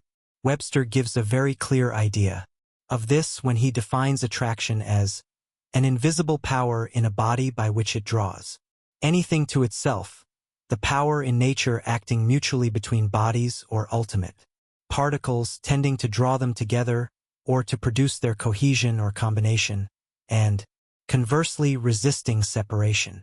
The majority of persons, when thinking of gravitation, are satisfied with the idea that it is a power that pulls things down to the ground, and do not think of it as a force that pulls things other ways besides down, and which is possessed and exercised by the speck of dust as well as by the whole earth, by the molecule as well as by the mass. The reason of this is that this power is so slight in small bodies of substance that it is unnoticed, and that only when the mass is sufficiently large to make the pull strong does one perceive and appreciate that the force exists. The lack of information on the part of the average person regarding this subject is amazing, particularly when the importance of the knowledge is understood. The attraction that holds the molecules of substance together is gravitation. The attraction that pulls a piece of substance to the earth is gravitation. The attraction that keeps the suns and planets in their orbits is gravitation. Let us see the operations of the law. In astronomy, you may learn that the movements of the planets around the sun and the moons around their planets, their regular and constant relative positions, are caused by the force of gravitation. If it were not for this attraction by the sun, the planets would fly out into space like a stone from a sling. The attraction of gravitation acts on the planets just as does the string of the whirling sling that keeps the stone from flying away during the whirling until the string is released.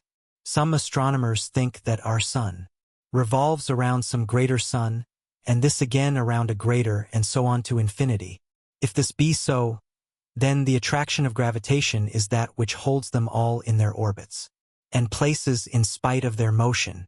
And in physics, you may learn that this same attraction of gravitation prevents the people and objects on the surface of the earth from flying off into space, and that it holds the portions of the earth together, preventing them from flying apart.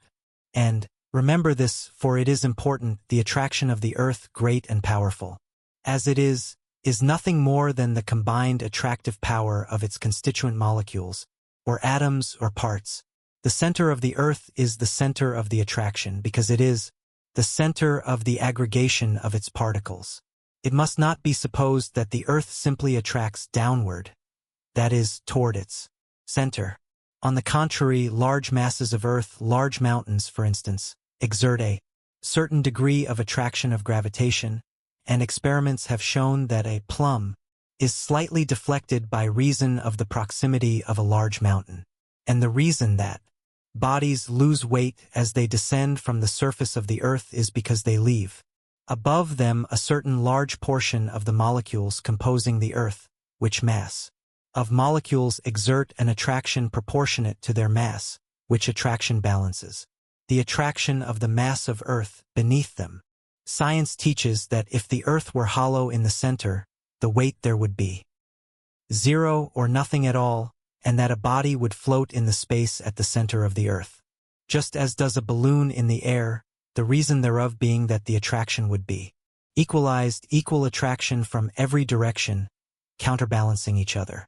Considering the Earth's radius to be 4,000 miles, a body that weighed 100 pounds on the surface would weigh but 75 pounds at the depth of 1,000 miles, but 50 pounds at a depth of 2,000 miles, but 25 pounds at a depth of 3,000 miles, and nothing or zero at a depth of 4,000 miles, which would be the center of the earth. This, of course, supposes that the substance of which the earth is composed is of uniform density from surface to center. From an equal distance above the surface of the earth, bodies released or dropped will reach the surface at exactly the same degree of speed and in exactly the same time, this irrespective of weight or size. In other words, a cork or piece of lead, no matter what their sizes may be, will travel with equal rapidity. In case where the lighter substance travels more slowly, compare a feather and bullet, for instance. The difference is caused by the light object meeting with more resistance from the air. This apparent exception has been explained away by the experiment of dropping the bullet and the feather in a vacuum tube in which there was no resistance from air, the consequence being that both descended precisely at the same instant. Another similar experiment is to place the feather upon a piece of iron whereby the resistance of the air is prevented, and the feather will maintain its position during the drop and will reach the ground resting on top of the iron, just as it started. And remember this, please, that the small object attracted by the earth exerts an attraction on its own account. If the two were of the same size, they would exert an equal attracting power, but as one is smaller, its attracting power is very slight compared with that of the large mass. But it is true that the particle of dust attracts the earth precisely as the earth attracts the particle of dust, the difference being solely a matter of degree. Depending upon the mass of the body, the amount or degree of the combined attracting power is determined by the combined total of the two masses. Distance lessens the degree of attraction. Thus, as bodies are lifted above the earth, the weight decreases very gradually and by very slight degrees, but constantly and invariably. The poles of the earth are flattened, and consequently the weight of an object slightly increases as it is carried from equator to pole. Concluding our consideration of gravitation, it will be well to call your attention to the fact that gravitation differs from the forms of radiant energy known as heat, light, electricity, and magnetism in several very important particulars, which seems to go far in the direction of proof that the latter are by incidents or consequences of the former. In the first place, gravitation, so far as is known, is not dependent upon, caused by, or maintained by any other force or form of energy, nor does it seem to be derived from some great reservoir from which it obtains its supply of energy. On the contrary, it seems to be a thing in itself, self-supporting, self-existing, an intrinsic thing, in fact. Does not seem to be lost to bodies by radiation, and consequently there seems to be no need of a body replenishing its supply, as there is no loss. Gravitation seems to be a constant something, remaining always with bodies and neither being lost or acquired. Exists between the atoms, molecules, masses, all in the same way. In fact, one is tempted to think of the planets and worlds in space as molecules of some greater mass, held together by gravitation just as are the molecules held together. Remember that the molecules and atoms are not in absolute contact, but there is always a space between them, although the space or distance may be insensible to us. As above, so below, says the old occult aphorism, and it seems to be so. Then again, gravitation is believed to act instantaneously, and does not require time to pass between bodies as does light, heat, electricity, magnetism, radiant energy. Light travels through the ether as light waves, at the rate of 184,000 miles a second. The same is true of heat and of electricity. But gravitation travels instantaneously. For instance, if a new star were to spring into existence at some inconceivable distance from the Earth, it would require thousands of years for its light to reach us. But its attraction of gravitation would be felt instantly. Do you realize what this means? It means that gravitation is in some way connected with the ether or conveying medium, that an impulse communicated at some point of space trillions of miles away is felt at once at our point in space and vice versa. There is some awful mystery here, and the laws of substance and force as generally understood do not account for it. And the theories regarding the ether do not throw light upon it. But wait a bit, but more than this. Science holds that gravitation does not require a medium, that it seems to be its own medium, needing no ether or other medium to transmit its influence. In this respect also, gravitation differs from the form of radiant energy. And more, it is not cut off or interfered with by any intervening body, for its force operates through such intervening bodies. For instance, in an eclipse of the sun, the moon passes between the Earth and the sun, but the gravitation is not affected in the slightest, for the bodies would evidence such change immediately were it to occur. So gravitation acts instantaneously, is its own medium, and may not be interfered with by an intervening body. It indeed is in a different class from light, heat, and electricity. And now let us consider the other forms of attraction. In the previous chapters we saw that the form of attraction called cohesion caused the molecules to tend to each other and to remain in more or less close contact, the differing degrees of cohesion determining the density, etc. of the body. Were the attractive force of cohesion suddenly removed, the most solid bodies, as well as the lightest ones, would instantly fly into very fine powder, thus being resolved into their constituent molecules. The separation of the molecules, that is, the setting further apart, occasioned by heat, is spoken of by physicists as repulsion. But the writer holds that repulsion is an entirely different thing, and that the heat merely causes the molecules to lose a portion of their attractive power for each other. Until the heat being withdrawn, the molecules respond to the uninterrupted attraction. The molecules are like lovers who are attracted toward each other, and remain attached unless separated violently or by some fading of attraction. Consider heat as a disturbing element. Misunderstanding between the molecular lovers, who under its influence draw somewhat apart and are only reunited when the obstacle is removed, and harmony again manifested, as we have shown you in a previous chapter, the so-called properties of matter, i.e., hardness, tenacity, malleability, ductility, etc., are simply evidence of a persistent cohesiveness of the molecules, a strong love or desire for each other that caused them to adopt every possible means in their power to resist and prevent the separation of the molecules forming the mass. It was like a desperate attempt to prevent the breaking up of the family.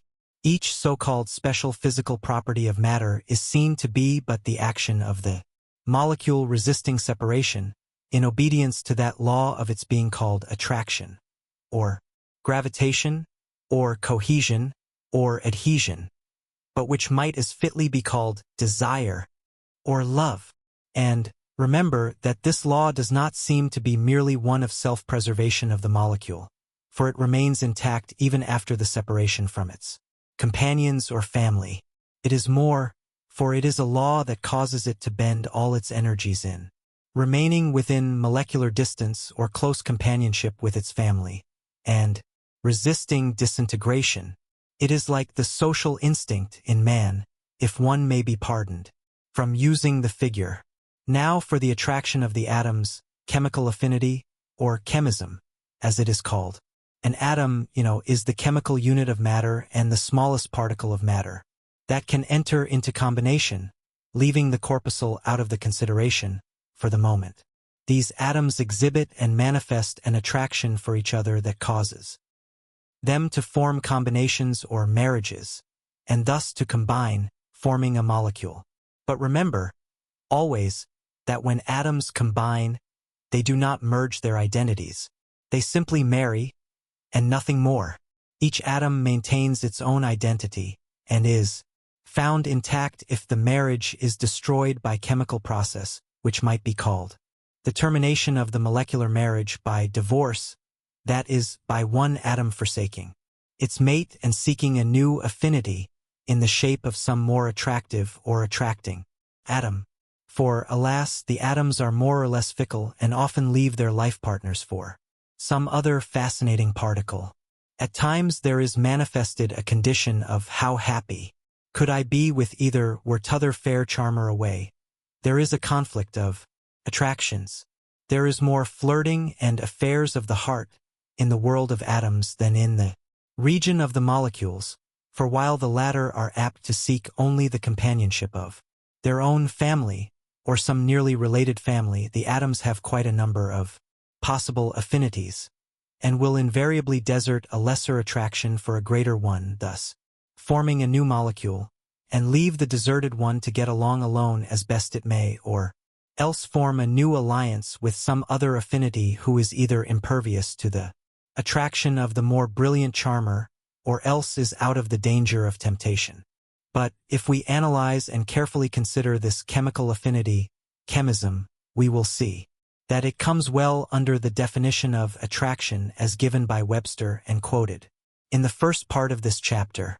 It certainly comes under the rule of the power in nature, acting mutually between bodies, or ultimate particles, tending to draw them together, etc.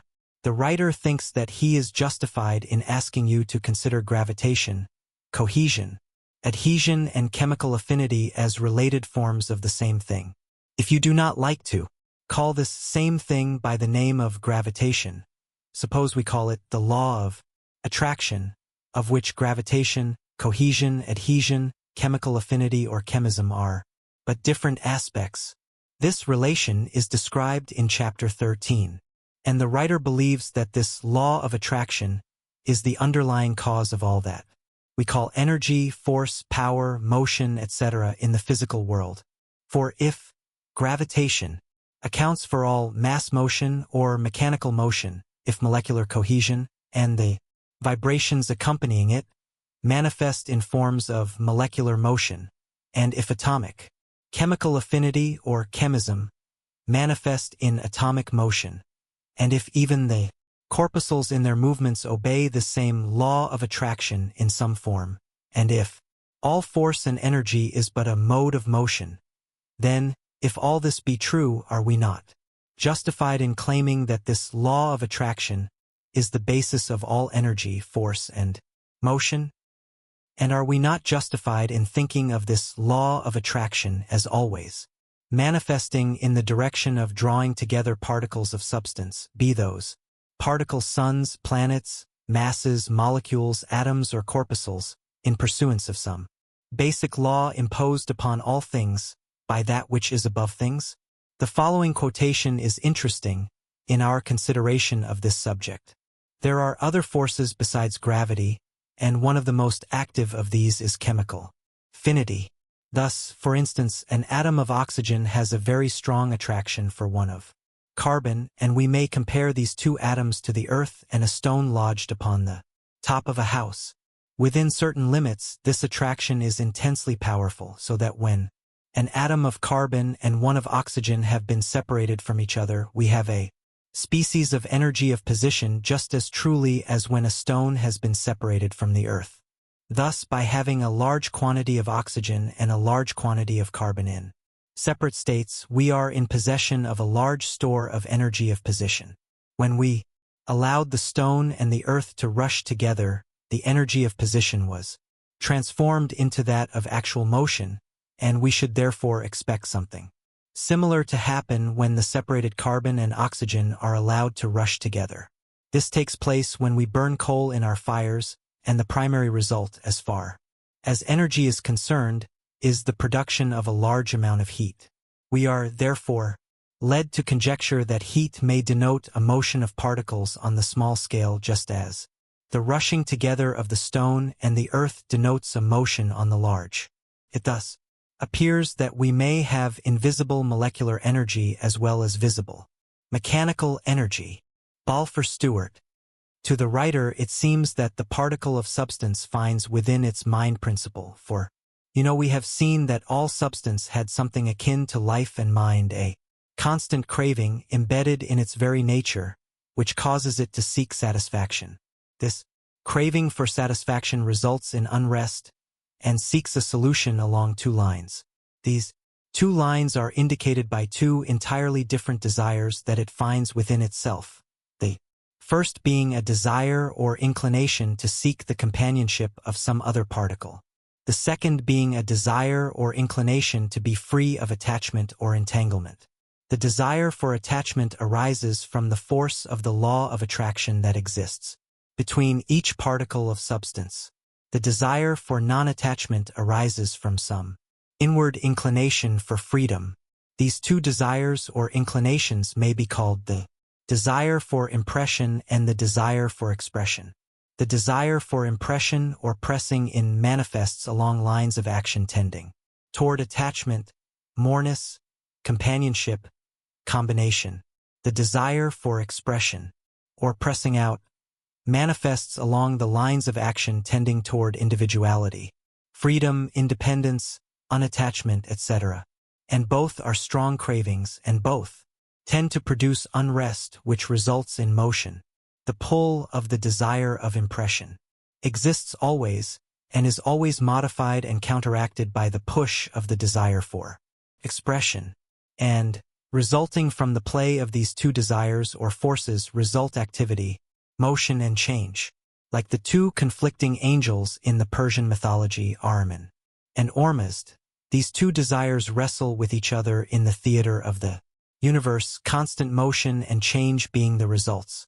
And, if the writer may be pardoned for dropping into mysticism for the moment, may it not be that these conflicting desires for separateness and unity, respectively, are but different forms of the desire for satisfaction through oneness. Impression seeks oneness by combination with other separated particles but finds it not. Expression seeks oneness by drawing apart and endeavoring to realize it in that way, but finds it not. But both are but different aspects of the same desire for satisfaction, and only when the mind recognizes oneness in diversity does satisfaction come. And thus the lesson of the particle becomes the lesson of the man. These conflicting desires of inclinations of the particles, the one urging it along the lines of attraction, the other along the lines of separation, produce the dance of the atoms, the motion of the particles. When the particle manifests along the lines of expression, it pushes itself away from the other particle and, consequently, also pushes the other particle away. When it manifests along the lines of impression, it pulls itself toward the other particle and at the same time pulls the other particle toward itself. In both cases, the medium of the pulling extends over the space separating them, as will be described in future chapters. This pulling and pushing is called by chemistry attraction and repulsion of the particles. It is perhaps unnecessary to state that the force of the attraction of cohesion or of chemical affinity is much stronger than that of gravitation in the case of the same particles. Otherwise, if one picked up a piece of iron, the attraction of gravitation would cause its particles to separate and fall to the ground, whereas the attraction of cohesion and that of chemical affinity enable the particles to counteract the pull of gravitation and thus remain intact. Compared with cohesion or chemical affinity, the pull of gravitation is incomparably weak. The force which holds together two atoms of water represents a high degree of dynamic power, and the shock of forcible separation of chemical atoms produces something akin to an explosion. So we see that the attraction of the particles, while of the same nature as gravitation, is much higher in intensity. But notwithstanding the power of the attraction, it seems to be a matter inherent in the nature of the particle and to represent a something like will in response to desire. The varying push and pull, or the two desires, would necessarily cause a revolution of each particle on its own axis and a revolution around each other, besides many instances of rushing together and away from each other. In these forms of motion is to be found the cause of the vibrations producing radiant energy known as light, heat, electricity, and magnetism. Chapter 11. The Theory of Dynamic Thought. From the preceding chapters we have learned that 1. The forms of force or radiant energy, known as light, heat, magnetism, and electricity, are modes of motion, arising from the original motion of the particles of substance, molecules, atoms, corpuscles, or electrons, and that such original motion of the particles arises from the operation of the law of attraction. 2. That the forms of attractive force or energy known as gravitation, cohesion, adhesion, atomic attraction, chemical affinity or chemism, and corpuscular attraction also arise from the operation of the law of attraction. 3. That from the above it follows that all manifestations of force and energy in inorganic substance, viz. both radiant energy in its forms of light, heat, magnetism, electricity, etc., and also attractive energy in its forms of gravitation, cohesion, adhesion, chemical affinity or atomic attraction, and corpuscular attraction, arise from the operation of the law of attraction. It will be well to remember that the fact that some of the above forms of radiant force or energy, such as heat, light, magnetism, and electricity, may arise from motion, transmitted from other substance, does not alter the matter. For if they arise from waves from some other substance, it merely follows that the original motion that gave rise to the waves arose from the operation of the law of attraction. Or if they arise from interrupted motion, it merely follows that the motion that is interrupted may be traced back to original motion that arose from the operation of the law of attraction. So, that all mechanical power and all the forms of energy or force producing the same, omitting for the moment the forms of energy or force of living organisms, which will be described later on, arise from the operation of the law of attraction. Now, for the next step, we have seen that the operation of the law of attraction results from vital mental action on the part of the life and mind principle inherent in the nature of the particles of substance. Consequently, all forms of energy and force arising from the operation of the law of attraction, the latter being the result of vital mental action, then it follows that all forms of energy and force having its origin in the law of attraction are manifestations of vital mental action. But this is not all, for we have not considered the energy and force abiding in and manifested by what are called living organisms, such as human, animal, and plant life, which are manifested by the physical organisms or bodies of man, animal, and plant. In order to avoid a long digression into the realms of biology, we will omit all but a passing reference to the theories that seek to identify the action of the cells of organic life with those of the particles of inorganic life, for remember that organic substance has its molecules, atoms, and corpuscles, as well as its higher combinations known as cells, and we will seek the ultimate source of all forms of force and energy, exhibited by organic life, in that which lies back of physical action. We need no argument here, for all will readily recognize that behind the physical action of man, animal, and plant lies life and mind, and that therefore all force and energy arising from such action must be manifestations of vital mental action. And so, summing up our conclusions regarding force and energy and motion in inorganic substance, and then in organic substance, we arrive at an understanding of the basic proposition of the theory of dynamic thought, which is as follows. Basic proposition. That all forms and exhibition of force, energy, motion, and power are manifestations of vital mental action, and that, consequently, at the last there is no force, but vital mental force, no energy but vital mental energy, no motion but vital mental motion, no power but vital mental power. It is possible that the average reader will fail to recognize the tremendous importance of the above proposition. It is most revolutionary, and is not only directly opposed to the materialistic theory which makes matter the dominant factor, the only factor, in fact, in life, but it is also far different from the opinion of the average person who has been taught to think of blind force, dead matter, mechanical energy, power of machinery, engines, etc. And yet, you are invited to go back over the path that leads up to the theory and test and examine every bit of the road for weak spots, insecure bridges, etc. The writer feels that the work will bear examination. He thinks that he has succeeded not only in proving that 1. The universe is alive and thinking, and 2. That mind is dominant, but he believes also that he has made at least partially understandable the old occult and metaphysical aphorism that has been heard so much in these later days, the statement that all is mind, mind is all. The only fact needed now is the proof of the old occult theory that matter or substance blends gradually into mind, and that in the end it is found to have its origin there. So far, science has not given us this proof, but it begins to look that way, although science does not dream of what lies at the end of the road she is traveling. She tells us that she sees matter melting into force or energy, and that perhaps the universe may be found to be energy or force at the last.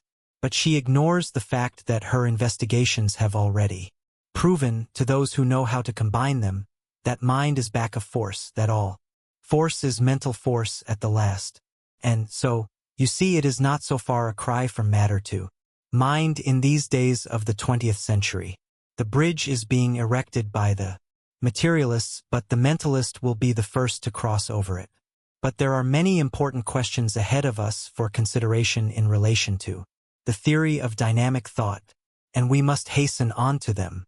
One of the first questions that must be considered is that of the transmission of force, energy or motion.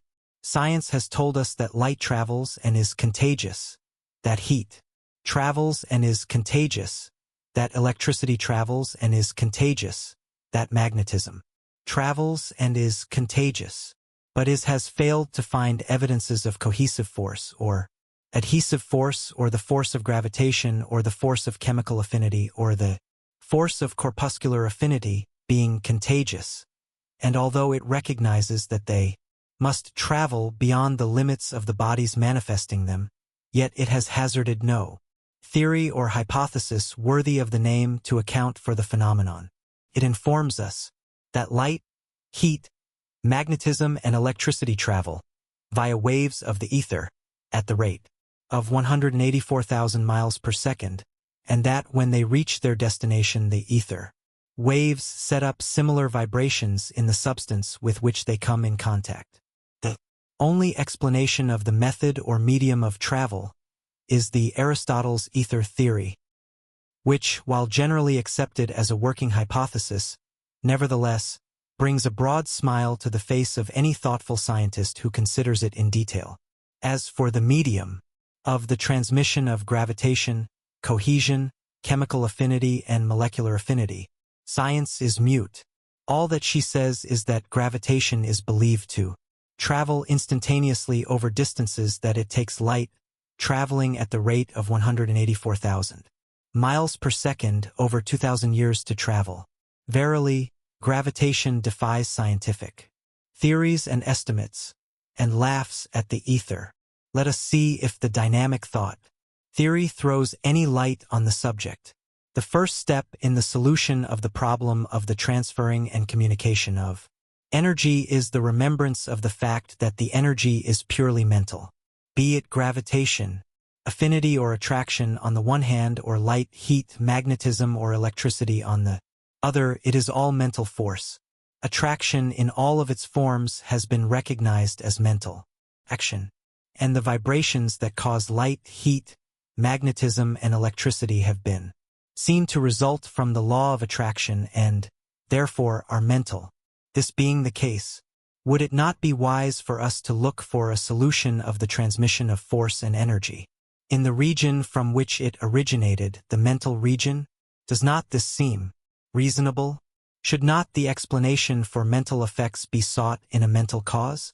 And should not the medium between mind and mind be looked for in the mental region? Taking the liberty of peeping into some of the succeeding chapters of this book, getting a little ahead of the story, as it were, let us consider the operation of mind in the higher forms of life. Without argument or proof at this point, let us remember the well-founded statements of fact, and the old occult teachings as well, that the mind is not confined to the limits of the body, but extends as an aura for some distance beyond the physical form. Let us also remember the phenomena grouped together under the general subject of thought transference, thought transmission, telepathy, or the best term of all, telesthesia, meaning, literally, far-off sensation. The writer imagines that he hears the yell of derision go up at this point from the materialistic personage or man on the street, who has been induced to read this book by some well-meaning friend. Thought transference, fiddlesticks.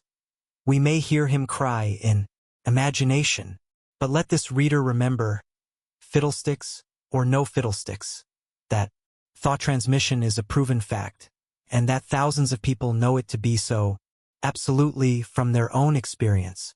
It is too late in the day for sneers at the mention of the term. Well then, since force is mental and we are looking for a mental explanation for the phenomenon of transmission of force, does it not seem natural to consider thought transmission in that connection? Answering a possible objection of some critical reader, to the effect that before a sensation may be received, the receiver must have sense organs, a very good objection, but one that is answered by science itself, let us read on Haeckel, the distinguished scientist, in his endeavor to prove that man's senses are but a development of something in inorganic life, has called our attention to the fact that molecules and atoms are capable of receiving sensations and responding thereto. He makes quite a point of this in his latest works and remarks, among many other things, showing his positive views on the subject of sensation in the inorganic world. I cannot imagine the simplest chemical and physical process without attributing the movements of the material particles to unconscious sensation. And again, the idea of chemical affinity consists in the fact that the various chemical elements perceive the qualitative differences in other elements, experience pleasure or revulsion at contact with them, and execute specific movements on this ground. He also quotes approvingly the remarks of Nageli, who said, "If the molecules possess something that is related, however distantly, to sensation, it must be comfortable to be able to follow their attractions and repulsions, uncomfortable when they are forced to do otherwise."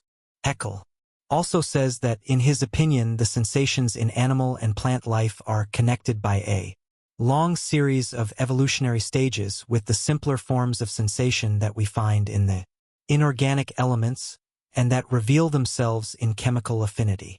Is not this strong enough? Perhaps we may now be permitted at least to assume that even the atoms, molecules and corpuscles have something like sensation. Someone may now object that Haeckel speaks of contact between the particles, and that sensation by contact, even in an atom, is far different from sensation without contact at a short distance. Quite right, but if the objector will take the trouble to review the teachings of science regarding the relation of the particles, he will see that the particles are never exactly in contact except in moments of collision, which, by the way, they carefully avoid. The corpuscles, as we have shown, have plenty of room in which to move about, and they move in orbits around each other. The atoms combine, but there is always room between them, as may be seen by reference to the teachings regarding the ether, which fills up the cracks according to the theory, and the molecules also have plenty of room, as may be seen by reference to that part of the subject, particularly to the comparison of the drop of water magnified to the size of the Earth, in which the molecules would appear about the size of the original drop with more room between each than their own size.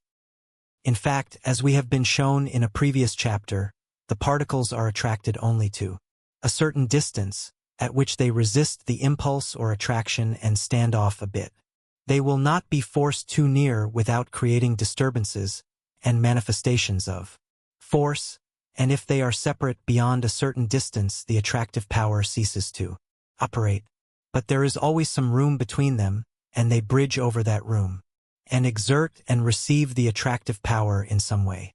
This is true not only of the particles but of the great bodies like the Earth and planets that are attracted and attract over great distances. Now for the question, how do they exert sense and attractive power over the great comparative distance, great comparatively as well in atom as in planet and sun? Someone may answer the question closing the last paragraph with the word electricity. Very good. Electricity, like the ether, comes in quite handy when one is forced to explain something not known. Electricity, like the glacial period, Aristotle's ether, natural laws, and suggestion, is a most handy weapon of argument and often acts as a preventative to further inquiry and investigation until some sufficiently irreverent of precedent arises to ask, but why and how? And starts the ball rolling again. But electricity will not answer in this case, for the rate of the travel of electricity is well known, 184,000 miles per second, which, fast as it is, assumes the crawl of a slow freight when compared with the instantaneous rate of travel of gravitation.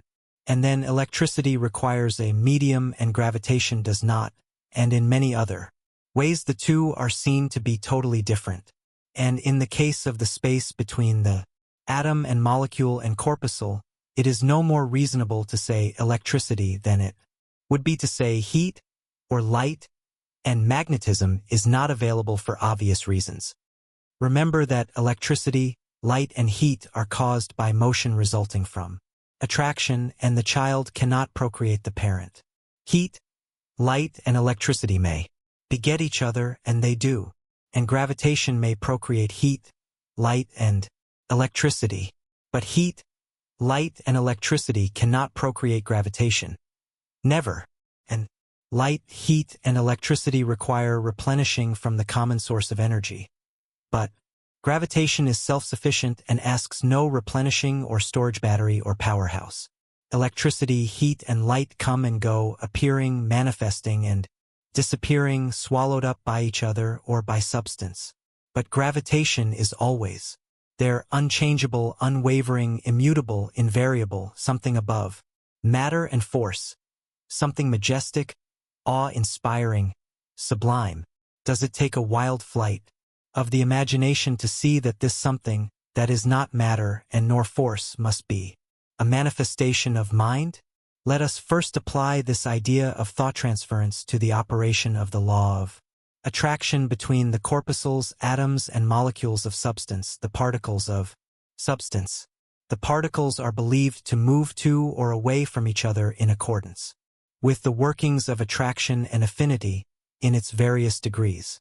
First, they must desire to move, not desire in the developed sense that we feel it, but still elementary feeling, or inclination, or tendency.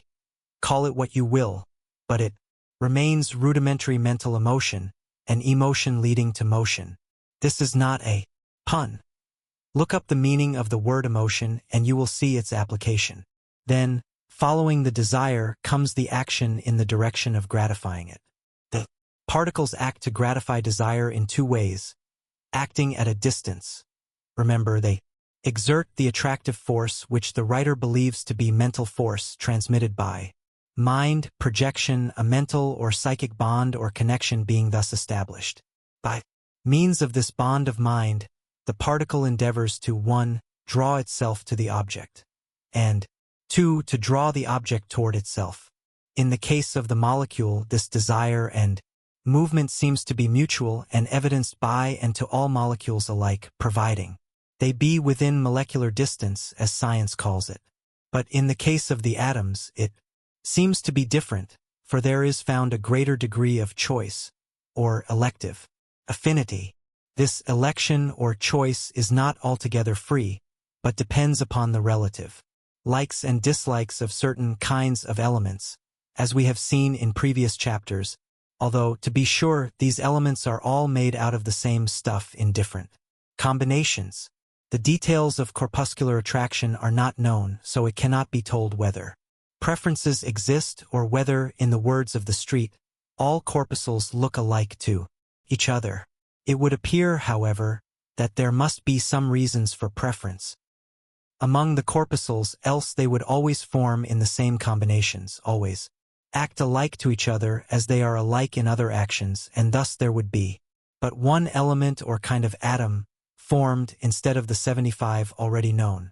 To be sure, in this case it might be that the one kind of atom formed would be the atom of hydrogen, and that all other elements or atoms were modifications of that one, just proving the dream of the scientists of the 19th century. But, as Kipling would say, that is another story. To return to the particle which we left trying to draw the other particle to itself and itself toward the other, there is no material connection between them and electricity. And magnetism will not answer. So what is to be done? Evidently the particle knows, for it exerts a drawing power or force by means of the mental connection, and two come together. The particle evidently is able to exert a repelling or moving away power by reversing the process, the mental bond acting as the medium. This may cause a smile because we have never seen an instance of bodies pulling themselves together by intangible bonds. Haven't we? Then how about two pieces of magnetic steel or two electrified substances? Oh, that's different, you say. Why different? Isn't the bond intangible? And haven't we seen that both electricity and magnetism were mental actions also? Oh yes, that's it. Perhaps the attracting force is magnetism or electricity. No, that will not do, for we have seen that electricity and magnetism were products of this attraction, not producers of it. The attraction must come before electricity and magnetism, not after them. You are mixing cause and effect. And even if you were right, and you cannot be, wouldn't the electrical or magnetic force be called into operation and directed by the mental action arising from the desire? You cannot get away from mental action when you study the law of attraction. But how about the fact that heat causes the particles to change their vibrations and draw apart and all that sort of thing, and electricity likewise? You may ask, surely this takes the matter away from mental action, doesn't it? Well, the writer thinks that the phenomenon referred to only helps to prove his theory, and he will endeavor to so prove to you.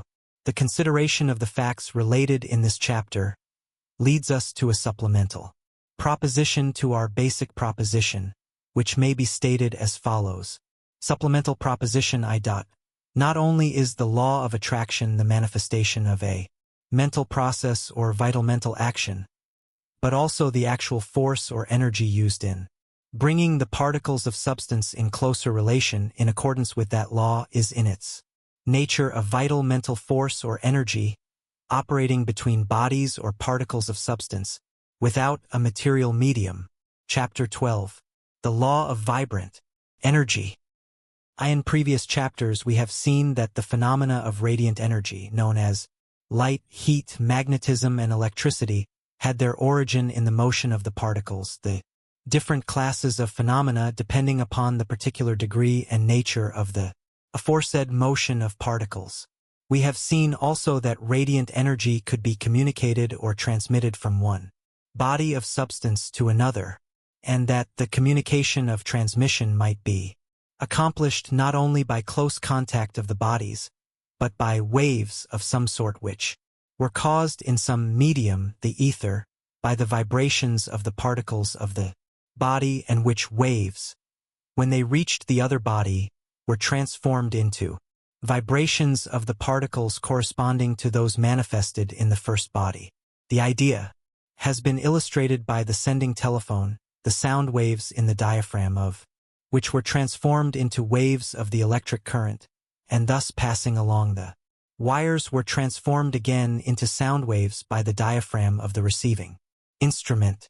We have seen also in the preceding chapter that the medium by which these vibrations were transferred, transmitted, or communicated might be supposed to be mind, the operation being akin to thought transference. Now let us examine into the workings of the matter. In the first place, we assume a certain state of vibration existing in a certain body of substance, heat, or electricity, for instance. Either illustration will answer. Another body of substance is brought in close contact with the first body, and the vibrations of energy pass on to the second, not by waves, but by a seeming actual passing of vibrations without the need of intervening waves. This science calls transmission by conduction, the theory being that the particles rapidly pass on the vibrations from one to another. Convection or conduction along other forms of substance, such as hot air, hot water, steam, etc., is but a variation of the above, as substance is the medium in both cases. The third form of transmission is by radiation, whereby the vibrations are transmitted by waves in some medium other than substance, according to the theory, as we have described in a preceding paragraph as well as in previous chapters. As a matter of fact, a careful analysis of the matter will show that even in the conduction of the most solid substance, there must be a medium, not substance, between the particles of the substance, for the particles always have space between them, this being true of the particles of air, as well as those of iron. So there is always space to be traversed by a medium, not substance. But we need not stop to split hairs regarding this question, for the general explanation will explain this also. Now, to get back to our body of substance vibrating with radiant energy separated from a second body of substance by a great distance. Thousands of miles, in fact. Millions would be better. Let us take two worlds, for instance, the sun and the earth. Ignoring for the moment the explanation of gravitations, which will be given later, and realizing that there is no medium of substance existing between the two bodies, we must grant that there is a medium, not substance, existing between them, either permanently or thrown out for the purpose of this special transmission. We shall assume a medium existing before the need of the transmission, for reasons to be seen later. Our theory of dynamic thought and thought transference between bodies of substance compels us to suppose that this medium is a mental connection or mental relation existing between the two bodies of substance. So, we must consider the question of this medium of mind transmitting the vibrations of radiant energy from the sun to the earth. How can mind conduct radiant energy? It does not conduct radiant energy, but it does transmit not radiant energy but the mental state that causes radiant energy. Vibrations. This statement of a mental state causing radiant energy vibrations seems rather startling at first sight, but let us examine it. We have seen that the radiant energy was caused by the motion or vibrations of the particles, which motion or vibration was the result of the workings of the law of attraction, and which law was but the manifestation of vital mental action, and, at the last, the vibrations of radiant energy are the result of peculiar or particular states of the life and mind of the particle. The word state is derived from the Latin word status, meaning position, standing, and is used generally in the sense of condition. This mental state of the particle may be described as a state of emotional excitement. Let us pause a moment to consider the meaning of these words. It often helps us to understand a subject if we examine the real meaning of the words defining it. Emotion is derived from the Latin word emotum, meaning to shake, to stir up, the Latin word being made up of two other words, iee, meaning out, and motum, to move. Emotion is defined as a moving or excitement of the mind. Excitement is derived from the Latin word exciter, meaning to move out, the English word being defined as a calling to activity, state of active feeling, aroused activity. So you see that The idea of active motion and aroused activity of mind permeates the term emotional excitement that is used by the writer in connection with the mental state causing vibration of the particles of substance. The single word, excitement, will be used by the writer hereafter in the above connection in order to avoid complex terms.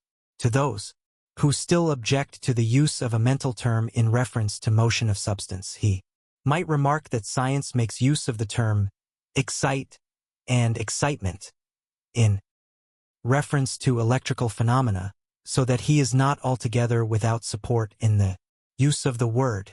Now to return again to our body of substance, the sun, the particles of which are manifesting a great degree of excitement, evidencing in vibrations producing the phenomenon of radiant energy. The excitement is shared equally by its particles, the contagion having spread among them. Even the particles of its atmosphere are vibrating with excitement and evidencing radiant energy. The sun is in direct mental connection with the earth, as we shall see presently, and the excitement is transmitted by thought transference along this mental connection in the shape of dynamic thought waves of excitement. These waves have a rate of speed of 184,000 miles per second. Why this particular rate or any rate at all is not apparent, it being very evident, however, that this particular kind of mental action, excitement or thought, is not transmitted instantaneously, as is the mental quality known as desire, resulting in attraction or gravitation, which seems to be rather a basic quality, rather than a temporary disturbance or emotional excitement. But the writer must not get ahead of his story. The excitement of the particles of substance composing the sun is contagious, and the thought waves travel along the mental connection or medium at a wonderful rate of speed. Soon they come in contact with the mental atmosphere of the earth, and the excitement becomes manifest in action, the emotional excitement being reproduced by the particles of the earth's substance nearest the surface, which vibrate and manifest the radiant energy in spite of themselves, for the tendency among particles is to settle down and remain calm, rather than to participate in emotional excitement. They have acquired a normal and fixed rate of vibration or mental state after many years, gradually changing from a high state of excitement to a comparative calm state. And their tendency and inclination is conservative, and they are disposed to resent and repel radical states of excitement or disturbance coming from other less conservative bodies. The above fact partially explains why the communicated excitement manifests itself more strongly on the surface of the body exposed to the contagion of excitement. The conservative influence is always at work and manages to absorb and equally distribute the energy that is beating down upon it without allowing it to penetrate very far. The energy is used up or absorbed and neutralized by the lower vibrations of the Massachusetts. The effort of the energy coming from the sending body is to bring up the vibrations of the receiving body to the rate of the sender, while the effort of the receiving body is to resist this effort and to reduce and bring down the transmitted increased rate of vibration of the particles immediately exposed to the contagion. In both cases, the effort is toward equalization of the rate of vibrations. This working of the law may be observed plainly in the case of heat vibrations, the energy seeming to wish to bring up the vibrations or temperature of the second body, while the latter resists this effort and strives to bring down the vibrations or temperature of those particles of itself that have caught the motion. The energy is like a radical agitator who wishes to stir up an excitement, leading to a change, while the body is like the conservative element that prefers to let well enough alone, and resists the stirring up process, and exerts itself to restore quiet and to maintain accustomed conditions. The explanation of the phenomenon given in any work on physics or natural philosophy will answer fairly well in the consideration of this theory of dynamic thought, the only important change being required being the substitution of thought waves for waves of the ether of science. Science has described the working operations, as might be expected from her years of careful study and examination. She has erred only in the theory or hypothesis advanced to account for the facts. Her ether handed down by Aristotle is admitted by her to be paradoxical and unthinkable, but she has had none other to substitute for it. She will probably sneer at the dynamic thought and thought transference theory advanced in this book, if indeed she takes the trouble to examine. But sometime from her own ranks, among her most advanced members, will arise a man who will claim that all force is mental force, and that transference of energy is thought transference, and the scientific world will accept the doctrine after it finds itself unable to fight it down, and it will give new names and terms to its workings, and it will proclaim loudly the new truth. And this little book and its writer will be ignored, but its work will go on. The writer, although probably doomed to have himself and his theory laughed at by the masses of people whose children will accept the teachings of this book, does not feel discouraged by the prospect. He cares nothing for personal credit, the truth being the important thing. Like Galvini, whose words appear on the title page of this book, he may cry, "I am attacked by two very opposite sects, the scientists and the know-nothings. Both laugh at me, calling me the frog's dancing master. But I know that I have discovered one of the greatest forces in nature. The illustration given above of the transmission of the excitement of the particles of the sun to the particles of the earth will answer equally well in the case of light, heat, magnetism, and electricity, and it will answer in the case of the transmission of these forces between atoms, molecules, and masses, as well as between worlds and solar systems. Any body subject to the law of attraction may and do so transmit vibrations. In our consideration of the riddle of the Sphinx, which forms the subject of the next chapter, we shall obtain further particulars of the workings of the law. The consideration of the facts and principles stated in this chapter brings us to a second supplemental proposition, which may be stated as follows. Supplemental proposition 2. The rates of vibration of the particles of substance may be likened to mental states, and a high degree of the same may be called an excitement. This excitement may be, and is, communicated from the particles of the body, manifesting it to the particles of other bodies, the medium of such communication being a mental connection or mental relation existing between the two bodies of substance, without the employment of any material medium, and which excitement, so communicated, reproduces in the second body the vibrations manifested in the first body, subject always to the counteracting efforts of the second body to maintain its accustomed and former rate of vibration and mental state. Chapter 13. The Riddle of the Sphinx. It is with no light emotion or jaunty air that the writer approaches this part of his subject. On the contrary, he feels something like awe when he contemplates the nature of that great something which he is called upon to attempt to explain in a few pages. He feels, in only a lighter degree, the emotion that one experiences when, in occasional moments, his mind leads to a contemplation of the infinite. He feels that which men mean when they say gravitation and the ether are but symbols and feeble concepts of something so far above human experience that the mind of man may grasp only its lowest shadings, the greater and higher part of it, like the higher rays of the spectrum, being hidden from the experience of man. In his endeavor to pass on to you his ideas regarding the something that explains both gravitation and the ether, he must ask you to endeavor to form a mental picture of a something. This something must fill all space within the limits of the universe, or cosmos, if limits it has. It must be an expression of the first of the attributes of the infinite, the one called omnipresence or presence everywhere, and yet it must not be the infinite presence.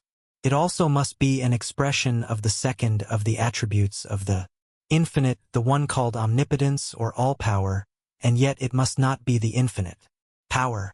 It also must be an expression of the third attribute of the infinite, the one called omniscience or all-knowing, and yet it must not be the infinite wisdom. It must be an expression of all the attributes that we think of as belonging to the infinite, and yet through them all we may see the infinite itself in the background viewing its expressions. This something that you are asked to think of is that something regarding which the mystics have dreamed, the philosophers have speculated, the scientists have sneered and smiled, that something that men have thought of as the universal mind or the cosmic mind. You are asked to think of this something as a great ocean of pure mind, permeating all space, between solar systems, between worlds, between masses of substance, between the molecules, atoms, and corpuscles, in and about and around everything. Yes, even in everything, in the very essence of the corpuscle it is, in truth it is that essence itself. Bound up in the bosom of that mighty ocean of mind must reside all knowledge of the universe, of all this side of God, for that all knowledge is but a knowing of its own region. Latent within itself must be locked up all energy, or capacity for force or motion, for all force or energy is mental. In its very presence it exemplifies the capacity of filling all space, omnipresent, omnipotent, omniscient. All the attributes of the infinite are manifested in it, and yet it is but the outward expression of that behind the veil, which is the causeless cause of all. In that great ocean of universal or cosmic mind, bodies of substance are but as floating specks of dust, or even bubbles formed of the substance of that ocean itself. On the surface of that ocean, there may arise waves, currents, ripples, eddies, whirlpools, storms, hurricanes, tempests. From its bosom may rise vapor, that after stages of clouds, raindrops, flowing in streams, rivers, bays, at last again reach the source of its origin. These disturbances and changes we call energy, force, motion, but they are but surface manifestations, and the great ocean is serene in its depths, and, in reality, is unchanged and undisturbed. This, friends, is that which the writer asks you to accept in the place of Aristotle's ether. Is it a worthy exchange?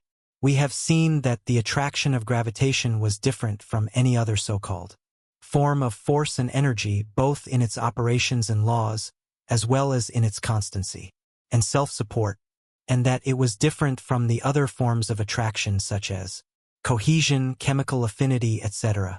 And so we must consider it as more than a mere emotional excitement in the mind of the particle, that bubble on the surface of the ocean.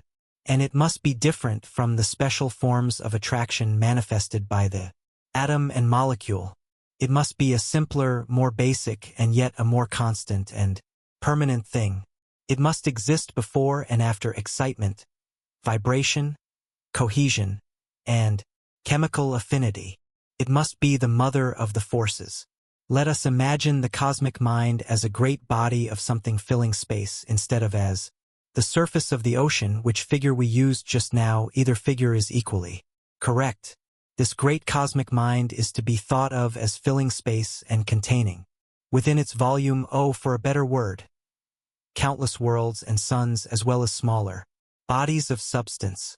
These suns and world and bodies are apparently free and unconnected, floating in this great volume of mind. But they are not free and unconnected, they are linked together by a web of lines of gravitation. Each body of substance has a line reaching out in a continuous direction and connecting it with another body. Each body has one of such lines connecting it with each particular other body.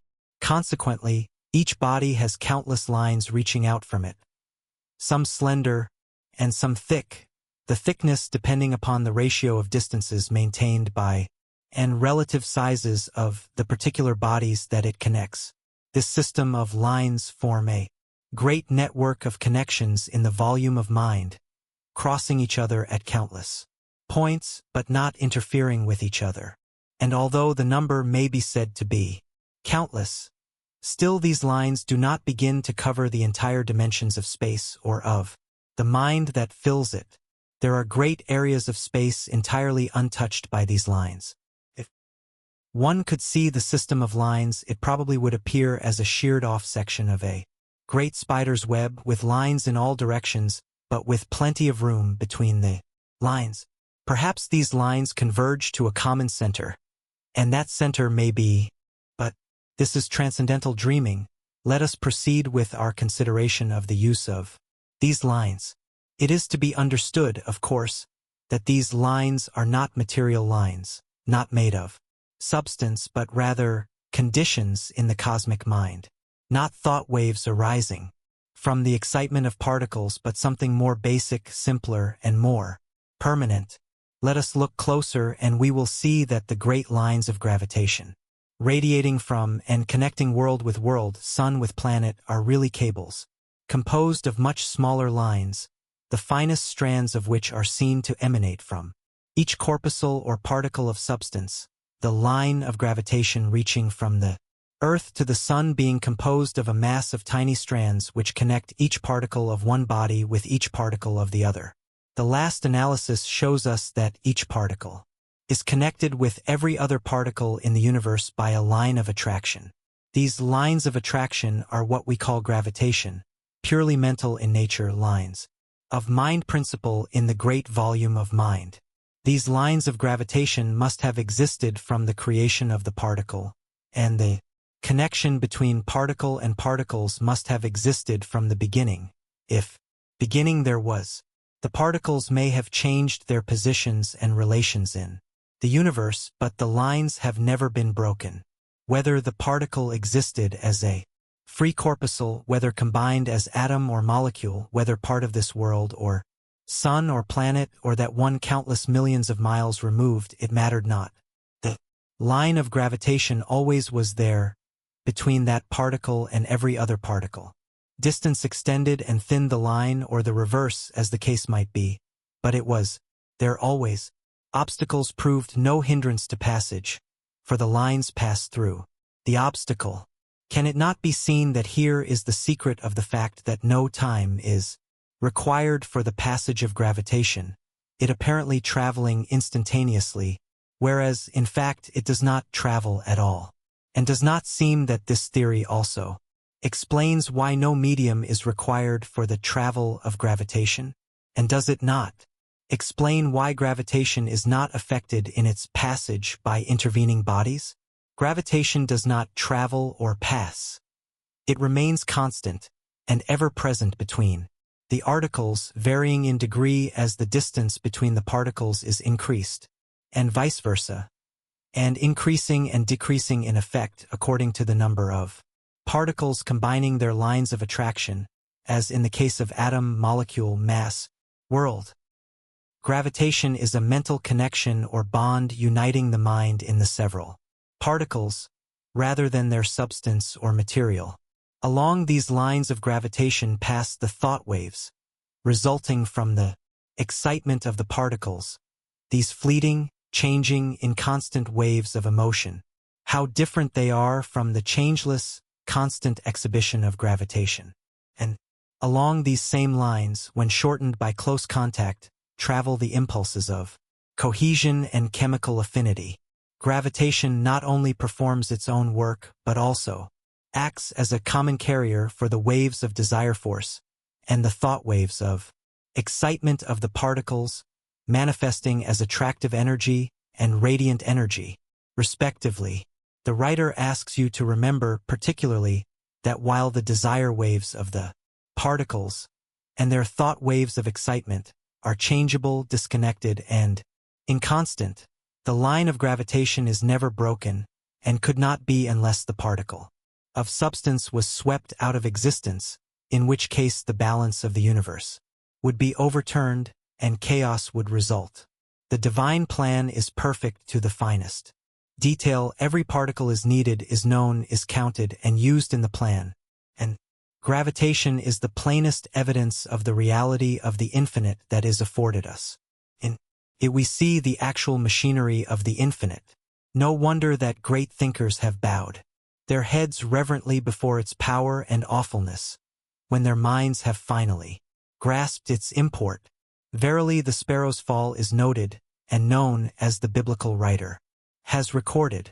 for the fall is in obedience to that great law that holds the particles in their places, that makes possible the whirl of worlds and the existence of solar systems, that indeed makes possible the forms of life as we know them, that something that forever and ever has and will silently, ceaselessly, untiringly, and without emotion, fulfilled its work and destiny. Gravitation. The theory of dynamic thought also holds that in addition to the existence of the cosmic mind or ocean of mind principle and the lines of attraction that run through it, each particle has its mental atmosphere or aura. The aura is an atmosphere of mind that surrounds the particle and also the larger bodies and also living forms higher in the scale. This aura is merely an extension of the bit of mind that is segregated or apparently separated from the cosmic mind for use by the individual particle, mass, or creature. Through and by means of this aura, the particle takes cognizance of the approach and nature of the other particles in its vicinity. The same rule holds good in the case of the creatures, including man, as we shall see in a later chapter. The fact is mentioned here merely in order to connect the several manifestation of mental phenomena mentioned in the several parts of this book. Some may object to the theory of the lines of gravitation being the only carriers of the energy of the sun, as being contrary to the conception of science that the sun radiates energy in all directions equally, just as does a piece of hot iron or a lamp. Answering this objection, the writer would say that there is a decided difference in the two cases. The iron or lamp radiates its heat and light to the particles of the surrounding air and other substance in close distance, the lines being very close together. So close in fact that they seem to be continuous and having no space between them, at least no space sufficiently large to be detected by the eye of man or his instruments. But with the sun the case is different, for the distances are greater and the lines spread apart as the distance is increased. Draw a diagram of many fine rays emanating from a central point and you will have the idea at once. If space were filled with substance just as is the atmosphere of the earth, the air is meant of course, then indeed would the lines practically be joined together, but as space between the worlds is almost devoid of substance, the lines between the sun and the other worlds and planets spread out rapidly as the distance from the sun increases.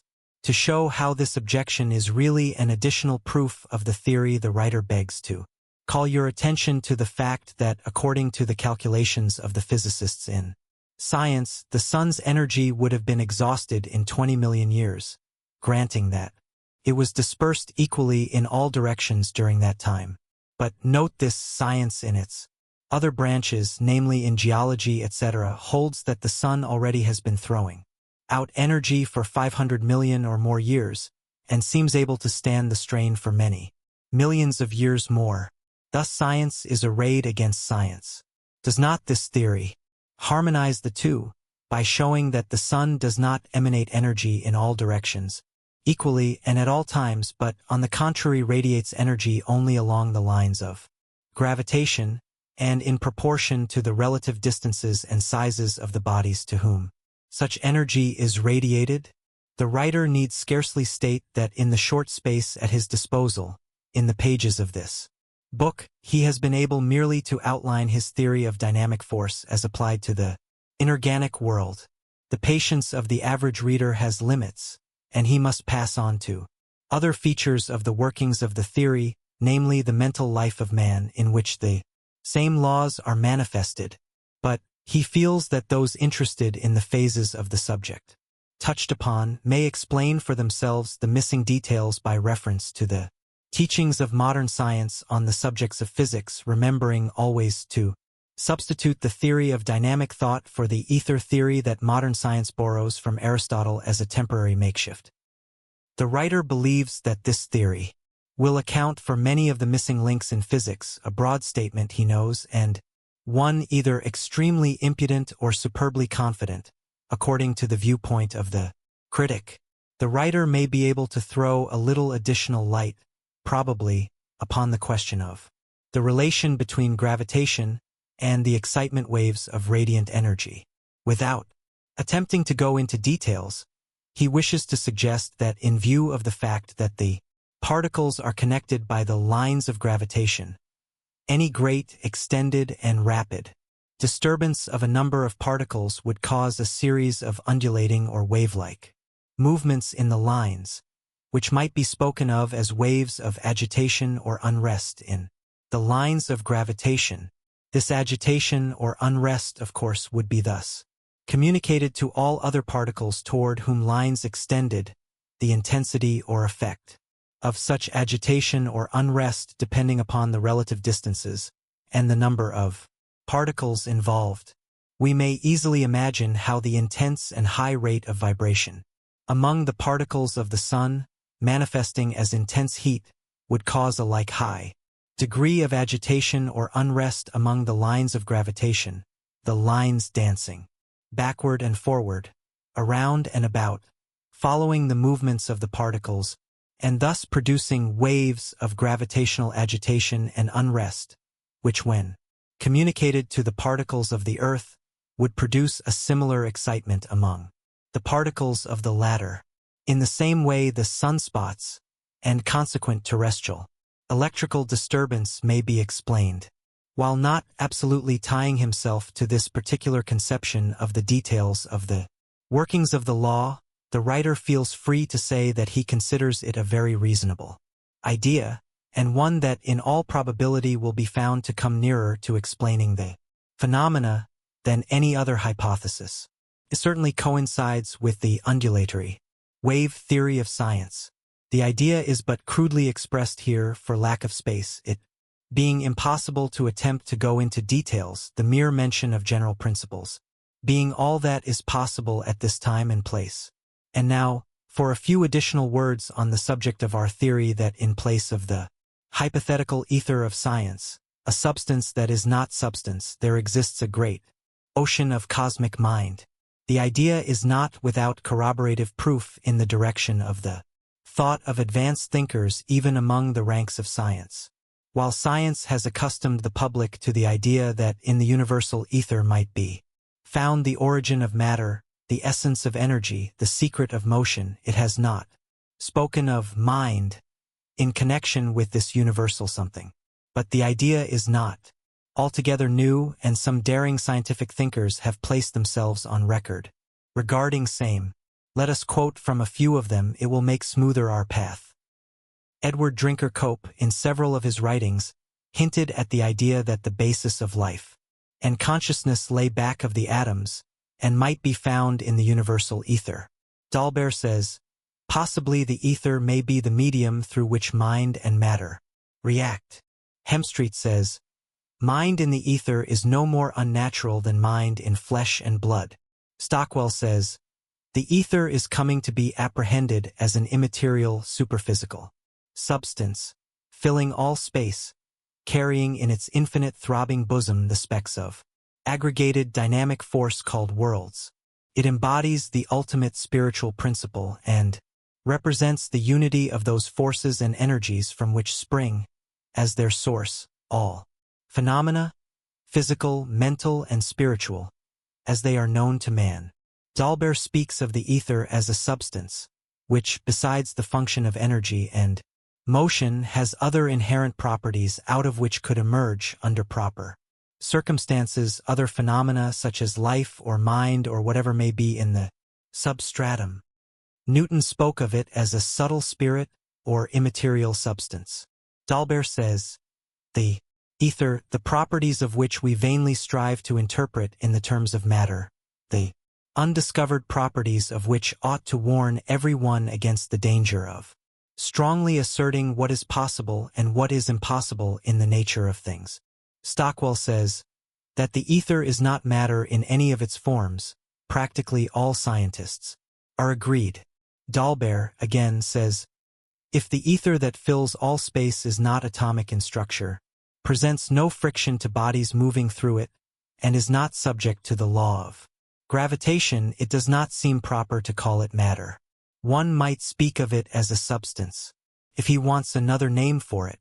As for myself, I make a sharp distinction between the ether and matter, and feel somewhat confused to hear one speak of the ether as matter. And yet, in spite of the above expressions, no scientist has dared to say in plain words that the ether, or whatever took the place of the ether, must be mind, although several seem to be on the verge of the declaration, but apparently afraid to voice their thought. In view of what we have seen in our consideration of the facts and principles advanced in this chapter, we are invited to consider the following two supplemental propositions. Supplemental proposition 3. Connecting each particle of substance with each and every other particle of substance, there exists lines of mental connection, the thickness of which depends upon the distance between the two particles, decreasing in proportion as the distance is increased. These lines may be considered as conditions of the great ocean of cosmic mind which pervades and fills all space, including the essence or inner being of the particles of substance, as well as the space between the said particles. These lines are the lines of gravitation, by and over which the phenomenon of gravitation is manifested. These lines of gravitation have always existed between each particle and every other particle and have persisted continuously and constantly throughout all the changes of condition and position and relation that the particles have undergone. There is no passage or transmission of energy or force of gravitation over these lines, or any other channel, but, on the contrary, the energy or force of gravitation is a constant and continuous mental connection or bond existing between the mind of the particles, rather than between their substance or material. Supplemental proposition 4. The lines of gravitation, mentioned in the preceding proposition, are the medium over which travel, or are transmitted the thought waves, resulting from the excitement of the particles, and by which waves the mental states are communicated or transmitted.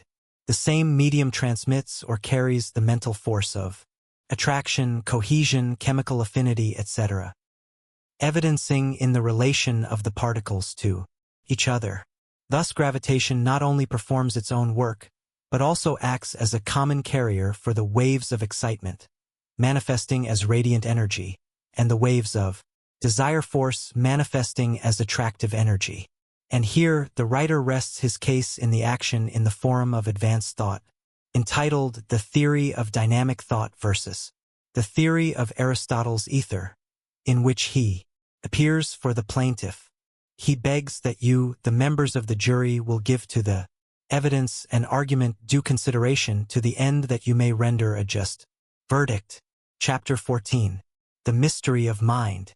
The writer in this book has treated the two manifestations of life, viz., mind and substance, as if they were separate things, although he has hinted at his belief that substance, at the last, might be found to emanate from mind, and be but a cruder form of its expression.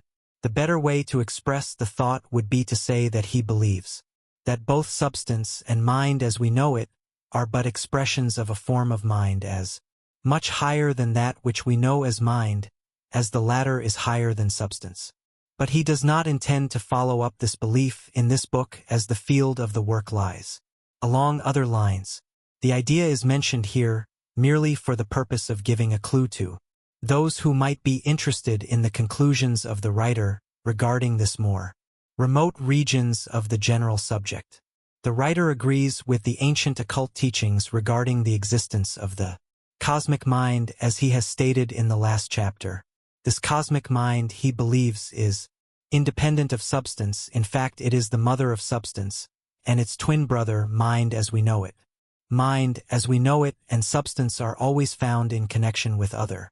It is true that the form of substance used by mind as its body may be far finer than the rarest vapor that we know, but it is substance nevertheless. The working of the great plan of the universe seems to require that mind shall always have a body with which to work, and this rule applies not only in the case of the densest form of substance and the mind principle manifesting through it, but also in the case of the highest manifestation of mind as we know it, which requires a body through which to manifest. This constant combination of mind and substance, the fact that no substance has been found without at least a trace of mind, and no mind except in relation to and combination with substance, has led many scientific thinkers to accept the materialistic idea that mind was but a property of substance or a quality thereof. Of course, these philosophers and thinkers have had to admit that they could form no idea of the real nature of mind, and could not conceive how substance really could think. But they found the materialistic idea a simpler one than its opposite, and so they fell into it, notwithstanding the fact that there was always a something within that would cry, "Shaw!" At the conclusion of the argument or illustration, these men have thought it reasonable to believe that there was no such thing as mind, except as a result of irritation of tissue, etc. But, nevertheless, there is always a something in us that, in spite of argument, keeps crying like a child, "'Tain't so," and wonderful to relate, we heed the little voice. This materialistic theory is a curious reversal of the facts of the case. Even the very conclusions and reasoning of these thinkers is made possible only by the existence of that mind which they would deny. The human reason is incapable of explaining the inner operation of the mind upon a strictly and purely physical basis. Tyndall, the great English scientist, truthfully said, "The passage from the physics of the brain to the corresponding facts of consciousness is unthinkable.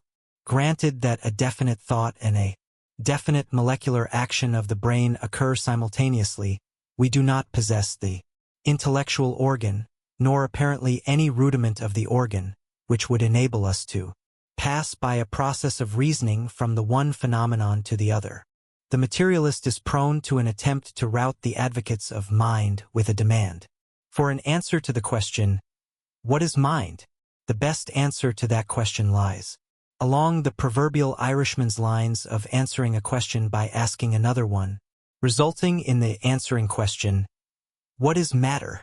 As a fact, the human reason is unable to give an intelligent answer to either question, and the best opinion seems to be to consider them as but two aspects of something, the real origin of which lies in something higher, of which both are aspects or forms of expression.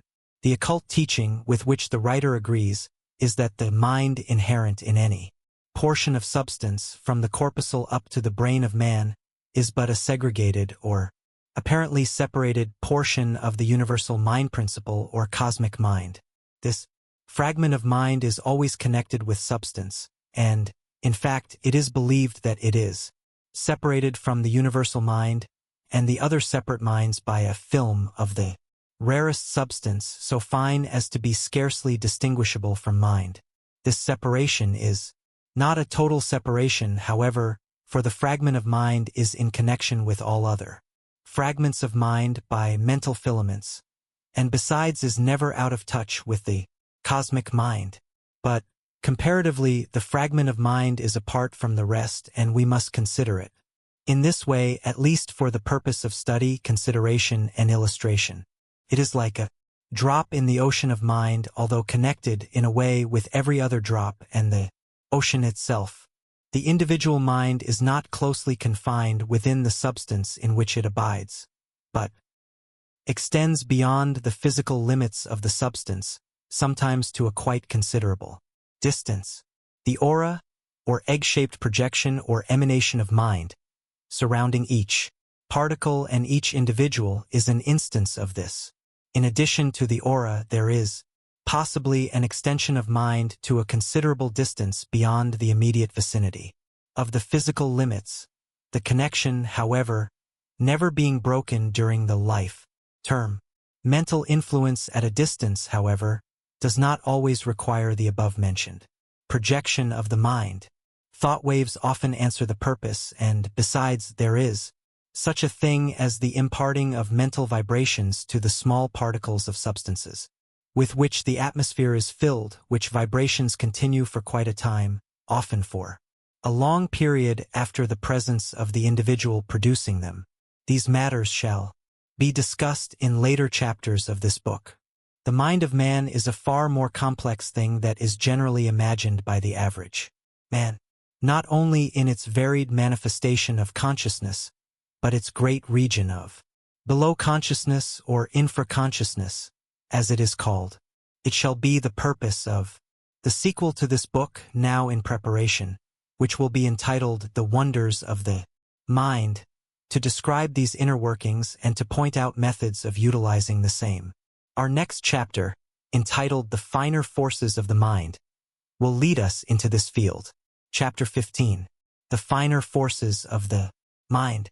It was the writer's original intention to close the book with the chapter in which he brought to a close his argument and presentation of the case of dynamic thought. The book was written for the purpose of demonstrating that theory, and it naturally should have closed there.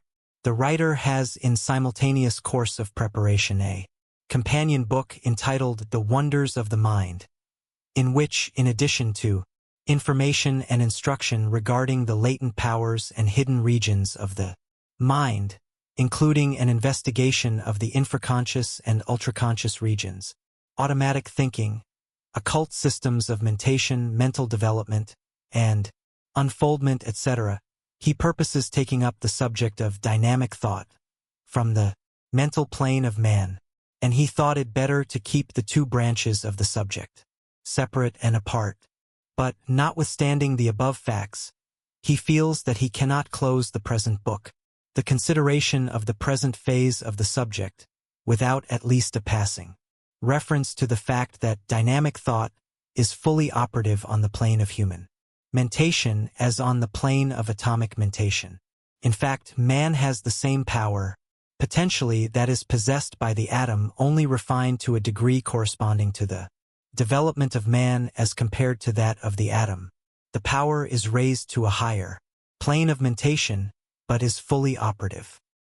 Just as the body of man contains physical life corresponding with the different stages of lower physical life, mineral, vegetable, and animal, for instance, the mineral-like bones, and the mineral salts in the system, the plant-like life and work of the cells, and the animal-like flesh and physical life, in addition to the wonderful brain structure and fine brain development peculiar to man, so has man the lower mental qualities of the lower life, in addition to his glorious human consciousness that is reserved for the highest form of life on the globe.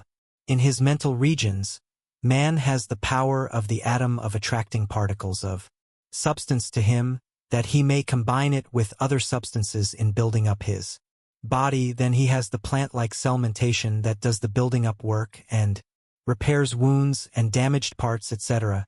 Then he has the animal mentation evidencing in the passions, desires, and emotions of the purely animal nature, and which mentation, by the way, keeps man busy in controlling by means of his higher mental faculties that are God's gift to man and are not possessed by the animals. But all this will form part of the sequel, The Wonders of the Mind, and are merely mentioned here, in passing.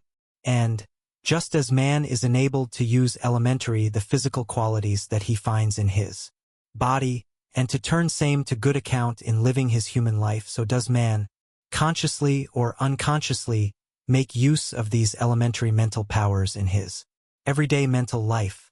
And if he but realizes what a conscious use of these faculties, guided by the human will do, man may become a different order of being. This is the basis of the occult teachings and the mysteries of the ancients, as well as the teachings of the modern secret esoteric bodies and societies, such as the Rosicrucians and Hermetic Brotherhood, and several other societies whose names are not known. The real societies are referred to, not the brazen imitations that unscrupulous men are holding out to the public as the original orders, membership being offered and urged for the consideration of a few dollars. It is needless to say that membership in the real occult orders is never urged and cannot be bought. But to return to the subject, the individual mind of man is in direct touch not only with the great cosmic mind, but also with the individual mind of every other man. Just as the particles are bound by lines of attraction, so are the minds of men bound together by lines of mind or mental filaments. And just as special forms of attraction exist between the particles, so do special forms of attraction exist between men. And just as particles are influenced at a distance by other particles, so are men influenced at a distance by other men. And just as the particle draws toward itself that which it desires, so do men draw toward themselves that which they desire. And just as mental states and excitement are transmitted or communicated from particle to particle, so are mental states or excitement transmitted or communicated from men to men. As above so below, as below so above, says the old occult maxim, and it may be found to operate on every plane. The phenomena of thought transference, telepathy, telesthesia, mental projection, suggestion, hypnotism, mesmerism, etc., may be explained and understood by reason of an acquaintance with the theory of dynamic thought, as explained in this book. An understanding of one gives you the key to the other, for the law operates precisely the same on each particular plane. If the reader will think over this statement, and then apply it to his investigations and experiments, he will find that he has the key to many mysteries, the loose end of a mighty ball of thread, which he may unwind at his leisure. Let us begin by a consideration of the process of thought production in the human mind. In this way we may arrive at a clearer idea of the mental phenomena known as thought force, mental power, thought waves, thought vibrations, mind transference, mental influence, etc. To understand these things we must begin by understanding the process of thought production. Here is found the secret of the phenomena named, and much more. In the first place, while the brain is the organ of the mind, the instrument that the mind uses in producing thought, still the brain does not do the thinking, nor is the brain matter visible to the eye, the material instrument of thinking. The brain and other portions of the nervous systems, including the little brains or ganglia found in various parts of the body, is composed of a certain substance, a fine form of plasm, which however is but the groundwork of foundation for finer forms of substance used in the production of thought. Science has not discovered this finer substance, for it is not visible to the eye or to the finest instruments, but trained oculists know that it exists. This fine substance escapes the scalpel and microscope of the biologists and anatomists, and consequently their search for mind in the brain is futile. There is something more than tissue to be irritated in the brain. But remember that this something more is still substance and not mind itself. Thought is a form of excitement in this fine brain substance, which we may as well call psychoplasm, from the two Greek words meaning the mind and a mold or matrix, respectively, the combined word meaning the mold or matrix of mind. In other words, the material substance used by the mind in which to cast or mold thoughts. This excitement in the psychoplasm manifests in vibrations of its particles, for, like all substance, it has particles. All scientists agree that in the process of thinking there is an expenditure of energy and a using up of material substance.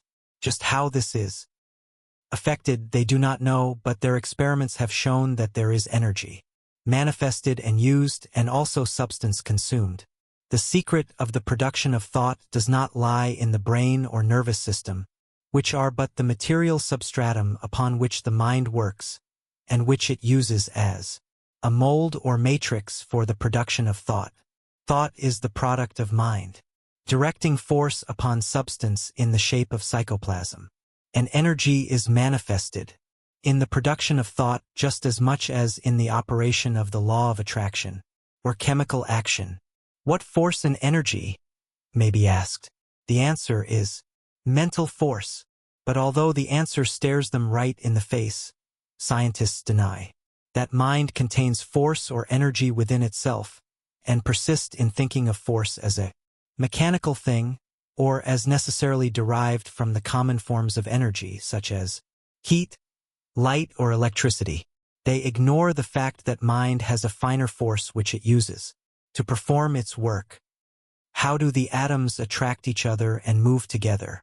There is an evidence of force, an energy here that is not heat, light, or electricity. What is it? When a man wishes to close his hand, He wills that it be closed, and sends a current of this finer force of the mind along the nerve to the muscle, and the latter contracts and the hand is closed. Similar process is used in every muscular action. What is the force used? Science admits the existence of this force and calls it nervous energy, or nerve force. It holds that it must be something like electricity, and some even go so far as to say that it is electricity. They base their ideas upon the fact that when electricity is applied to the muscle of living or dead animals, they contract just as they do when this nerve force is applied, and every movement of the muscles may be so produced by electricity, which becomes a counterfeit nerve force. But here is the point: this force cannot be identical with electricity, for none of the appliances for registering electric currents will register it. It is not electricity but is some finer force of the mind generated in the material substratum that the mind uses as a base of operation. This fine force of the mind is generated in some way in the brain and nervous system by action upon the psychoplasm. The brain, or brains, for man has several centers. Worthy of that term are like great dynamos and storehouses of this force, and the nerves are the wires that carry it to all parts of the system. More than this, the nerves have been found to be generators of force also, as well as the brain. Experiments have shown that the supply of force in a nerve vanishes when the nerve is used, in which case it draws upon the storehouses for an additional supply. This fine force of the mind is really the source of all energy, for as we have shown in previous chapters, all motion arises from mental action, and this form of force or energy is the primal force or energy produced by the mind. And this force is in operation in all forms of life from the atom to the man. And not only may it be used by the particle, but man also has it at his disposal. As a proof that substance is used up and energy manifested in the production of thought, science points to the fact that the temperature of a nerve rises when it is used, and the temperature of the brain increases when it is used for extended thought. Scientists have claimed and advanced a massive proof to back up the same, that thought was as much a form of energy as was the pulling of a train of cars, and was attended by the production of a definite amount of heat, resulting from the activity of the fine substance of the physical extended resistant and composite substratum. But science has taken all this to mean that thought and mind were purely material things and properties of matter. It has claimed that matter thinks. Instead of that, mind uses the matter or substance, in its finer forms, as a substratum for the production of thought. Buchner, the leader of the purely materialistic school, claims positively that thought is but the product of matter. He says, "Is it not a patent fact obvious to all but the willfully blind that matter does think?" De la Mettrie made merry over the narrowness of the mentalists in saying, "When people ask whether matter can think, it is as though they asked whether matter can strike the hours. Matter, indeed, as such, thinks as little as it strikes the hours. But it does both when brought into such conditions that thinking, or hour-striking, results as a natural action or performance." The above-quoted opinion of Buchner shows how narrow and one-sided a talented man may become by reason of shutting out all other points of view and seeing only one phase of a subject. The example of the hour-striking is a poor figure for the materialists, for although matter does strike the hours, it does so only when wound up by man under direction of his mind, and in the manufacture, adjustment, and winding of the clock. Mind is the cause of the action, and more than this, the very action of the coiled spring that is the immediate cause of the striking results from the mental effort of the particles of the spring endeavoring to resume their accustomed position under the law of elasticity, as explained in our chapters on substance. Science renders valuable service in showing us the details of the mechanism of thought, but it will never really explain anything unless it assumes the existence of mind back of and in everything. It may dissect the brain cells and show us their composition, but it never will find mind under the scalpel, or in the scale or test tube. Not only is this true, but it cannot even discover the fine psychoplasm which is used in the production of mind. But we may make use of its investigations regarding the matter of activity of brain substance in the process of thought, and by combining them with our belief regarding the existence of mind, we may form a complete chain of reasoning, without any missing links, these missing links appearing both in the case of the no-mind philosophers and the no-matter metaphysicians. This theory of mind and substance considered as the two aspects of something higher, from which both have originated or emanated, will come to be regarded as the only thinkable proposition in the end. And, with this idea in view, we may use the facts and experiments of the materialists while smiling at their theories, and, with but a slight change of words, we may turn against them their own verbal batteries. In this way we may take Molescott's famous statement, "Thought is but a motion of matter," and render it intelligible by making it read as follows: "Thought produces motion in matter." This finer force of the mind is in full evidence to those who look for it, and although it may not be registered by the scales or instruments designed to register the coarser grades of force, still it is registered in the minds of men and women, and in the actions resulting from their thoughts. These living registers of the force respond readily to it, and every one of us is such a register, just as is the force a much higher grade of energy than the forms usually considered as comprising the entire range of energy, so are the instruments required for its registration much higher than those used to determine the degrees of heat, light, electricity, and magnetism. It may be that the future will give us instruments adapted for the purpose. In fact, it begins to look even now as if the same were forthcoming. But whether we have such mechanical instruments or not, the living instruments give us a sufficient proof of the existence of the force and its operation. Well, the writer still finds himself unable to bring the book to a close. He added this chapter to show that the property of dynamic thought extended to the highest development of mind as well as abiding in the lowest. And now that he has ventured upon the subject, he finds himself impelled to give you a few instances of the workings and operations of that law in the case of human mental life. And this means one more chapter, but only one, remember. The book must come to an end sometime, remember. And so we will pass over into another chapter which will be entitled Thought in Action. Chapter 16. Thought in Action. Without attempting to go into details or to enter into explanations, the writer purposes taking his readers on a flying trip through the region of thought in action, or dynamic thought in operation in human life.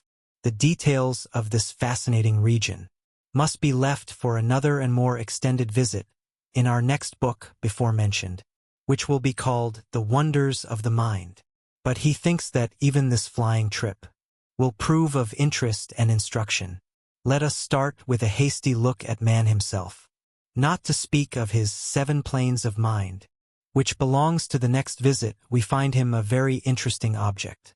Not only has he a physical body, apparent to our senses, but he has also a finer or astral body, which he may use unconsciously or consciously when he learns how, for little excursions away from the body during his lifetime. This astral body is composed of substance just as his denser physical body. The field and range of substance extends far beyond the powers of ordinary vision, as even the materialists must admit when they talk of radiant matter, ethereal substance, etc.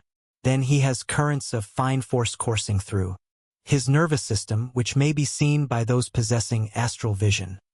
If the teachings of the occultists be true, then he, like the particle, has an aura or egg-shaped projection of mind and fine particles of psychoplasm which has been thrown off in the process of thought and which clusters around him, producing a mental atmosphere which constantly surrounds him and makes itself felt by those coming in his presence.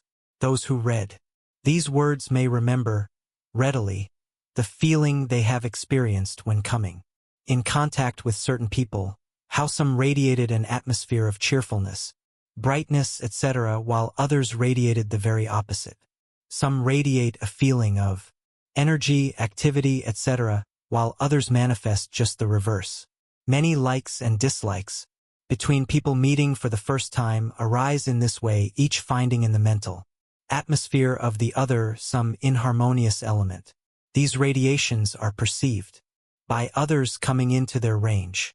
Occultists tell us that the character of a man's thought vibrations may be determined by certain colors, which are visible to those having astral sight. There is nothing so wonderful about this, when it is remembered that the various colors of light, comprising the visible colors of the spectrum, ranging from red on through orange, yellow, green, blue, indigo, and terminating in violet, arise simply from different rates of vibration of the particles of substance. And as thought is produced by mind causing vibrations in the psychoplasm, why is not the astral colors reasonable? We cannot stop to consider these colors in detail, but may run over the ones corresponding to each marked emotion of thought as reported by the occult teachings.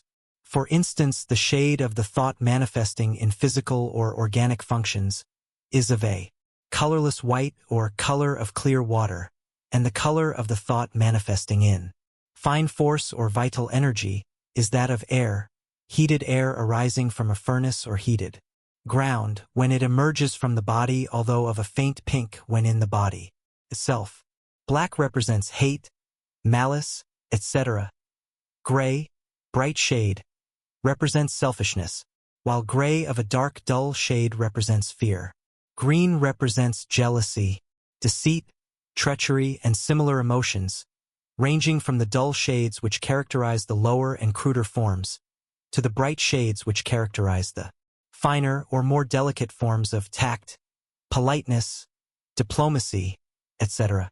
Red, dull shade, represents sensuality and animal passion, while red, bright and vivid, represents anger. Crimson, in varying shades, represents the phases of love. Brown represents avarice or greed. Orange represents pride and ambition. And yellow, in varying shades, represents grades of intellectual power. Blue is the color of the religious thoughts, ranging, however, through a great variety of stages, from the dull shade of superstitious religious belief to the beautiful violet of the highest religious emotion or thought. What is generally known as spirituality is characterized by a light blue of a peculiarly luminous shade, just as there are ultra-red and ultraviolet rays in the spectrum which the eye cannot perceive, so occultists inform us there are colors in the aura or mental atmosphere of a person of unusual psychic or occult development, the ultraviolet rays, indicating the thought of one who is pursuing the higher planes of occult thought and unfoldment, while the ultra-red is evidenced by those possessing occult development, but who are using the same for base and selfish purposes, black magic, in fact. There are other shades known to occultists indicating several highly developed states of mind, but it is needless to mention them here. But the influence of these particles of thought stuff thrown off from the mind psychoplasm under the vibrations produced by the mind during the process of thought does not cease with the phenomena surrounding the aura. They are radiated to a considerable distance and produce a number of effects. We will remember how the corpuscles or electrons are thrown off by substance in a high state of vibration. Well, the same law manifests in the vibrations attendant upon the production of thought. The particles are thrown off in great quantities, each vibrating at the rate imparted to it during the process. No, these particles of thought stuff do not compose the thought waves. The latter belong to a different set of phenomena. These particles of vibrating thought stuff fly off from the brain of the thinker in all directions and affect other persons who may come in contact with them. There is an important rule here, however, and that is that they seem to be attracted by those minds which are vibrating in similar thought rates with themselves, and are but feebly attracted, and in some cases actually repelled, by minds vibrating on opposite lines of thought, like attracts like in the thought world, and birds of a feather flock, together, here as elsewhere.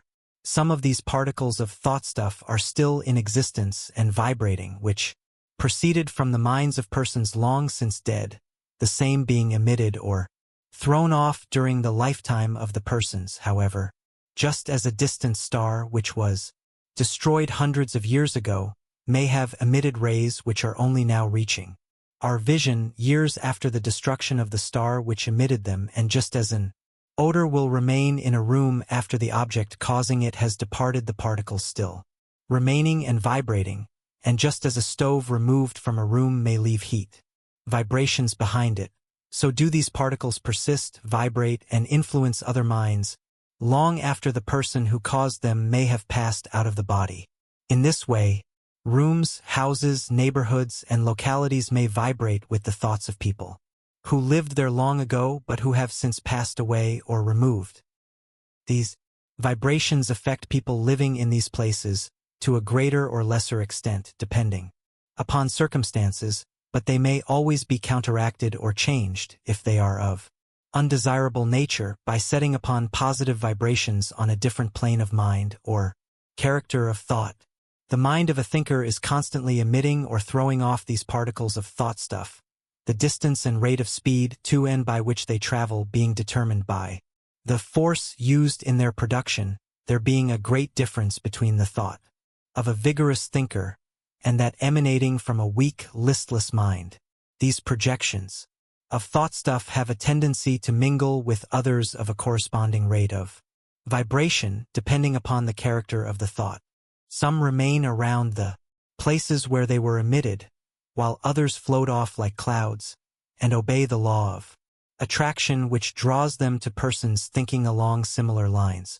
The characteristics of cities arise in this way, the general average of thought of their inhabitants causing a corresponding thought atmosphere to hang over and around it, which atmosphere is distinctly felt by visitors and often determines the mental character of the persons residing there, in spite of their previous characteristics, that is, unless they understand the laws of thought. Some neighborhoods also have their own peculiar mental atmosphere, as all may have noticed if they have visited certain tough neighborhoods on the one hand and neighborhoods of an opposite kind on the other. Certain kinds of thoughts and actions seem to be contagious in certain places, and they are to those who do not understand the law. Certain shops seem to have their own atmosphere, some reflecting confidence and honest dealing, and others radiating an atmosphere that causes patrons to hold tightly to their pocketbooks and, in some extreme cases, to be certain that their buttons are tightly sewed on their garments. Yes, places like people have their distinctive mental atmospheres, and both arise from the same cause, and each person draws to himself these particles of vibrating thought stuff, corresponding with the general mental attitude maintained by him. If one harbors feelings of malice, he will find thoughts of malice, revenge, hate, etc., pouring in upon him. He has made himself a center of attraction and has set the law into operation. His only safe course is to resolutely change his thought vibrations.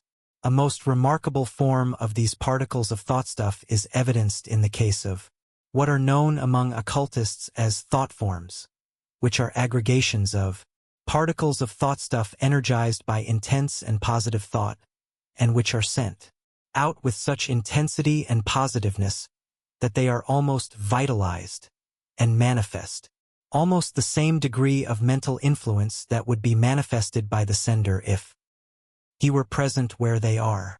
This highly interesting phase of the subject would take many chapters to describe in detail, and we must content ourselves with a mere passing view. To those who are interested in the subject, the writer would say that he purposes considering them at considerable length in the forthcoming book, The Wonders of the Mind, which has been alluded to elsewhere. Besides the operation of these particles of thought stuff emitted during the production of thought, there are many other phases of thought influence or thought in action. The principal phase of this phenomena arises from the working of the law of attraction between the respective minds of different people, just as are the particles of substance, united and connected by lines of connection, so are the minds of men connected. And the strong pull of desire manifests along these lines, just as it does in the case of the atoms.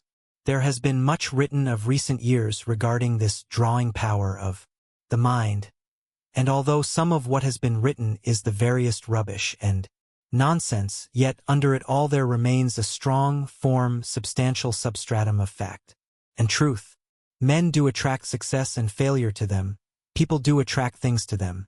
As strange as it may seem to the person who has not acquainted himself with the laws underlying the phenomenon, there is no miracle about all of this. It is simply that the law of attraction is in full operation and that people of similar thoughts are drawn together by reason thereof. The workings of this law are somewhat intricate, but all of us are constantly using them consciously or unconsciously. We draw to ourselves that which we desire very much or that which we fear very much, for a fear is a belief and acts in the direction of actualizing itself sometimes. But again, as Kipling would say, but that's another story. This phase of the subject is a mighty subject in itself, and the half has not been told, even by the many who have written of it. The writer intends to try to remedy the deficiency in his next book, however. Then, again, the excitement of thought in the minds of people may be transmitted or communicated to the minds of others, and a similar vibration set up under certain conditions and subject to certain restraining influences, just as in the case of the particles of substances in a body or mass of substance, and in many ways that will suggest themselves to the reader who has mastered the contents of the earlier chapters of this book. The phenomena of dynamic thought in the case of the atoms and particles may be and are duplicated in the case of individual minds of men. The reader will see readily that this theory of dynamic thought and the facts noted in the consideration thereof give an intelligent explanation for the respective phenomena of hypnotism, mesmerism, suggestion, thought transference, telepathy, etc., as well as of mental healing, magnetic healing, etc., all of which are manifestations of dynamic thought. Not only do we see, as Prentice Mulford said, that thoughts are things, but we may see just why they are things, and we may see and understand the laws of their production and operation. This theory of dynamic thought will throw light into many dark corners and make plain many hard sayings that have perplexed you in the past. The writer believes that it gives us the key to many of the great riddles of life. This theory has come to stay. It is no ephemeral thing, doomed to die a-borning. It will be taken up by others and polished, and added to and shaped and decorated. But the fundamental principles will stand the stress of time and men. Of this the writer feels assured. It may be laughed at first not only by the man on the street, but also by the scientists, but it will outlive this, and in time will come to its own, perhaps long after the writer and the book have been forgotten. This must be so, for the idea of dynamic thought underlies the entire universe and is the cause of all phenomena. Not only is all that we see as life and mind and substance illustrations of the law, but even that which lies back of these things must evidence the same law. Is it too daring a conception to hazard the thought that perhaps the universe itself is the result of the dynamic thought of the infinite? O dynamic thought, we see in thee the instrument by which all form and shape are created, changed, and destroyed. We see in thee the source of all energy, force, and motion. We see thee always present and everywhere, present and always in action. Verily, thou art life in action.